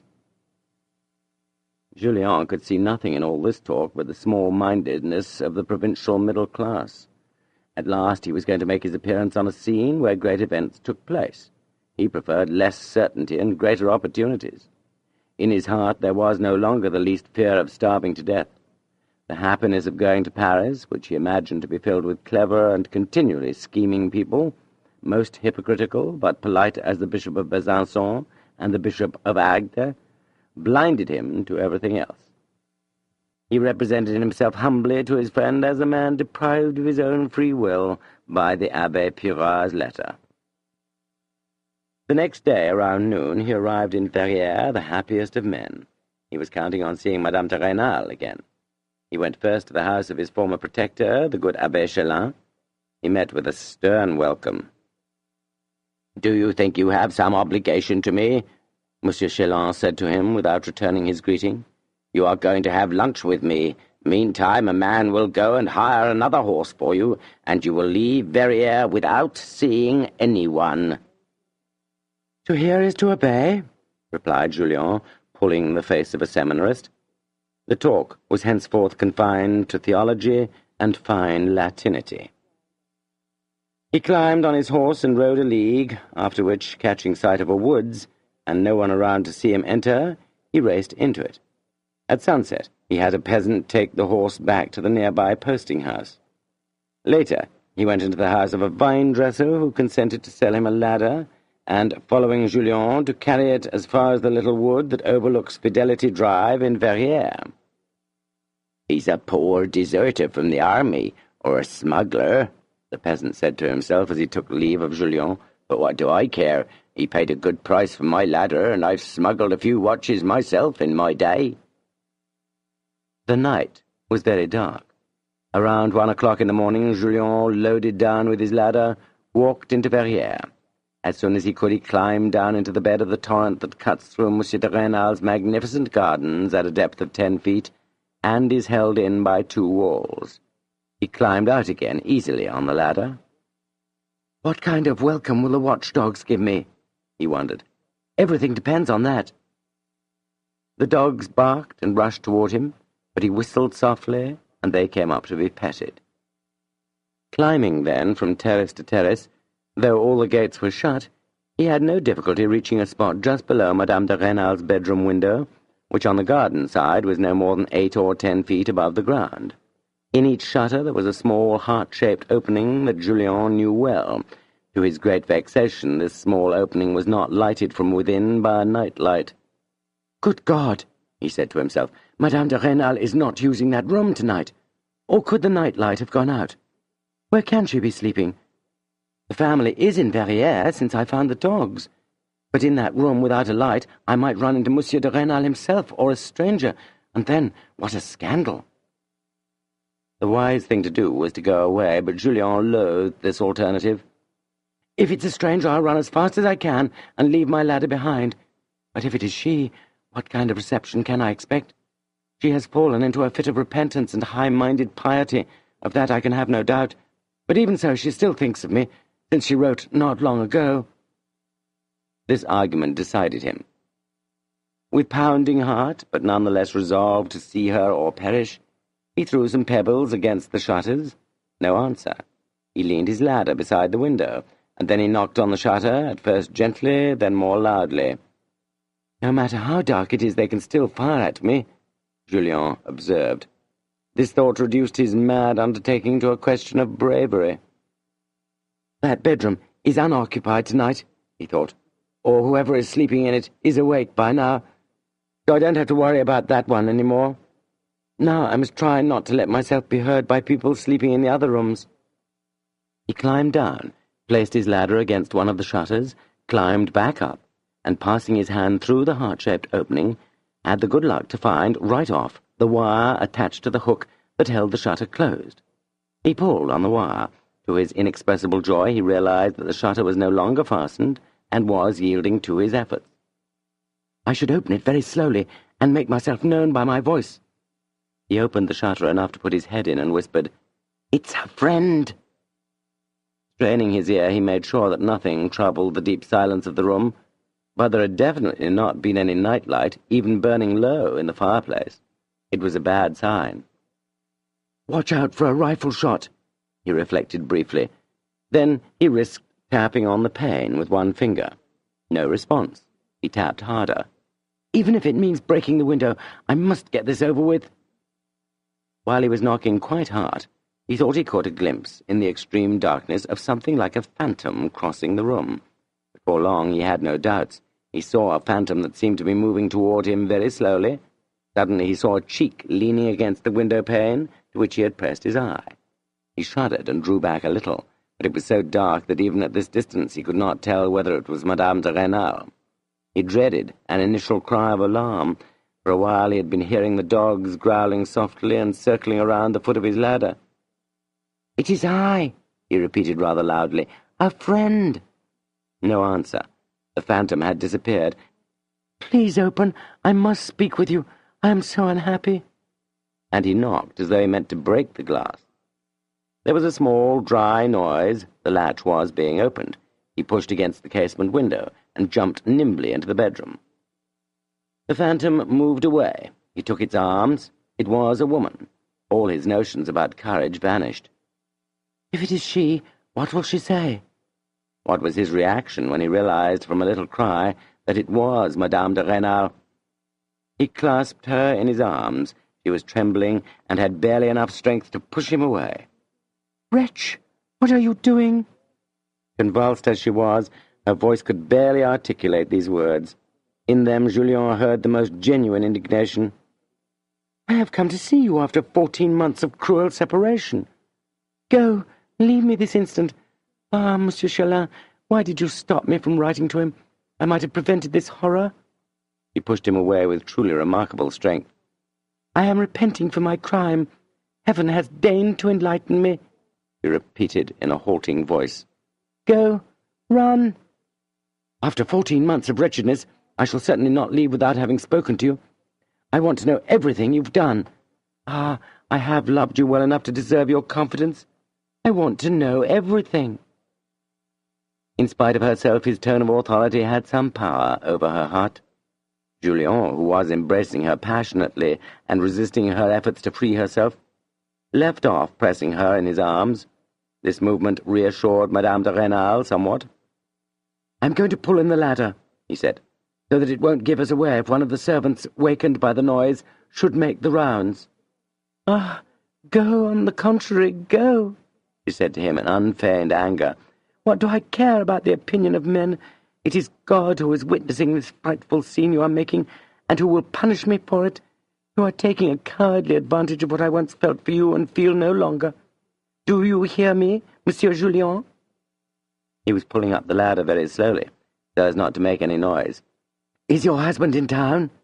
he asked, not to defy her, but carried away by an old habit.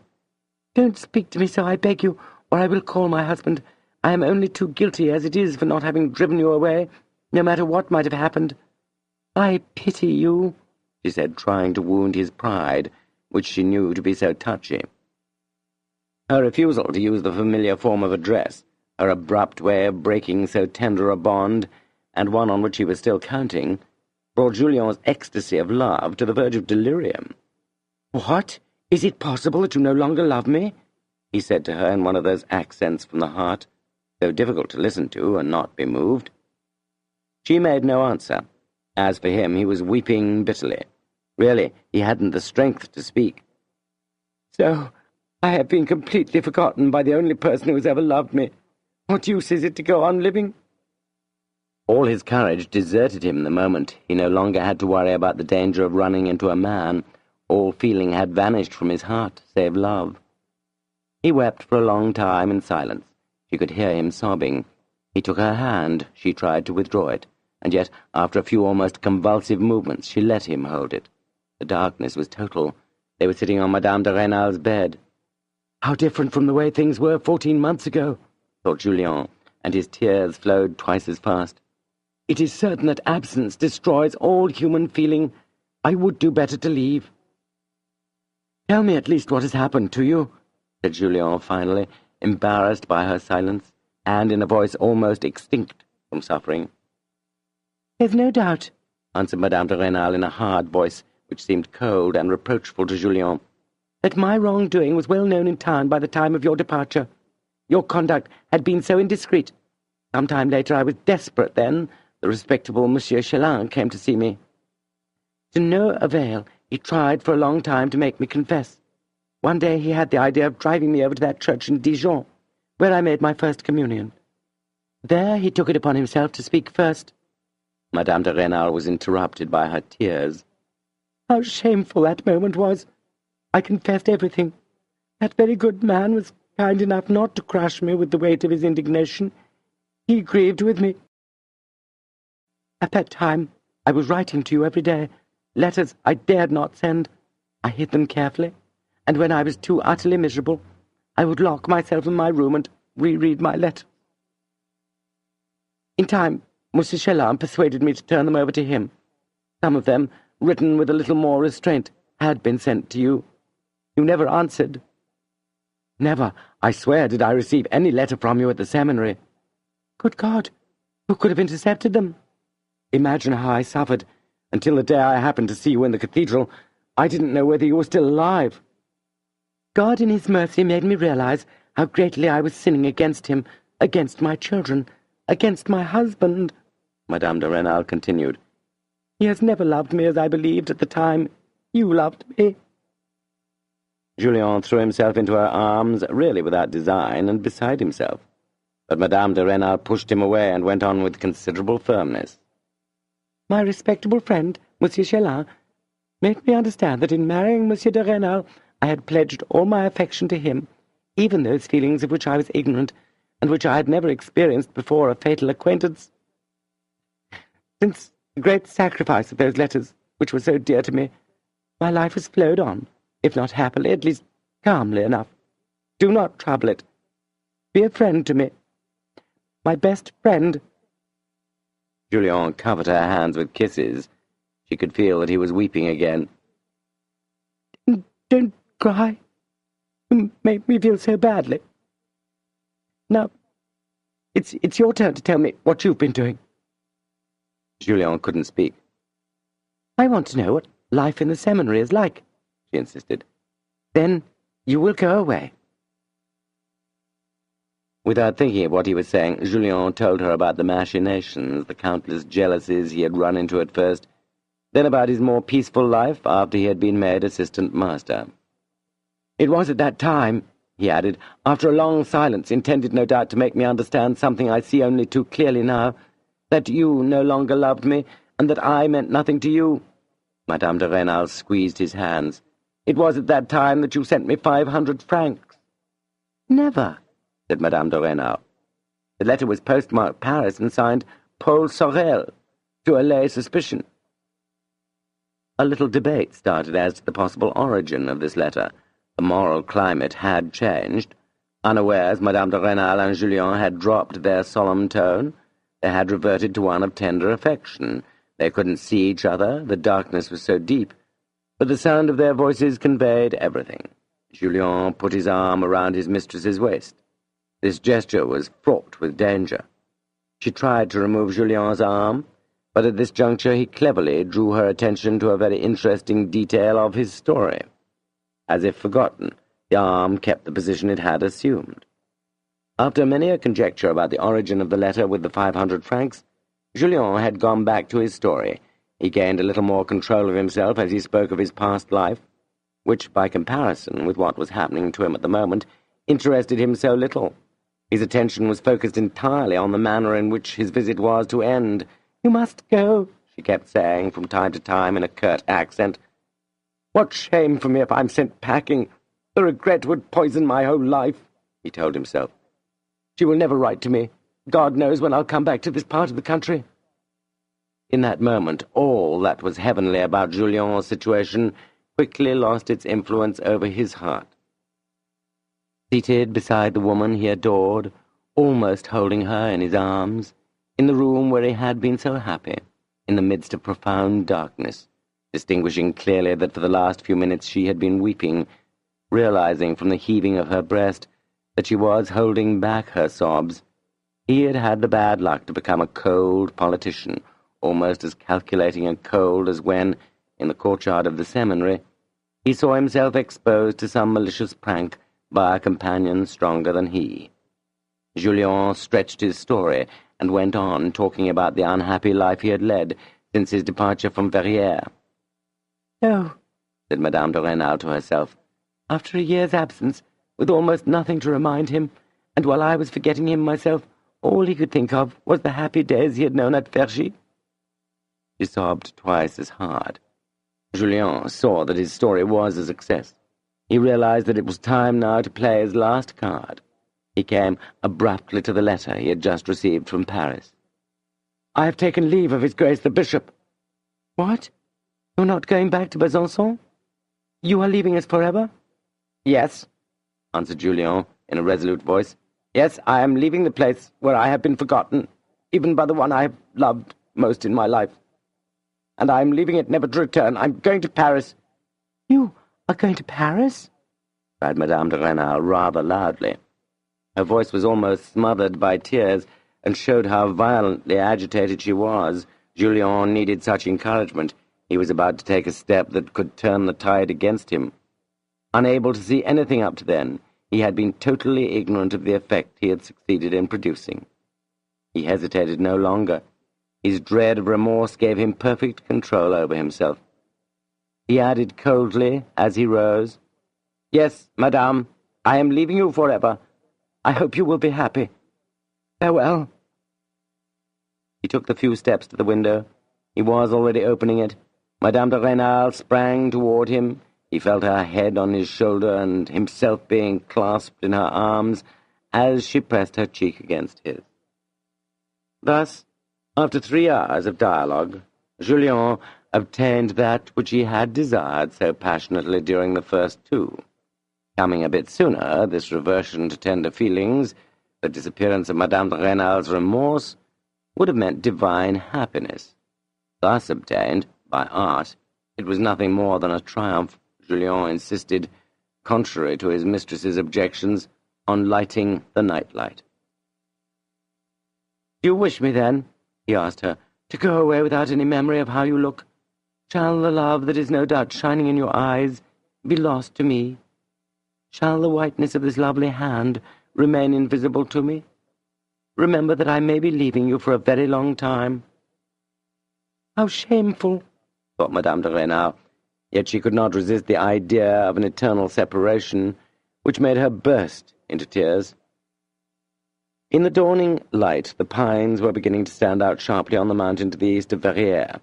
Instead of going away, Julien, drunk with pleasure, asked Madame de Rênal if he might spend the whole day hidden in her bedroom, and not leave there until the following night.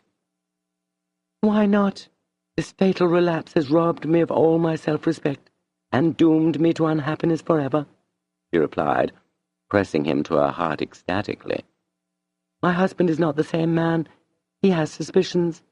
He thinks I led him by the nose in this whole business, and spares me none of his irritation. If he hears the slightest noise, I am lost. He will drive me away like the fallen woman I am." "Ah, there's one of Father Chelan's expressions," said Julien. "You wouldn't have spoken that way before my cruel departure for the seminary.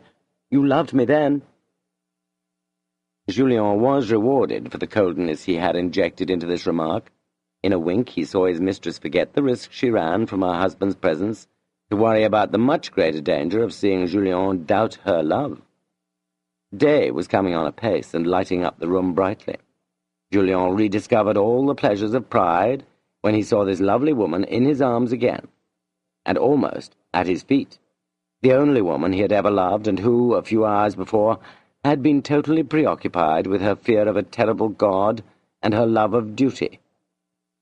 Resolutions, fortified by a year's constancy, had not been able to withstand his courage. Soon they heard noises in the house. Something to which she had not given a thought began to bother Madame de Rênal. "That spiteful Elisa will be coming to my room. "What's to be done with this huge ladder?" she said to her lover. "Where can we hide it? I'm going to take it up to the attic," she cried out suddenly with a kind of playfulness. "That's the way you used to look," said Julien, delighted. "But you will have to go through the servant's room." "I will leave the ladder in the corridor. I will call the servant and send him on an errand. Think of something to say in case he passes by the ladder and happens to notice it." "Yes, angel," said Madame de Rênal, giving him a kiss. "And you be sure to hide quickly under the bed if Elisa comes in here while I'm away." Julien was astonished at her sudden gaiety. So, Julien reflected, far from troubling her, the approach of real danger restores her good spirits, because it makes her forget her remorse. A truly superior woman. Ah, there is a heart in which it is glorious to reign. Julien was enchanted. Madame de Rênal took the ladder. It was obviously too heavy for her. Julien went to her assistance. He was admiring her elegant figure, which suggested anything but strength, when all of a sudden she seized the ladder and carried it off as she would a chair. She carried it swiftly up to the corridor on the 4th floor, where she set it down alongside the wall. She called a servant, and in order to give him time to dress, climbed to the dovecote. 5 minutes later, when she came back down to the corridor, the ladder was gone. What had become of it? If Julien were out of the house, this danger would scarcely have bothered her. But if, at that moment, her husband should see the ladder, the incident could turn out very nastily. Madame de Rênal ran all over the house. She finally discovered the ladder under the roof, where the servant had carried and even hidden it. This circumstance seemed odd. In the past it would have alarmed her. "What do I care?"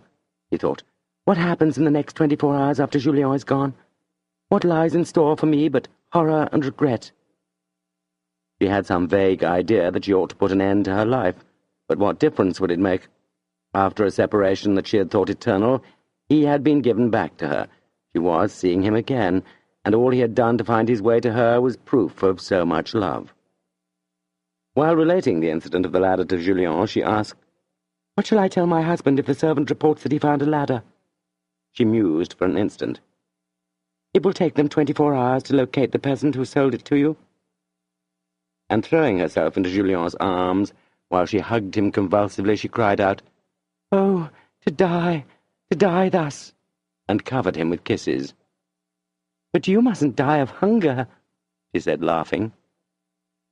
"Come, first I am going to hide you in Madame Derville's room, which stays locked all the time." She went to keep a lookout at the end of the corridor, and Julien raced through it. "Be careful not to open if someone knocks," she told him as she locked him in. "In any case, it would only be the children playing jokes on one another." "Take them out into the garden, under the window," said Julien, "so I may have the pleasure of seeing them. Make them talk." "Yes, yes," cried Madame de Rênal, going away. She returned very shortly with oranges, biscuits, a bottle of Malaga wine. It had been impossible to steal any bread. "What is your husband doing?" said Julien. "He is writing out the deals he's going to make with the peasants." But 8 o'clock had struck. There was a good deal of noise in the house. If Madame de Rênal were not seen, she would be looked for everywhere. She was obliged to leave him. Soon she returned, contrary to all good sense, bringing him a cup of coffee. She was worried that he might starve to death. After lunch she contrived to lead the children out under the window of Madame Derville's room. He found them much grown, but they had taken on a common look, or else his ideas had changed. Madame de Rênal spoke to them about Julien. The eldest responded with affection and regret for their old tutor, but it turned out that the younger ones had almost forgotten him. Monsieur de Rênal did not stir from the house that morning. He kept going up and downstairs all the time, busy striking bargains with the peasants to whom he was selling his potato crop. Until dinner-time, Madame de Rênal did not have a minute to spare for her prisoner. Dinner announced and served, she had the idea of stealing a bowl of hot soup for him. As she was noiselessly approaching the door of the room he occupied, balancing the plate warily, she came face to face with the servant who had hidden the ladder that morning. At the moment, he too was moving silently through the corridor, and seemed to be listening. Julien had probably walked carelessly. The servant went away, somewhat embarrassed. Madame de Rênal turned boldly into Julien's room. This meeting made him shiver. "You are afraid," she said to him. "Not me. I could face any danger in the world without batting an eyelash. I dread only one thing. That is the moment I will be alone after your departure." And she ran out. "Ah," said Julien ecstatically, "remorse is the only danger that sublime soul fears."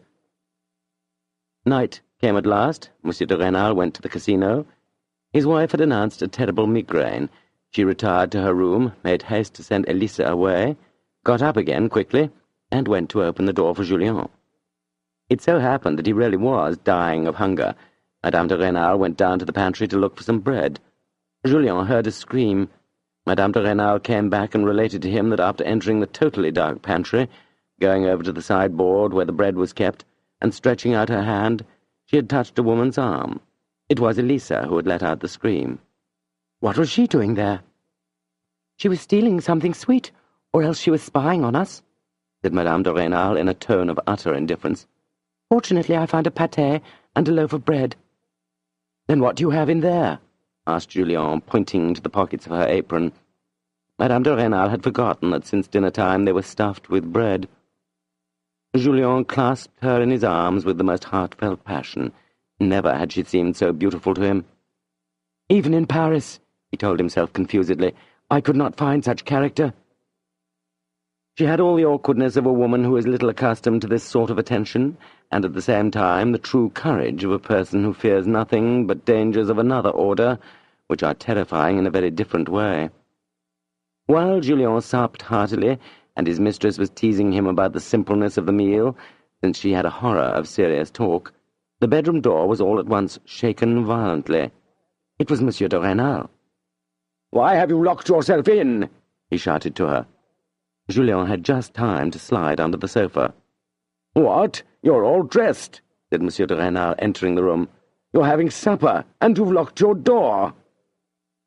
Any other day this question, posed in all connubial coldness, would have upset Madame de Rênal, but she realized that her husband had only to slide down a little to catch sight of Julien, for Monsieur de Rênal had flung himself into the chair that Julien had occupied a minute before, opposite the sofa. The migraine served as an excuse for everything, while her husband, in turn, was narrating to her at great length the details of the pool he had won at the casino's billiard table. "A pool of 19 francs, by Jove," he added. She noticed on a chair 3 feet from them Julien's hat.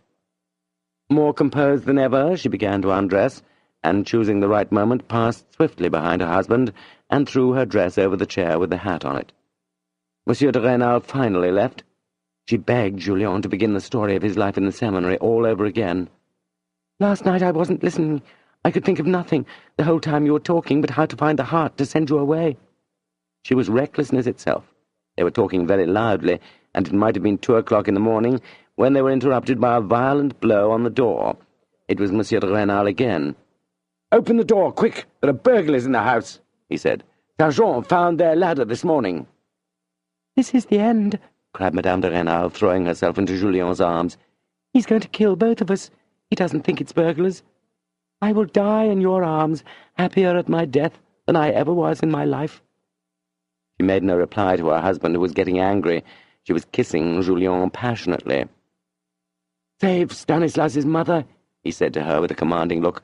"I am going to jump down into the courtyard from the closet window and escape through the garden. The dogs remembered me.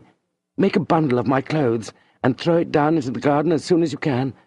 Meanwhile, let him break open the door. Above all else, no confession. I forbid it. Better he be suspicious than certain." "You will kill yourself if you jump," was her only answer, and her only concern.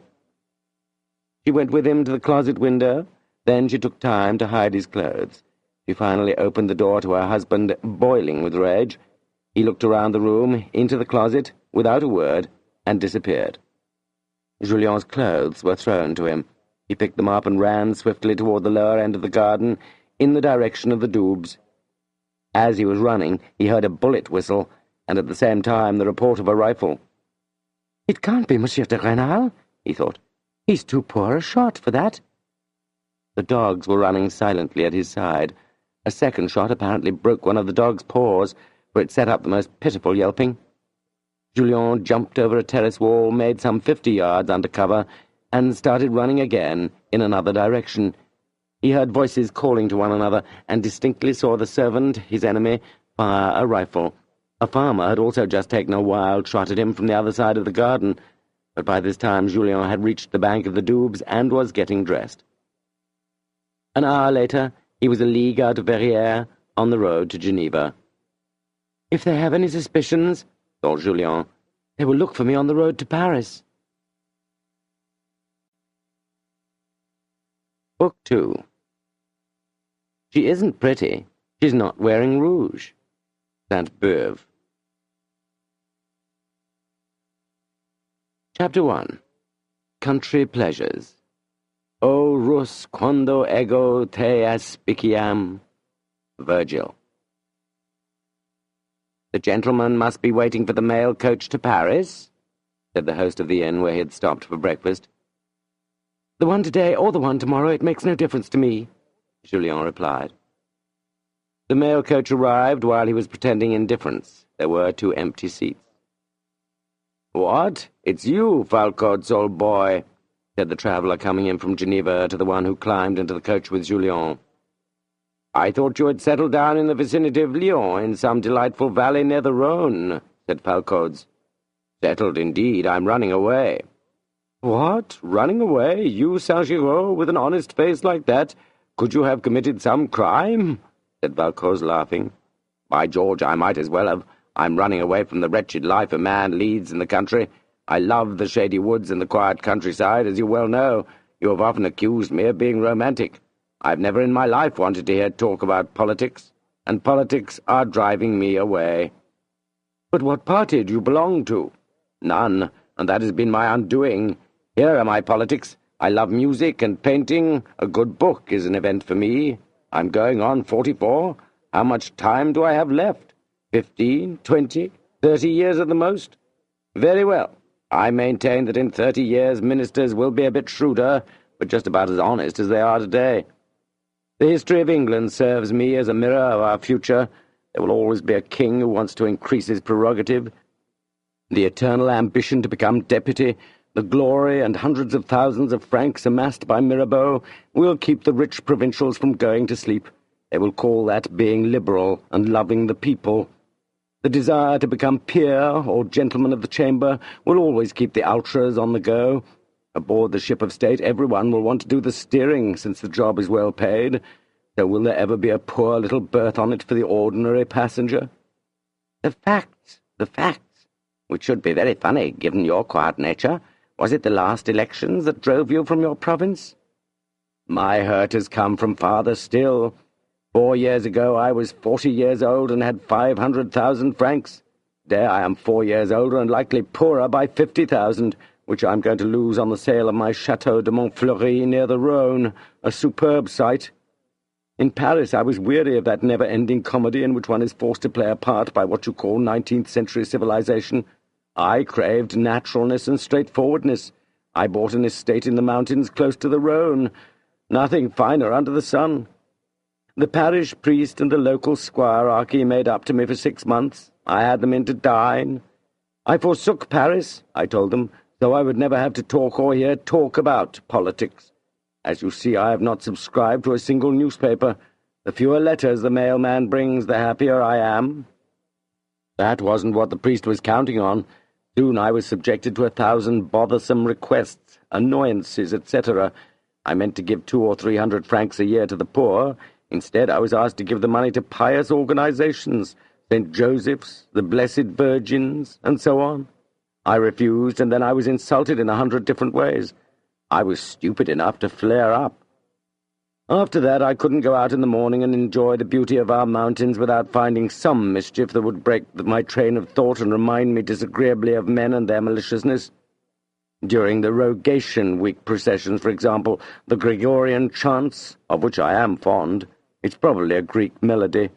My fields went unblessed because the parish priest said they belonged to a godless man. A religious old peasant woman's cow died. She said it was on account of the nearness of a pond that belonged to ungodly me, the sage from Paris. And a week later I discovered all my fish with their bellies in the air, poisoned by lime. I was beset with aggravations of every sort. The justice of the peace, an honest man, but worried about his job, always found me in the wrong. The peaceful countryside was a hell for me. Once it was plain that I had been forsaken by the priest, head of the village congregation, and was not backed up by the retired captain who heads the Liberals.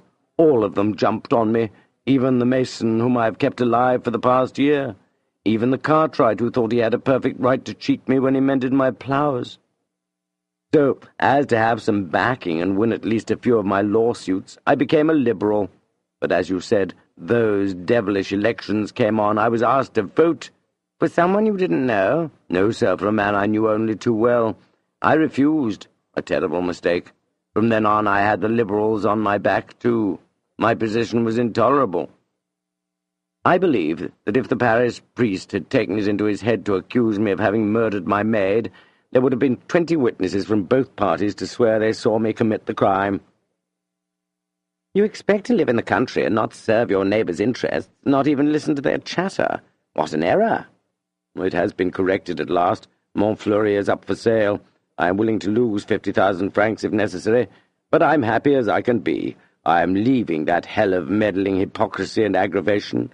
I will look for country peace and solitude in the only place where they exist in France, on a 5th floor overlooking the Champs-Élysées. And I am still debating whether or not to begin my political career in the rural quarter by supplying the parish church with bread for consecration. All this would not have happened to you under Bonaparte, said Falcoz, his eyes shining with wrath and regret. Maybe so, but why didn't he have sense enough to stick to what he knew, your Bonaparte? Everything I have to put up with today is his doing. Here Julien began to pay the closest attention.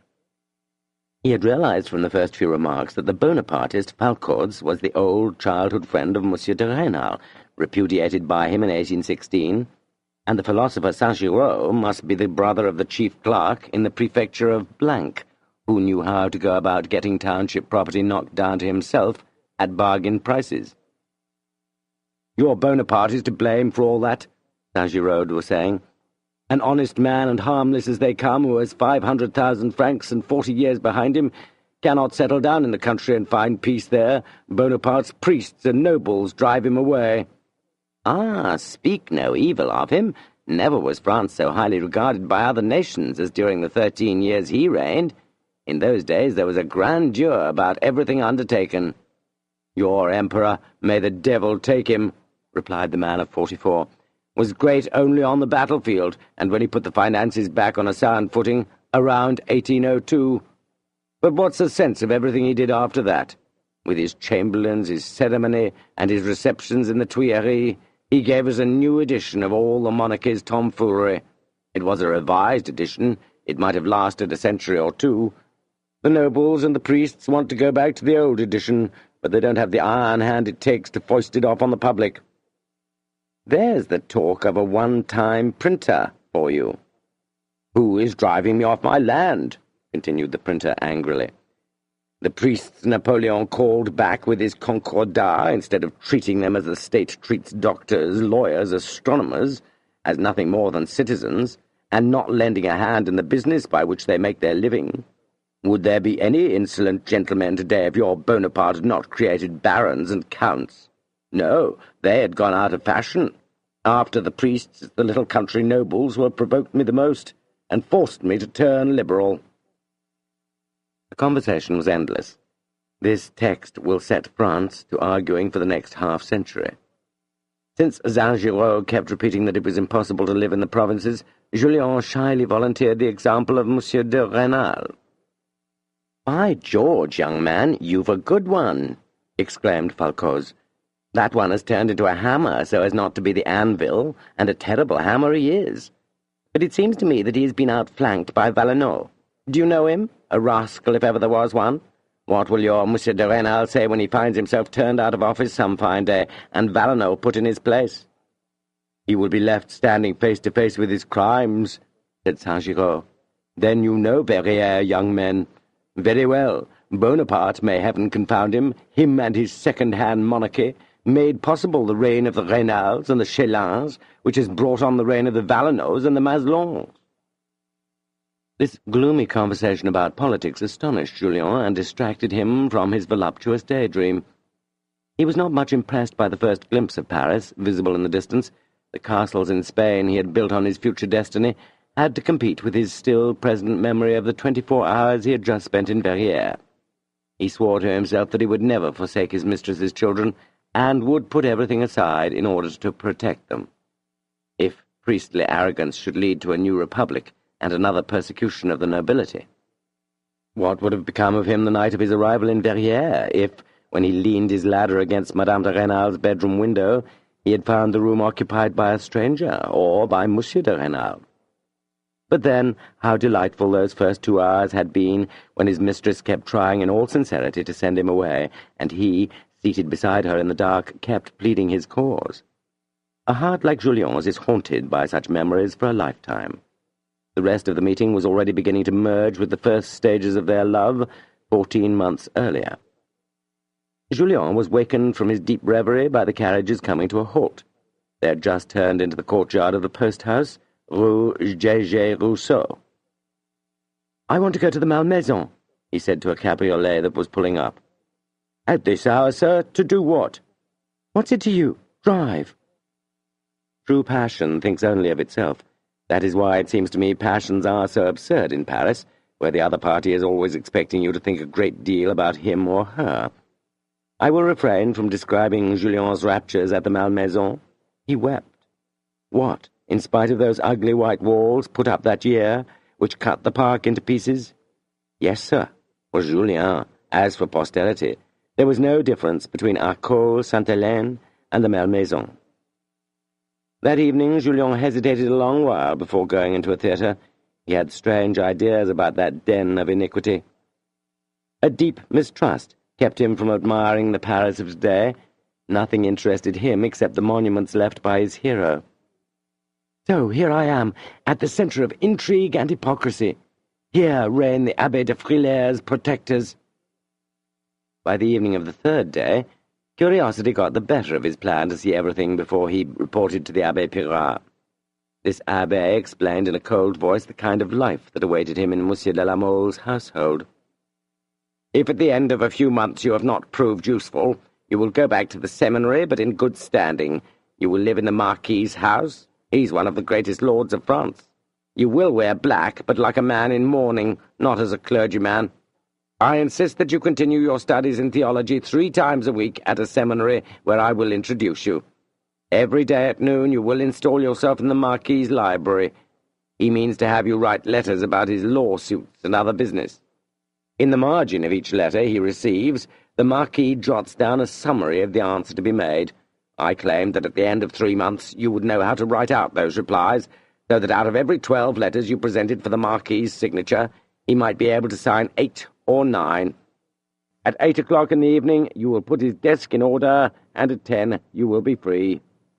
It may happen, continued the Abbé Pirard, that some old lady or soft-spoken man will hint at immense advantages, or come right out and offer you money for letting him look at the letters received by the Marquis. "Ah, sir," cried Julien, blushing. "It's odd," said the Abbé with a bitter smile, "that poor as you are, and after a year in the seminary, you still have these fits of virtuous indignation. You must have been blind indeed." "Could it be that blood will tell?" said the Abbé in a whisper, and as though talking to himself. "Strangely enough," he added, looking at Julien, "the Marquis knows you, I don't know how. To start with, he is giving you a salary of 100 louis. He is a man who acts from caprice alone. That is his defect. He will rival you in childishness. If he is satisfied with you, your salary may later be raised to as much as 8,000 francs. But you realize, of course," the Abbé went on sourly, "that he is not going to give you all that money for your good looks. You must be useful. If I were in your place, I would speak little, and above all never talk about anything of which I was ignorant." "Ah," said the Abbé, "I have gathered some information for you. I forgot to mention Monsieur de la Mole's family. He has 2 children, a daughter, and a son 19 years old, elegant par excellence, a madcap who never knows what he will be doing from one minute to the next. He is witty, brave. He fought in the Spanish War. The Marquis hopes, I don't know why, that you will become young Count Norbert's friend. I said that you were a great Latinist. Perhaps he expects you to teach his son a few stock phrases about Cicero and Virgil. In your place, I would never allow that fine young man to trifle with me, and before responding to his advances, perfectly polite but somewhat spoiled by irony, I would make him repeat them more than once. I will not hide from you the fact that the young Count de la Mole is certain to look down on you at first, since you are nothing but a petty bourgeois.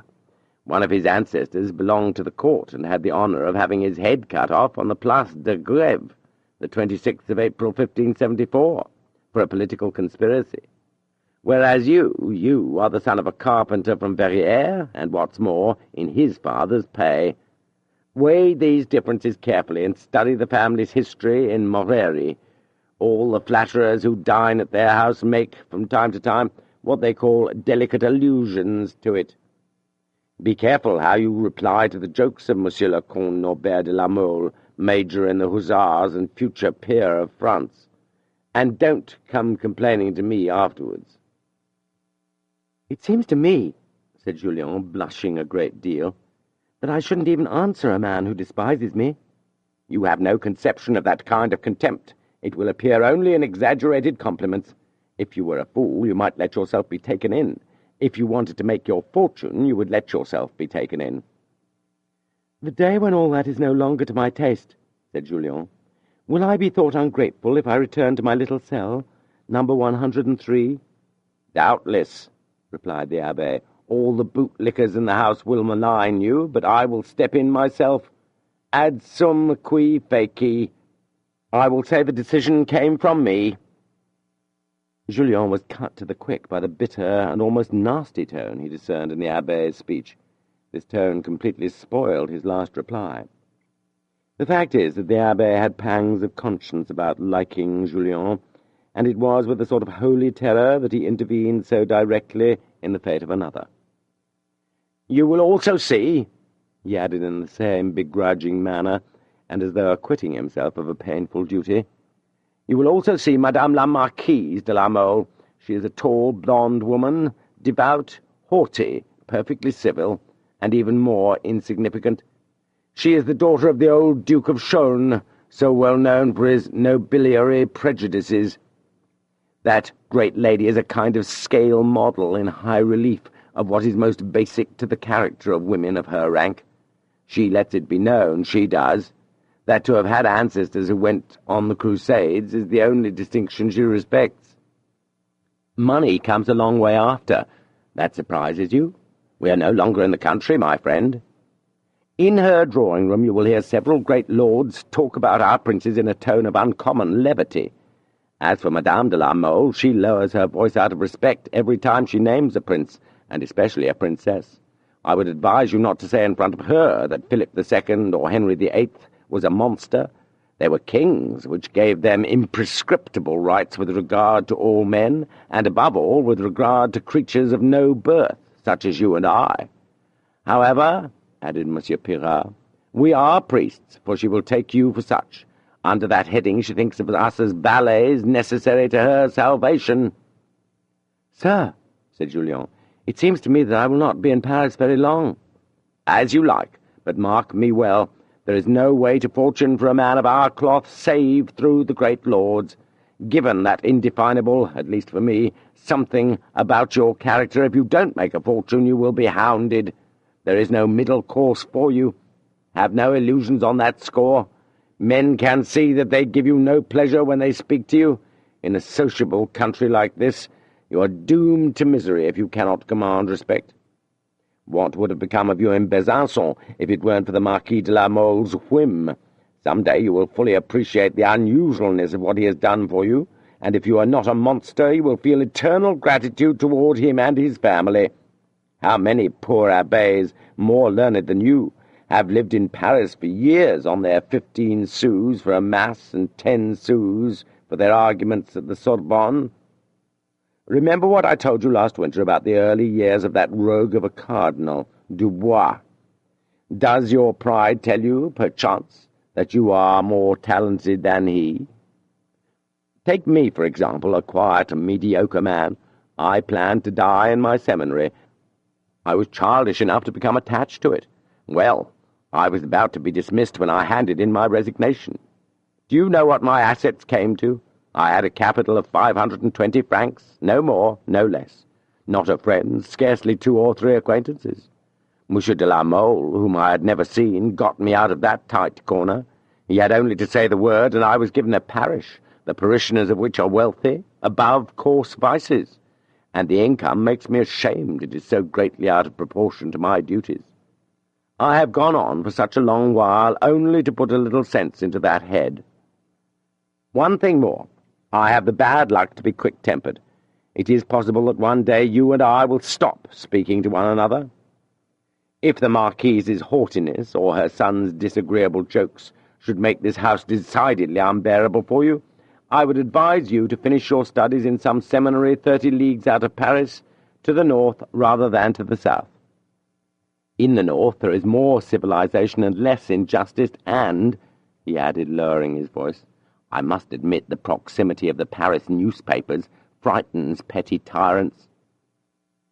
If we continue to take pleasure in seeing one another, and the Marquis's house does not suit you, I will offer you a place as my assistant, and will give you half of whatever the parish brings in. I owe you that, and even more, he added, interrupting Julien's thanks, for the unusual offer you made me in Besançon.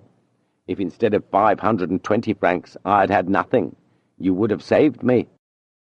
The Abbé had lost his cruel tone of voice. To his great shame, Julien felt tears in his eyes. He wanted to throw himself into his friend's arms. He could not refrain from telling him, with the most virile air he could muster, I have been hated by my father since birth. That is one of my great sorrows. But I will never again complain about my luck. I have found a second father in you, sir. That's fine, said the Abbé, embarrassed. Then, happening at the right time upon a director of the seminary expression, You must never say luck, my child. Always say providence. The cab stopped. The cabman lifted the bronze knocker on a huge door. It was the Hôtel de la Mole. And so that passers-by should have no doubt about it, those words were to be read on a black marble slab above the door. This affectation annoyed Julien. They are so afraid of the Jacobins. They see a Robespierre and his tumbril behind every hedge. It's often enough to make you want to die laughing. Yet they advertise their house this way, so the rabble will know where it is in the case of a riot, and loot it. He communicated his thoughts to the Abbé Pirard. Ah, my poor child, you will be my assistant very shortly. What an awful thing to think of. Nothing seems plainer to me. The porter's gravity, and above all the neatness of the courtyard, struck him with admiration. The sun was shining brightly. What magnificent architecture, he said to his friend. He was talking about one of those town-houses with such dull facades in the Faubourg Saint-Germain, which were built around the time of Voltaire's death. Never have fashion and beauty been further apart.